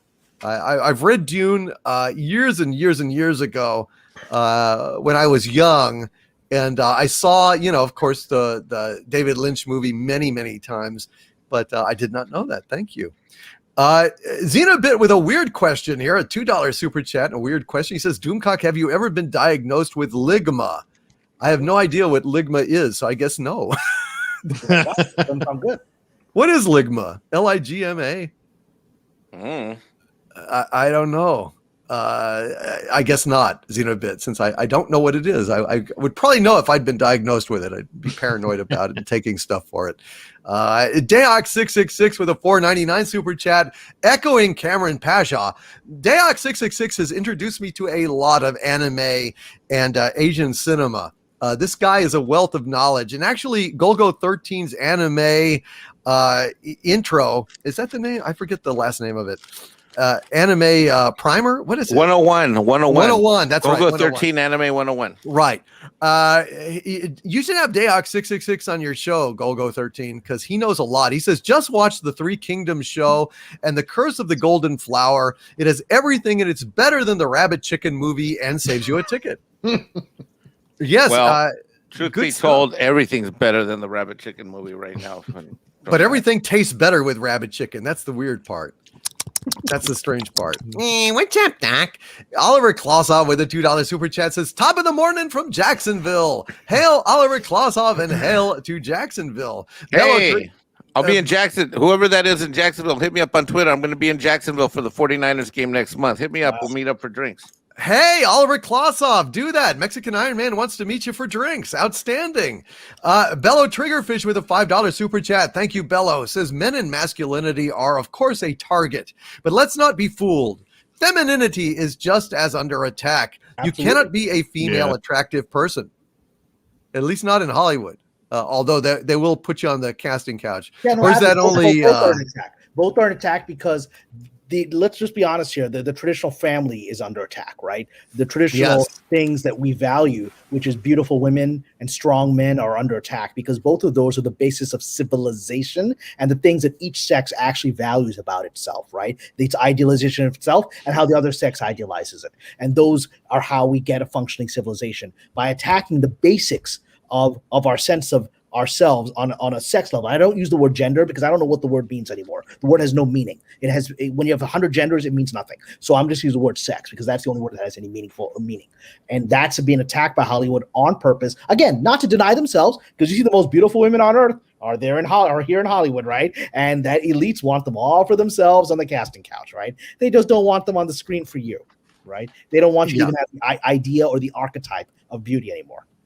Amen. Well said. And that is true. I mean, they're trying to make women, they're extolling masculine virtues for women. Yeah. Yeah. And feminine virtues for men. And let's be frank here. For the vast majority of human beings, they don't want that. Most men don't want to be feminine. Most women don't want to be masculine. And they're trying to brainwash us to make us that. And it's affecting the younger generation, where the younger generation in school has to go along with this and say this stuff they don't really believe in order to fit in. And it's becoming this sort of groupthink of just like Hollywood is, a groupthink of everyone saying what they think everyone else wants to hear, but it's not what they really believe. Chat, if you have any young boys, show them macho shit. Show them Clint Eastwood Westerns. Show them Mad Max. Show them images of masculinity, and don't be afraid to have them channel their inner macho assholes. It will serve them well in later life. And I want to salute my dear friend Tom Connors, who has been hanging in, going the full distance, the full Monty. What a champ. He's got to get up early. Let's go to our last segment of the evening. It's a little something. The stupidest thing said. It's like da da da da da da da da. The stupidest thing said. The closest to a game show that we have on Pop Culture Breakdown Live, and essentially we just go around the room and have everyone say the stupidest thing that they can possibly think of, and then the chat will say who won. So they will be the judges in this. We're just going to go around and say the stupidest thing that we can possibly imagine. I will start off, since I'm the one that came up with this nonsense.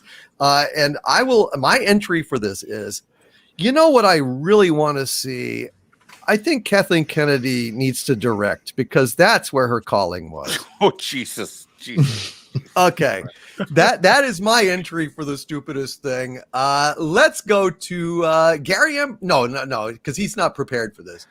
He needs to mull this over. Let's go to Mexican Iron Man. I'm next. Okay. In order to fund my Rabbit Chicken movie, Mexican Iron Man will be starting his own OnlyFans page, where he will be doing on-demand Rabbit Chicken pole dances.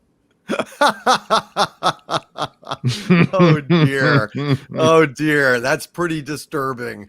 Cameron, can you think of, or do you need a few more minutes, because you don't think stupid thoughts generally? But, well, I'll tell you the stupidest thing I've ever heard.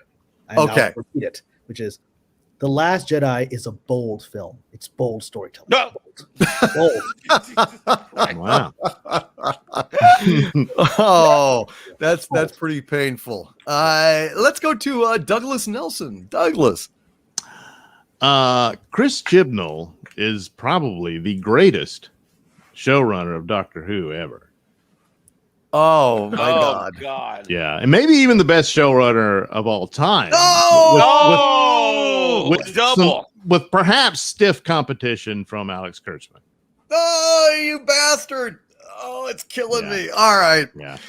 Let's go to Tom. Tom Connors Jr. What a great guy. Come on, Tom. I want to thank you for sticking it out here, man. No problem, I just want to say thank you. No problem. I think the stupidest thing I've heard recently, and this is in the actual truth, with a little hindsight now, I think the dumbest thing anybody said was Shang-Chi is a triumph.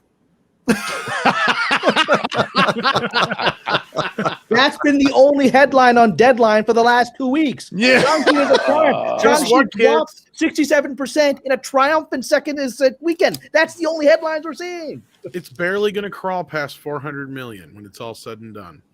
So are you saying, is it going to lose money? In the grand scheme of things, probably yes, but it could have been worse. It could have been like Solo. You can even say that about the heartbreak of psoriasis, for God's sakes. I mean, what can you not say that Solo could have been worse? Gary Ambrosia, have you got anything, an entry into this amazing game show? Go for the gold. Well, it kind of sounds like this is supposed to be funny, and I'm gonna just take this moment and be really serious here when I say that I really think that we need to start taking in the opinion of our celebrities, and when it comes to politics and the way we want to live our lives, and what we want to see on TV. I mean, they really do know more than we do. And I mean, they're a lot wealthier than us. They really know what's best for us. And I gotta say, guys, I really think that I can't finish. Oh, that was hard. They're richer than we are. They're doing something right, and we should listen to them. We're obviously we should live our lives according to them. Wow. We may have a winner, but Kelvington, go ahead. What is your entry for the stupidest thing said? I think it is Matrix Revolution is better than the Matrix. A quote from the Star Wars guys. Oh, well, there you go, folks. So go ahead and vote in the chat. It's unofficial. There's no wagering and there's no prize, but still, pride is on the line. Go ahead. Who among us had the stupidest thing that was said? Maestro Chi says Gary wins. Len Rod is just laughing his ass off. Let's see. Douchebag Kylo says celebrities are truly our betters. Andy Derudo Jill says Gary. Master Farce Theater says Gary. Marco Antonio Checa Fumke says Gary. Dirk Mather says I was all with Douglas, but I'm with Gary now. And I'm with Gary. Gary. Maestro Chi says Kelvington. Wow. It looks like wow. Gary claims Gary the wins crown. Yeah. Wow. In the arena of stupidity, I slaughtered you guys. Yeah. And by the way, that's pretty much how voting goes for the Emmys and the Oscars. Who are you voting for? Yeah. Well, I'm just going to vote for that person, and then we all do it. That's there how we go. Yeah. Gary was. I voted for Gary too. I joined that. Right. Well, there you go. King of the stupid. On his first appearance, he wins the gold. Yeah. Well done, Gary. Well done. Thank you. Just got a few more super chats to read here, but anybody that needs to depart certainly can. You guys have been troopers, and it has been a blast, and you guys have raised my spirits more than I can say. Kit Kat with a 10-pound super chat says, for a great period of China's history, the country was literally run by eunuchs. They were castrated by their own families and sent to the Forbidden City to serve the emperor. Mm-hmm. Did not know that. Yeah. Wow. There's a book out there about the last eunuch. Like there's a movie, The Last Emperor, about Puyi, the last emperor of China, right? Boy emperor during the Communist Revolution. But there's also a book out there about the last eunuch. And they survived into the 20th century. These eunuchs that were essentially the bureaucrats that ran the Chinese empire. So it is a fascinating story. Wow. Damn. I've seen that. I remember that there was like a court physician or something that had to smell his poop and then say, less fish, more rice. That's a shit job. Yeah. Boy, I tell you what, that guy was a future Kathleen Kennedy. You know what? I will. Mr. Hidalgo might be up for that. Okay, but no. As someone who's worked in Beijing, who's worked in China, and has great love for the Chinese people as a trapped people, trapped in a horrific system. Bring back the old emperor, man. I'll take that. I'll take that deep smell of the poop. I'll take the eunuchs. I mean, China was great under those 5,000 years of emperors, man. They had a civilization. I mean, this shit that Mao brought on them, my God. Yeah. Right? I mean, having been there, it destroyed this wonderful culture.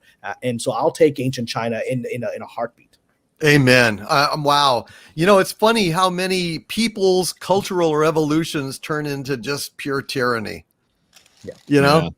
It's like the populism of the past has become basically the oppression of the future, and it's just a sad historic trend. It's heartbreaking. Same thing, with Russia. Right? Workers of the world unite, and it's like, and then what? Be ground underfoot by the. Yeah, and then the only question nobody ever asks is, where the fuck did these guys get all their guns? Where did Mao get all of his weapons? Where did Lenin get all of his weapons? You don't want to ask that question. Somebody is financing that shit. A lot of money, right? And that question is one that you don't want to look at because these fucking, revolution didn't come out of nowhere. Somebody financed the shit out of that, right? And made a lot of money off of it. Amen. Yeah. T Neil 89 with a $5 super chat. Thank you. T Neil says, if it's of any interest, my stepmom is producing E's coverage of the Emmys. Wow. Okay. Wow. T Neil 89. Cool. If there's any depths you'd like to plunge, I can try to ask. Wow.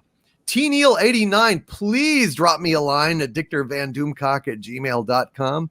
Please drop me a line. Wrenches, would you all the stuff that you're on? Just share it with us. Tell us, please. Please, T Neil 89. Holy shit. Please drop me a line. I would love to pick her brain. That is so cool. Thank you for contacting me. Wrenches, please put my email in the chat for T Neil 89. I would really appreciate that. Golgo 13's Anime 101 with a $5 super chat says, hey Harvey, what did one eye say to the other eye? I don't know. Just between you and me, something smells. Oh, jeez.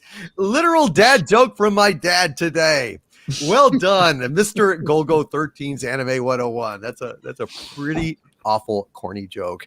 And Andy Derivative Jill with a $10 super chat. Thank you, my dear. Says, Hollywood, guess what? I fail. I make mistakes. I learn by denying this. You deny my ability to grow intellectually and spiritually. It is insulting. I can succeed without taking someone else down.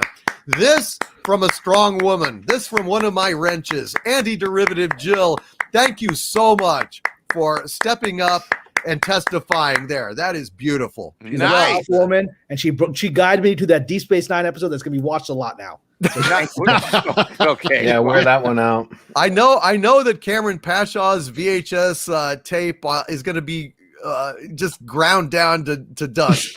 It'll be like the Ring, man. It's gonna be like the Ring. When it's all over, you're gonna watch that. There'll be nothing left, man, except a few images that'll be really creepy. Yeah. How much I'm gonna watch that. But it'll be fun getting there anyway. Golgo 13's Anime 101 with a $5 super chat. Thank you, my friends. Says weekly anime Hunter x Hunter 2011 and 1999. Thank you, Golgo 13. Appreciate the tip. Lance with a $5 Canadian super chat. Thank you, Lance. Says hashtag badass Bambino. Amen. Amen. Bambino, the hail snake and thank slayer. you. Fantastic. Jack White with a $5 super chat says ideas for you guys: One Piece marathon and Gundam marathon. Do it. A One Piece marathon would kill us. Wouldn't it be literally like months watching?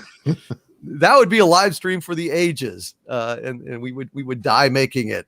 Thank you, Jack White, though. That's an interesting notion. Nicholas Horton with a £5 super chat. Thank you, Nicholas. There's another remake that's coming out is A West Side Story, by Spielberg. Can you imagine? God almighty, how awful. I got zero interest in watching that crap. I don't like Spielberg anyways. He can kiss my ass for all the misery his compatriots have caused me. He really started out to be one of the greats and just...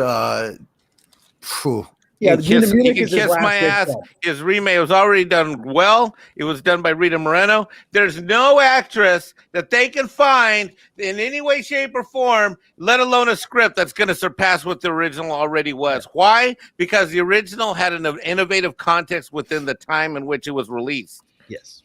You lazy Hollywood fox! Amen. Exactly. I hope that was a revolutionary film when it was done. Now it's just pandering. I mean, if you didn't know that this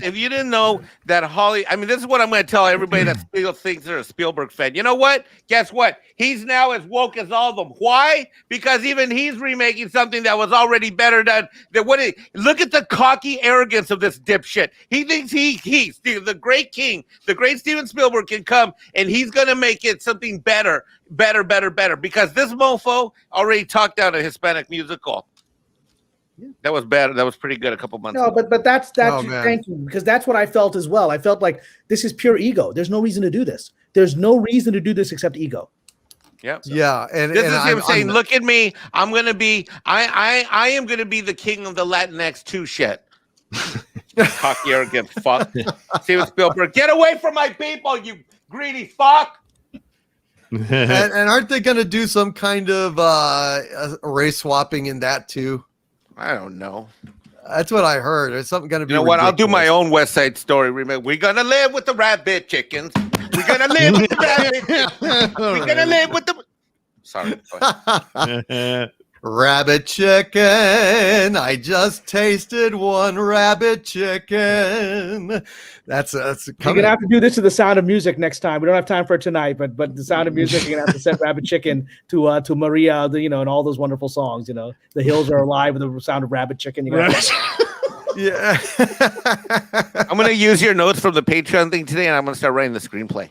Rabbit chicken. The hills are alive Rabbit chicken. Rabbit chicken. The musical. All right, there's 3 acts, and then in the first act, for rabbit chicken. Yeah, the first act we discover what is in the first act. Look, I'm going to tell a better story than Shang-Chi. In the first act, who is the rabbit chicken? Second act, we catch the rabbit chicken. Third act, we eat the rabbit chicken.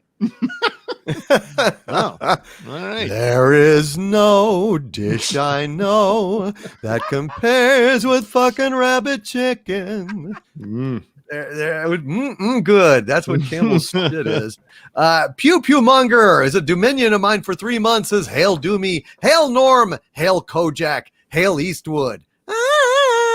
Hail Pew Pew Monger. Thank you, sir, for being a channel member.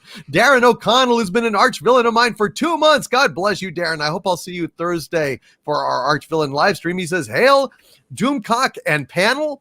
I finished watching Millennium, which I found mixed at best. What is the panel's assessment of that X-Files spin-off series? I really enjoyed Millennium. Did y'all ever watch Millennium with Lance Henriksen as the star? And it had that gorgeous Megan, what's her name? She was Larry Sanders' wife on the Larry Sanders show. That gorgeous brunette with the long curly hair. Did y'all ever watch Millennium? It was like a 1-season show. Nope. No, I didn't watch it. No. Oh yeah, it was very good. It was excellent. It was excellent. And what's her name? Megan. You know the girl I'm talking about. I will move it. Yeah, if you could find her picture and put it up. God, she was gorgeous. Oh my God, she was gorgeous. Megan Gallagher is the person. Yes, Megan Gallagher. All right. Oh man, she was. Oh yeah, she's quite lovely. Yeah, look, I mean, I enjoyed it because as you know, I enjoy all of this sort of otherworldly, paranormal, mystical stuff. It again, it hits a little too close to home for Hollywood, so I'm a show like that can't survive. I have a show that's one of my best scripts. I sold it to Warner Brothers. I actually developed it with McGee's company, the director of Charlie McGee. But it's one of my best scripts, and it's essentially there she is. Hello, here we go. And it's essentially about the Illuminati and how they are involved in all sort of global events and catastrophes. And it's literally my best script, or one of my best scripts. It gets me a lot of movie work. It's a TV script, and I'll get movie work off of it. But Warner Brothers could not sell it into the marketplace. Warner Brothers tried to make it into a show, and everyone's like, oh yeah, a little too close to home there. Okay, nah, thanks, great script. We're not gonna put this on the air. Oh man, yeah. That's Hollywood. I miss this chick. That is Hollywood. But Megan Gallagher, I just have to say again, Larry Sanders. If y'all haven't watched Larry Sanders, it was an early HBO comedy with Gary Shandling playing a late night talk show host.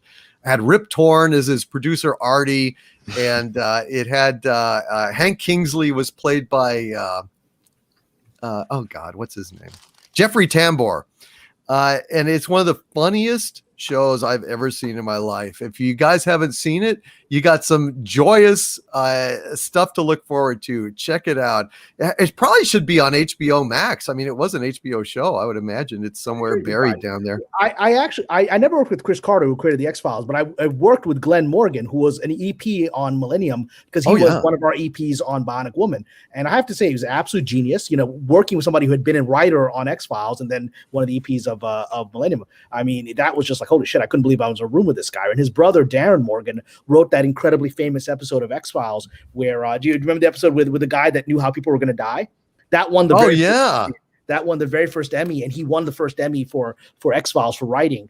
And he was on our staff of Bionic Woman. It had the most brilliant staff, and the show didn't work. It was one of those things like, just like the most brilliant people I've ever worked with, and the show just couldn't work. So it's unfortunate. That is incredible. Darren Morgan actually wrote some of the very best X-File episodes ever. I believe he wrote Jose Chung's From Outer Space. Yeah. And on the new series, He wrote the Were Monster meets or Mulder and Scully meet the Were Monster. Yeah. And the Were Monster was dressed exactly like Kolchak. And then he also wrote that hilarious one where, Reg was, the one about the Mengele effect. And Mengele effect. Yeah. He was a real character. I mean, he was a little genius, crazy type, right? And he was incredible sense of humor. He was also an actor. If in the original X-Files, remember the worm creature guy, the worm man? That was in the sewer. That was Darren underneath the makeup. Darren was kidding. Oh my god! It's split in half in the sewer. Yeah, that is super cool, man. I did not know that. Hey, real quick, can I ask Cameron a question about Bionic Woman? Did it ever occur to anyone that maybe Katie Sackhoff should have been the main focus of the show? Look, Katie Sackhoff was a superb actress. We had a challenge because our lead actress, who's a wonderful actress on Bionic Woman, she was a British actress and she had never played an American accent before.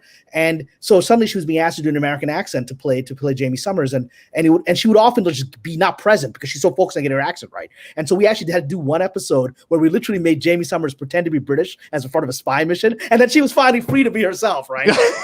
and she was really great in the episode. But, Katie Sackhoff is an A-list actress. I mean, she's superb. Right. I think it's just one of those tragic things where there were a lot of cooks in the kitchen, and I'm a huge fan of the original Bionic Woman as a kid. Me too. Cameron, when you told me that you worked on Bionic Woman, I flipped out because I watched every episode. I love that show. I thought it was going to be awesome, and you could tell it was just falling apart.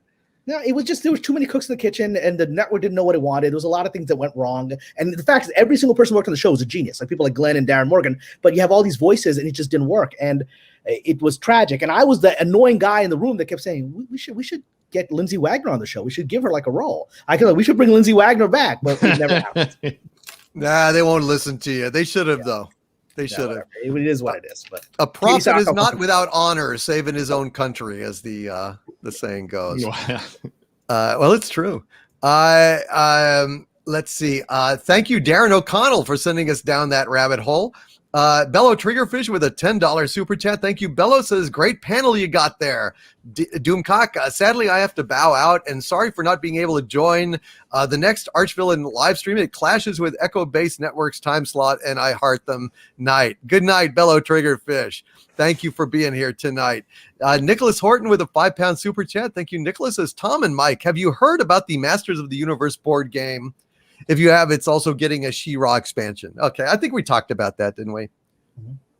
Yes. I answered that earlier, but yeah. I mean, thank you, Nicholas Horton, very much for that, my friend. Captain Spire with a $5 super chat. Thank you, Captain. Says that link I sent you regarding Kirk being bisexual was properly commented on by Shatner himself. Kirk and Spock thing was a topic since the motion picture and squashed. Yes, Captain Spire. I really enjoyed that quote and the link to Shatner's words. Captain Spire has been a great friend of mine for a long time and a great supporter. He made me a shield for Doomcock, for Xanadoom. And I just really appreciate it, Captain Spire. You've been a great friend, and thank you for being here tonight. Xenobit with a $2 super chat says, I just changed my profile pic to a rabbit chicken. And he did. It's Foghorn Leghorn with Bugs Bunny's ears. I say, I reject that. Yeah, that's not right, Doc. Boy, you're talking nonsense. Xenobit says, also with a $2 super chat, says, never been diagnosed with ligma nuts. I guess not. I'm sorry, Xenobit. I'm sure that's clever. Good job. Nice work. What do we do with that? I just don't get it. I don't know. It's probably very clever. I'm just not getting it for some weird reason. Yeah. Okay. Ligma nuts. Yeah. Yeah. How clever. No, I have never. Been diagnosed with that. Michael Panitz with a $5 Australian super chat. Thank you, Michael. Says, hail Doomcock. I recommend Mobile Suit Gundam movies, Zeta TV series, Char, Counterattack, and Hathaway movies to all people that want to watch good anime. Thank you, Michael Panitz. More people are turning to anime as a refuge from what is going on in our own society. Michael Rowland with $5 super chat says, The Talisman is my favorite book. Wow. I'm an English major, LOL, so take my word for it. But seriously, great book. All right, damn it. I'm going to go get a copy of The Talisman. Listen, I love Stephen King and I love Peter Straub. I loved Ghost Story by Peter Straub. And, unfortunately, when Stephen King got hit by the truck, it pretty much knocked all the great talent out of him. I'm not kidding. I mean, I don't think he's written a good book since he got hit by the truck, but I'm really greatly interested in any old Stephen King that I haven't read. So I will definitely take you up on it, buddy. Thank you for the recommendation. And Lance with 2 super chats in a row, $5 and $10. Thank you, Lance. He says, lo, there do I see my father. Lo, there do I see my mother and my sisters and my brothers. Lo, there do I see the line of my people back to the beginning. Lo, they do call to me. They bid me take my place among them in the halls of Valhalla, where the brave may live forever. Beautifully that said. Is the Lance. mantra of the 13th Warrior. That is direct line for line. One of the great things. It's a Viking chant that the 13th Warrior. It's incredible. Holy crap. I've got to see it. The chat lit up. There's so many people are fans of the movie, and they can quote it line for line. It's a movie that the lines will stay in your head. I've only seen it once, but it's a good movie, Doomcock. You're going to enjoy it. I am going to check it out, and I'm going to get some of these anime suggestions as well. Organic Vistas with a $4.99 super chat. Thank you, my friend. Says Old Tucson Studios is opening in this next year. I live in Tucson. Very excited. Movie history. Rio Bravo shot there. Kathy, Ryan, JJ suck. FYI. Thank you, Organic Vistas. He just says that to prove that he's got great taste. And hail to Old Tucson Studios. That's fantastic. Xenobit with a $5 super chat. Thank you, Xenobit. You rabbit chicken, you. Says Kurtzman. He does have trouble walking. He does have trouble walking. He has a different disability. Ligma nuts. Ligma nuts. Maybe so. And Galaxy Express Media with an incredibly generous $200 super chat. Holy shit. Wow. Man. Thank you, Galaxy Express Media. My God, sir. Thank you. He says, hail Doomcock and panelists. Thank you for another great show. And I thought I would end the night with a bang. Respect to Team Rabbit Chicken. Thanks, my brother. He and I talk all the time, just so you know, Doomcock. That's my boy. He and I talk all the time on Twitter and stuff like that. I was thinking about going to visit him, but he's a little bit out. Well, I won't dox where he's at. He's a little bit out of the way, but hail, brother.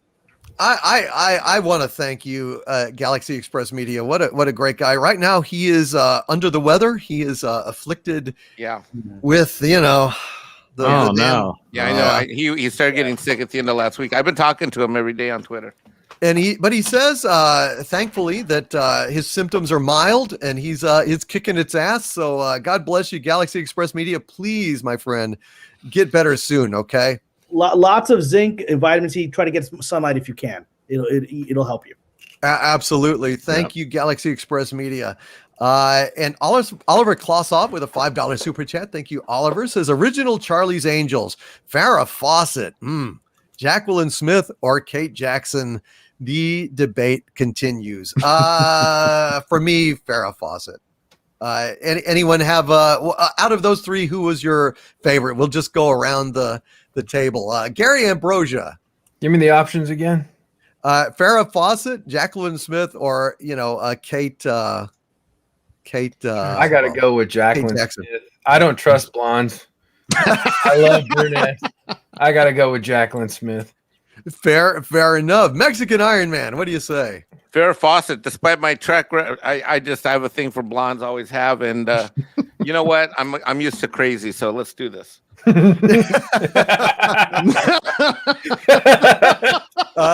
Kelvington, you're an aficionado of beautiful women. What do you say? I like Kate Jackson. I like the way she's built. And also, I've done some research while we're in the back room here.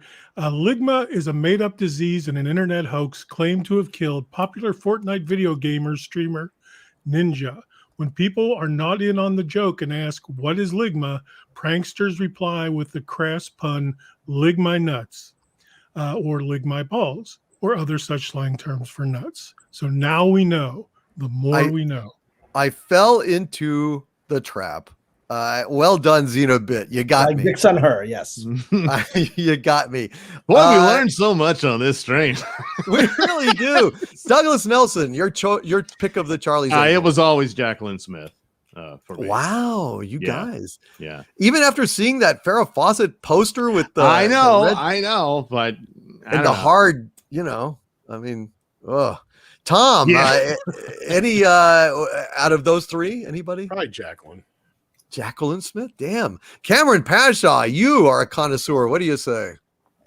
I have to say, I'm actually on the Jacqueline Smith team as well. Although I love blondes, and I have a big, let's say blonde ladies have a special place in my heart. But Jacqueline Smith has a particularly special place. And this is something I just posted on my Patreon before I came on today's live stream. I posted pictures from the time that I went to the Emmys in 2006 when, to everyone's surprise, Jacqueline Smith, Farrah Fawcett, and Kate Jackson came on the stage to do a special tribute to Aaron Spelling, and they hadn't been reunited in 30 years.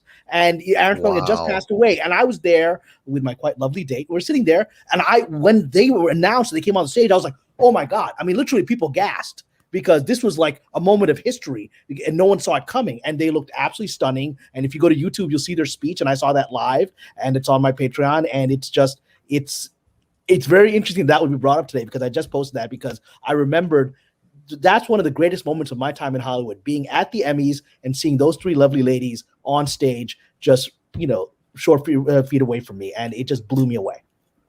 Oh, wow. That is great, man. History in the making. I'd like to go on record just to say I do love blondes. I just don't trust them. I just want to be clear about that. I love y'all, but the last one I was with several years ago, took my kid, split up with me, took all my money, and I ended up broke, and I had to start all over again and become a millionaire again. So I hear you, but you know what? Oh no, let's play this game again. I'm feeling lucky. Gotta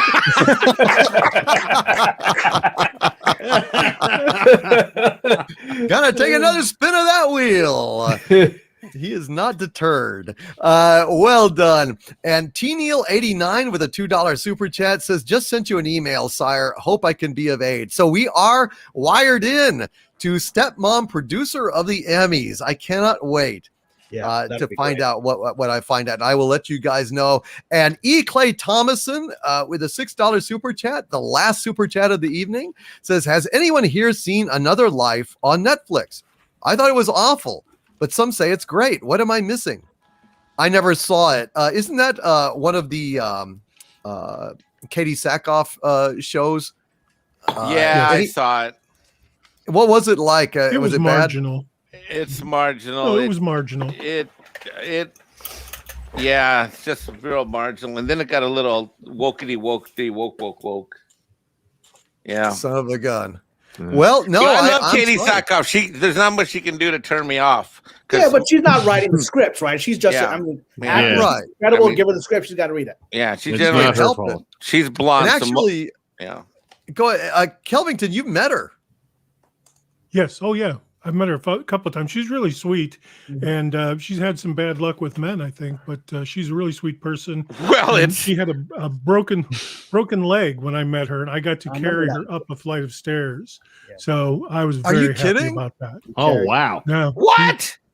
Are you serious? She had a broken leg. I knew she had a broken leg, but you didn't tell me you carried her up. Why? Because you were afraid I would self-destruct and be... hold on, Doomcock. Hold on. Dibs, and it's Hispanic Heritage Month. Put in a good word, Kelvington. Mexican Iron Man's ready to send me in, coach. Send me in. Take one. We were in the green room at the con, and she had to go to the next floor, and there was no elevator within 1,000 yards. Wow. And she came to the stairs, and I was coming with her, and I said, "Well, I'll just carry you." She goes, "You can't carry me." And I'm like, "I'm 6'4". I can carry 2 people. I just picked her up, cradled her up, and walked her up the stairs without even touching a rail. And afterwards, she gave me a nice little kiss on the cheek and said, "There are still some gentlemen left." Smooth. Well, did you mention that there's also Mexicans around too? Oh, you prick. Boy. And he's really going to be an Iron Man for her. Absolutely. That's what the Iron Man is going to man. Yeah. Let me tell you something about Kelvington. This guy has lived a charmed fucking life. One of the most interesting lives I've ever heard. And someday, Kelvington, we're just gonna go mano a mano and reveal to the world your wealth of incredible stories, like Peter Falk, for example. My God. What? Yes. Oh no, he knew Peter Falk. Oh wow. What? Man. He hung out with Peter Falk. That's worth of an entire. That's worth of a whole. That's a whole. Yeah, I mean, yeah, exactly. I'm not gonna, I don't want to reveal anything that you don't want me to, but I just want people to know. Mad respect for Kelvington. This man has lived. That's all I'm gonna say. Someday we'll maybe tell some stories, huh, Kelvington? Absolutely. We'll have a night when there's not a ton of people, online with us, and we'll tell the tales. It sounds great, man. He's just a hell of a guy. All right. Actually, there was one more super chat that came in, and then we're gonna. Before we jump to it, I said I will not make any comment about Katie Sackhoff because I worked with her, although she is quite lovely. I will say that I would have. Oh, you got a picture? I would say that I have. Oh, okay. Of course. Here we go. Oh, let's see. Yeah, here we go. Well, let's see the picture, then I'll tell my story. Oh wow, look at her. Look at how radiant she is. Yeah. She's magical. She's absolutely magical. She is adorable. My God. Yeah. Wow. Thank you for sharing You that. know, that picture's damn near perfect. If only there was a Mexican Iron Man in there. I know. She's sitting down because she has a broken leg. Yeah. Wow. You're a good guy, brother. I love Kelvington. He's such a good guy. Oh, wow. Kelvington is great. Everyone here is great. I mean, you look out at this room here, and I love every damn person in it. You guys are amazing, and you guys are absolutely part of history tonight because we went over 6 hours. Wow. We did, and you still have almost 700 viewers still. Wow. Yeah, we do. Oh my God! It's 2:43 in the morning. I didn't even realize it was that late. I didn't either. I mean, I had so much fun. This flew by. It flew by because of the quality of the chat and all of you guys. And I just want to say, we've got to make Gary and Doug and all these guys regulars, right? I don't think I've been on with Douglas before. I'm not sure. I don't think I have. Douglas is always on.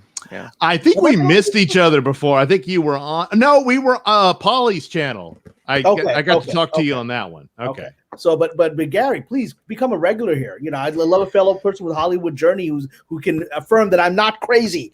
I think no, you're not crazy. Boy, you're not crazy. Yeah, I think I can make this a regular thing. Sunday nights, sure, why not? All of you guys are welcome anytime. Okay, you know that. Tom knows that. I don't bug Tom. I know he's one of the busiest. He really is one of the busiest men on YouTube. I mean, my God, between Mead and Mead Radio and Midnight's Edge and guesting everywhere and toxic femininities everywhere. Yeah. Well, it doesn't help since I got that disease. The ligma? Oh, no. Oh, Jesus, criminy Get well soon, Tom. No, I'm good. You don't have a disease, do you? No, I love to hang out with you guys, and it's always fun to pal around with Doomcock and whoever he brings on these shows. And Mike sleeps on my couch, so I see him all the time. But Yep. Tom, I was gonna ask you, can we get some new pillows here? Because I feel these other ones here, they're a little, not fluffiest. All right, I'll work on that. Okay. You guys are amazing. And it's just been a blast. I can't believe the time flew by like this. It's crazy. This was like one of the easiest live streams I've ever done. and I was in such low spirits. I know earlier. the Thank pre-show. guys. You did. I could tell you were in a good mood at the pre-show. I could tell. You guys are the best. Xenobit with a $5 super chat says, "I want rabbit chicken cartoons, video games, and comics." No! Oh my God! We're world building. We're world building. I love it. Coming soon. We are, man. It's amazing. Thank you, Xenobit, for putting the Ligma curse on me. And Nicholas Horton with a £5 super chat. Thank you, Nicholas, who stays up all night with us. This guy is amazing because it's like, I don't know, it's like 3 days later in the UK, I think, right now. And he says, Katie should have been cast as Captain Marvel, Ms. Marvel back in the day. Yes. I agree. She can do no wrong as far as I'm concerned. She was fantastic as Starbuck. And you know, I know professional when I worked with her. I mean, really one of the most professional people I've encountered in this town. That is fantastic. I can't believe that. I mean, I wouldn't even, I don't, I'm stuttering just thinking about being in the same room with her. There's just, you know, you ever be around women who are just too beautiful that you can't even really look at them, like like you feel embarrassed to even look at them. They're so beautiful. Yes, can I tell you a story about that very quickly? I know it's late, but I want to tell you a story. I appreciate it. So some years back, I was invited by a friend of mine who's a big time director. He said, "Well, come out to the bar and I'll introduce you to some friends." And we went to the bar and we met the director of he directed Gattaca. And what was the movie about? It's the movie about the beautiful woman that's actually the AI. Oh yeah. What was her name? What was it? Simone. Yeah. Simone. So the actress who played Simone was actually, she was a supermodel, who played the actress in that movie, and of course the director married her, right? And so we were there, and we were in the room, and there's Andrew Nicholas, big time director, right? And his wife is there, and she's literally a Victoria's Secret supermodel, right? And I'm sitting at dinner with these two, and his wife kept talking to me. I couldn't look at her. She was so stunning that your breath stopped. Your heart was. Yes. You can't. I was like, and the whole time she talked to me, and I was like, and I would respond by looking at her husband and answer by looking at Andrew. I couldn't look at her. It was that, because I was a blithering idiot there. I couldn't believe I'm sitting in the table with this woman that is beyond 10. I didn't understand it. I know. It's like if you look at them, you know you're gonna blush. Yeah. And then it's just too much. I mean, yeah, there you go, Kelly. Wow. Look at that. Yeah. Oh my God. How do you look at? Well, it's perfectly understandable, Cameron. Rachel Roberts was her name. Yep. Oh my God. Yes. I'm finding some old pictures of her on. Oh my God. Yeah, look at that picture there. Well, look, anytime you guys have a hard time looking or talking to a smoking hot chick, just send the Mexican and he'll talk to anybody. Yeah. You guys are masculinity, man. You guys are very rare. Aztec and Spaniard blood in you.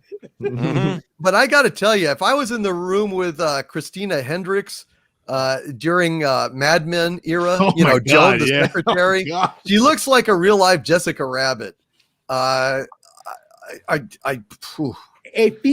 friend of mine who's an actress knows her very well and said that women have that reaction to her. She said whenever Christina's in the room, women start getting flustered. She really is that person. She's like Marilyn Monroe. She just exudes this glamour and femininity that other women don't know how to deal with. It's so overwhelming.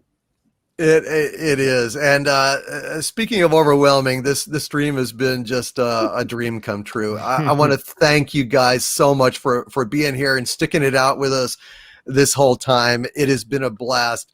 Let's just go around and plug anything that you want to plug. Gary Ambrosia, do you have anything at all that you want to plug or publicize or anything? Yeah, my good friend and brother Daniel Bridges just completed a graphic novel that I executive produced for him called The Zombie Game. Unfortunately, I don't have any links or anything, but if you do a Google search for the Zombie Game, that's a book that I just put out. I'm not sure the status of it right now. I know the status of the comic book industry, so but it's a cool book. The art's great. And I'm real proud of it. So yeah, there you go.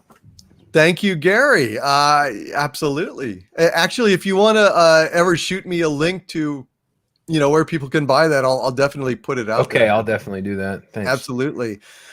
Mexican Iron Man, plug away. What are you working on? Let's see. Tuesdays and Thursdays, I'm with Tom on the sofa doing Midnight's Edge After Dark. That's at 7 o'clock Central. Saturday, 7 o'clock, I have Why We Love Star Wars with Loki's Mornings of Mischief. And other than that, I can't wait to be here every single Sunday, and it's the highlight of my week. And I love you. I love you too, brother. Thank you. It's late, isn't it?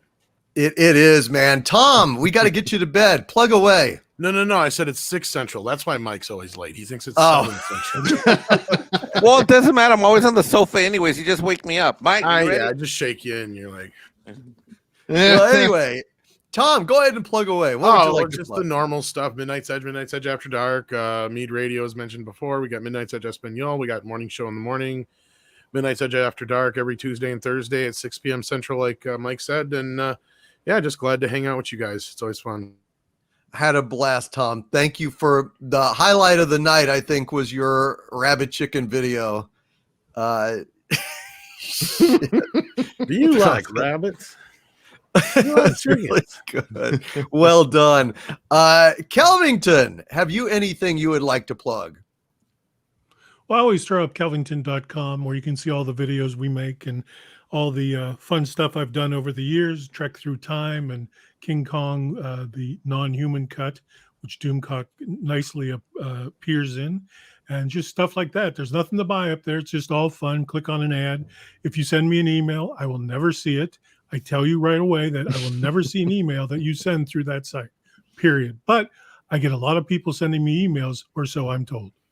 Hail Kelvington, and Trek Through Time is amazing. He does a mashup of original Star Trek and Doctor Who, and it's amazing. In fact, Shatner liked it so much. Didn't he write you a letter? Yes, he wrote me. He said essentially like, "Thank you for saving Jim Kirk, something nobody else bothered to do." And wow. I framed that. And I still have it up on my wall in the living room. Oh, wow. Good Excellent. God. Wow. Excellent. Check out kelvington.com.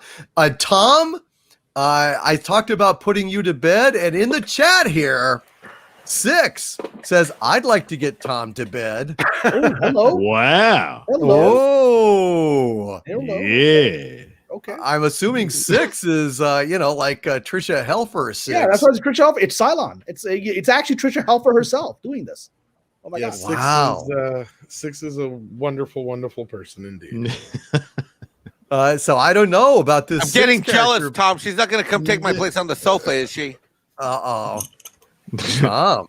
Just be Great glad stuff. she doesn't live very close, huh, Mike? Yeah, I guess not. She might not take Tom, over the sofa, but she'll be like, Mike can't stay here no more. Uh-oh. Actually, I think is that her clutching your thigh there? Sure. Oh, wow. Yeah. Here we go. Wow. Okay. I have no issue with that. It I all guess. makes sense now. I just wonder where her hand went. I mean, Oh, wow. It went between Okay. the pillows. Oh, yeah. You like All right, a I'm going to puppet. give you a quote, Tom, from the 13th Warrior. A gentleman does not discuss such things. I try not to. I try That's to. a line from the 13th Warrior. A gentleman does not discuss 6 says I'll sit on the console between you two. Hey, that works. Ooh. She just wants to watch TV with us. See. Oh, free cable. I know the feeling. Yeah, Harvey wants a pizza, beer, free cable, and some girl cutting the crust off his sandwich, as he likes to say. Douglas Nelson, plug away your many channels. Well, yeah, I know. There's many. The Nelson Ratings is the main one here on YouTube and other video platforms. The podcast is the Mr. Nelson Show on RadioMisfits.com. Now, that contains dark and raunchy humor, but I won't discuss those things because I'm a gentleman.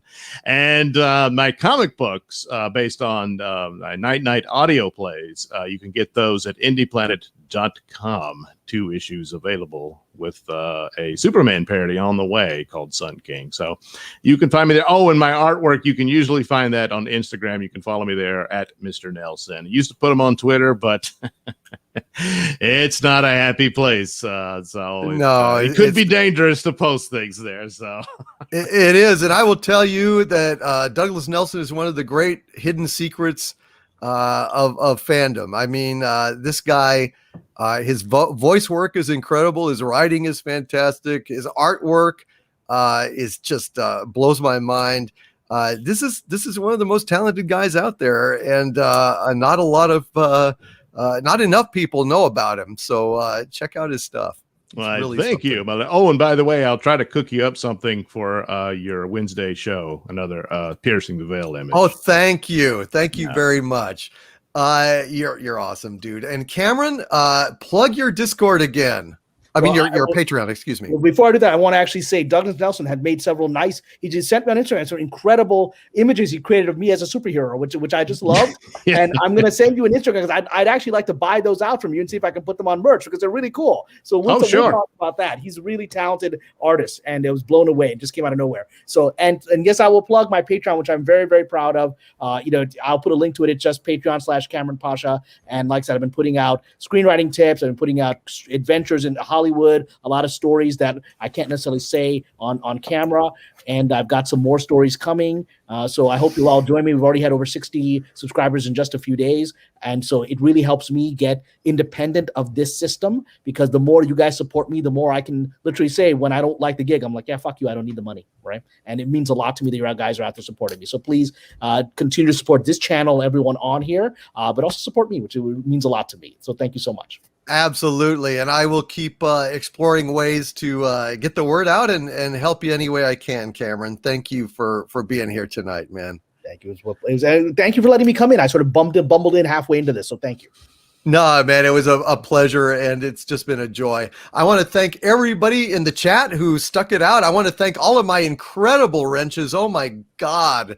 You guys are heroes. You guys are absolute heroes, and I love the hell out of you. Thank you, my dear wrenches. Thank you all for being here tonight. And Kelvington, I believe we've got a graphic here to send us to bed. Hey, Doomcock production. Hail, Kelvington. Thank you for making that for us. And from the center of the earth, guys, this is Dictor Van Doomcock, Cameron Pasha, Gary Ambrosia, Tom Connors, Mexican Iron Man, Kelvington, Douglas Nelson, bidding you all, my friends, have a wonderful week. And do not forget, as always, to stay angry. Come back and see us this Sunday. And, of course, next Sunday and Wednesday, Cameron Pasha, Eric Sullivan, and I are going to be talking on Piercing the Veil about esoteric subjects. So come and join us for that as well. Good night, everybody. Thank you, and have a great weekend.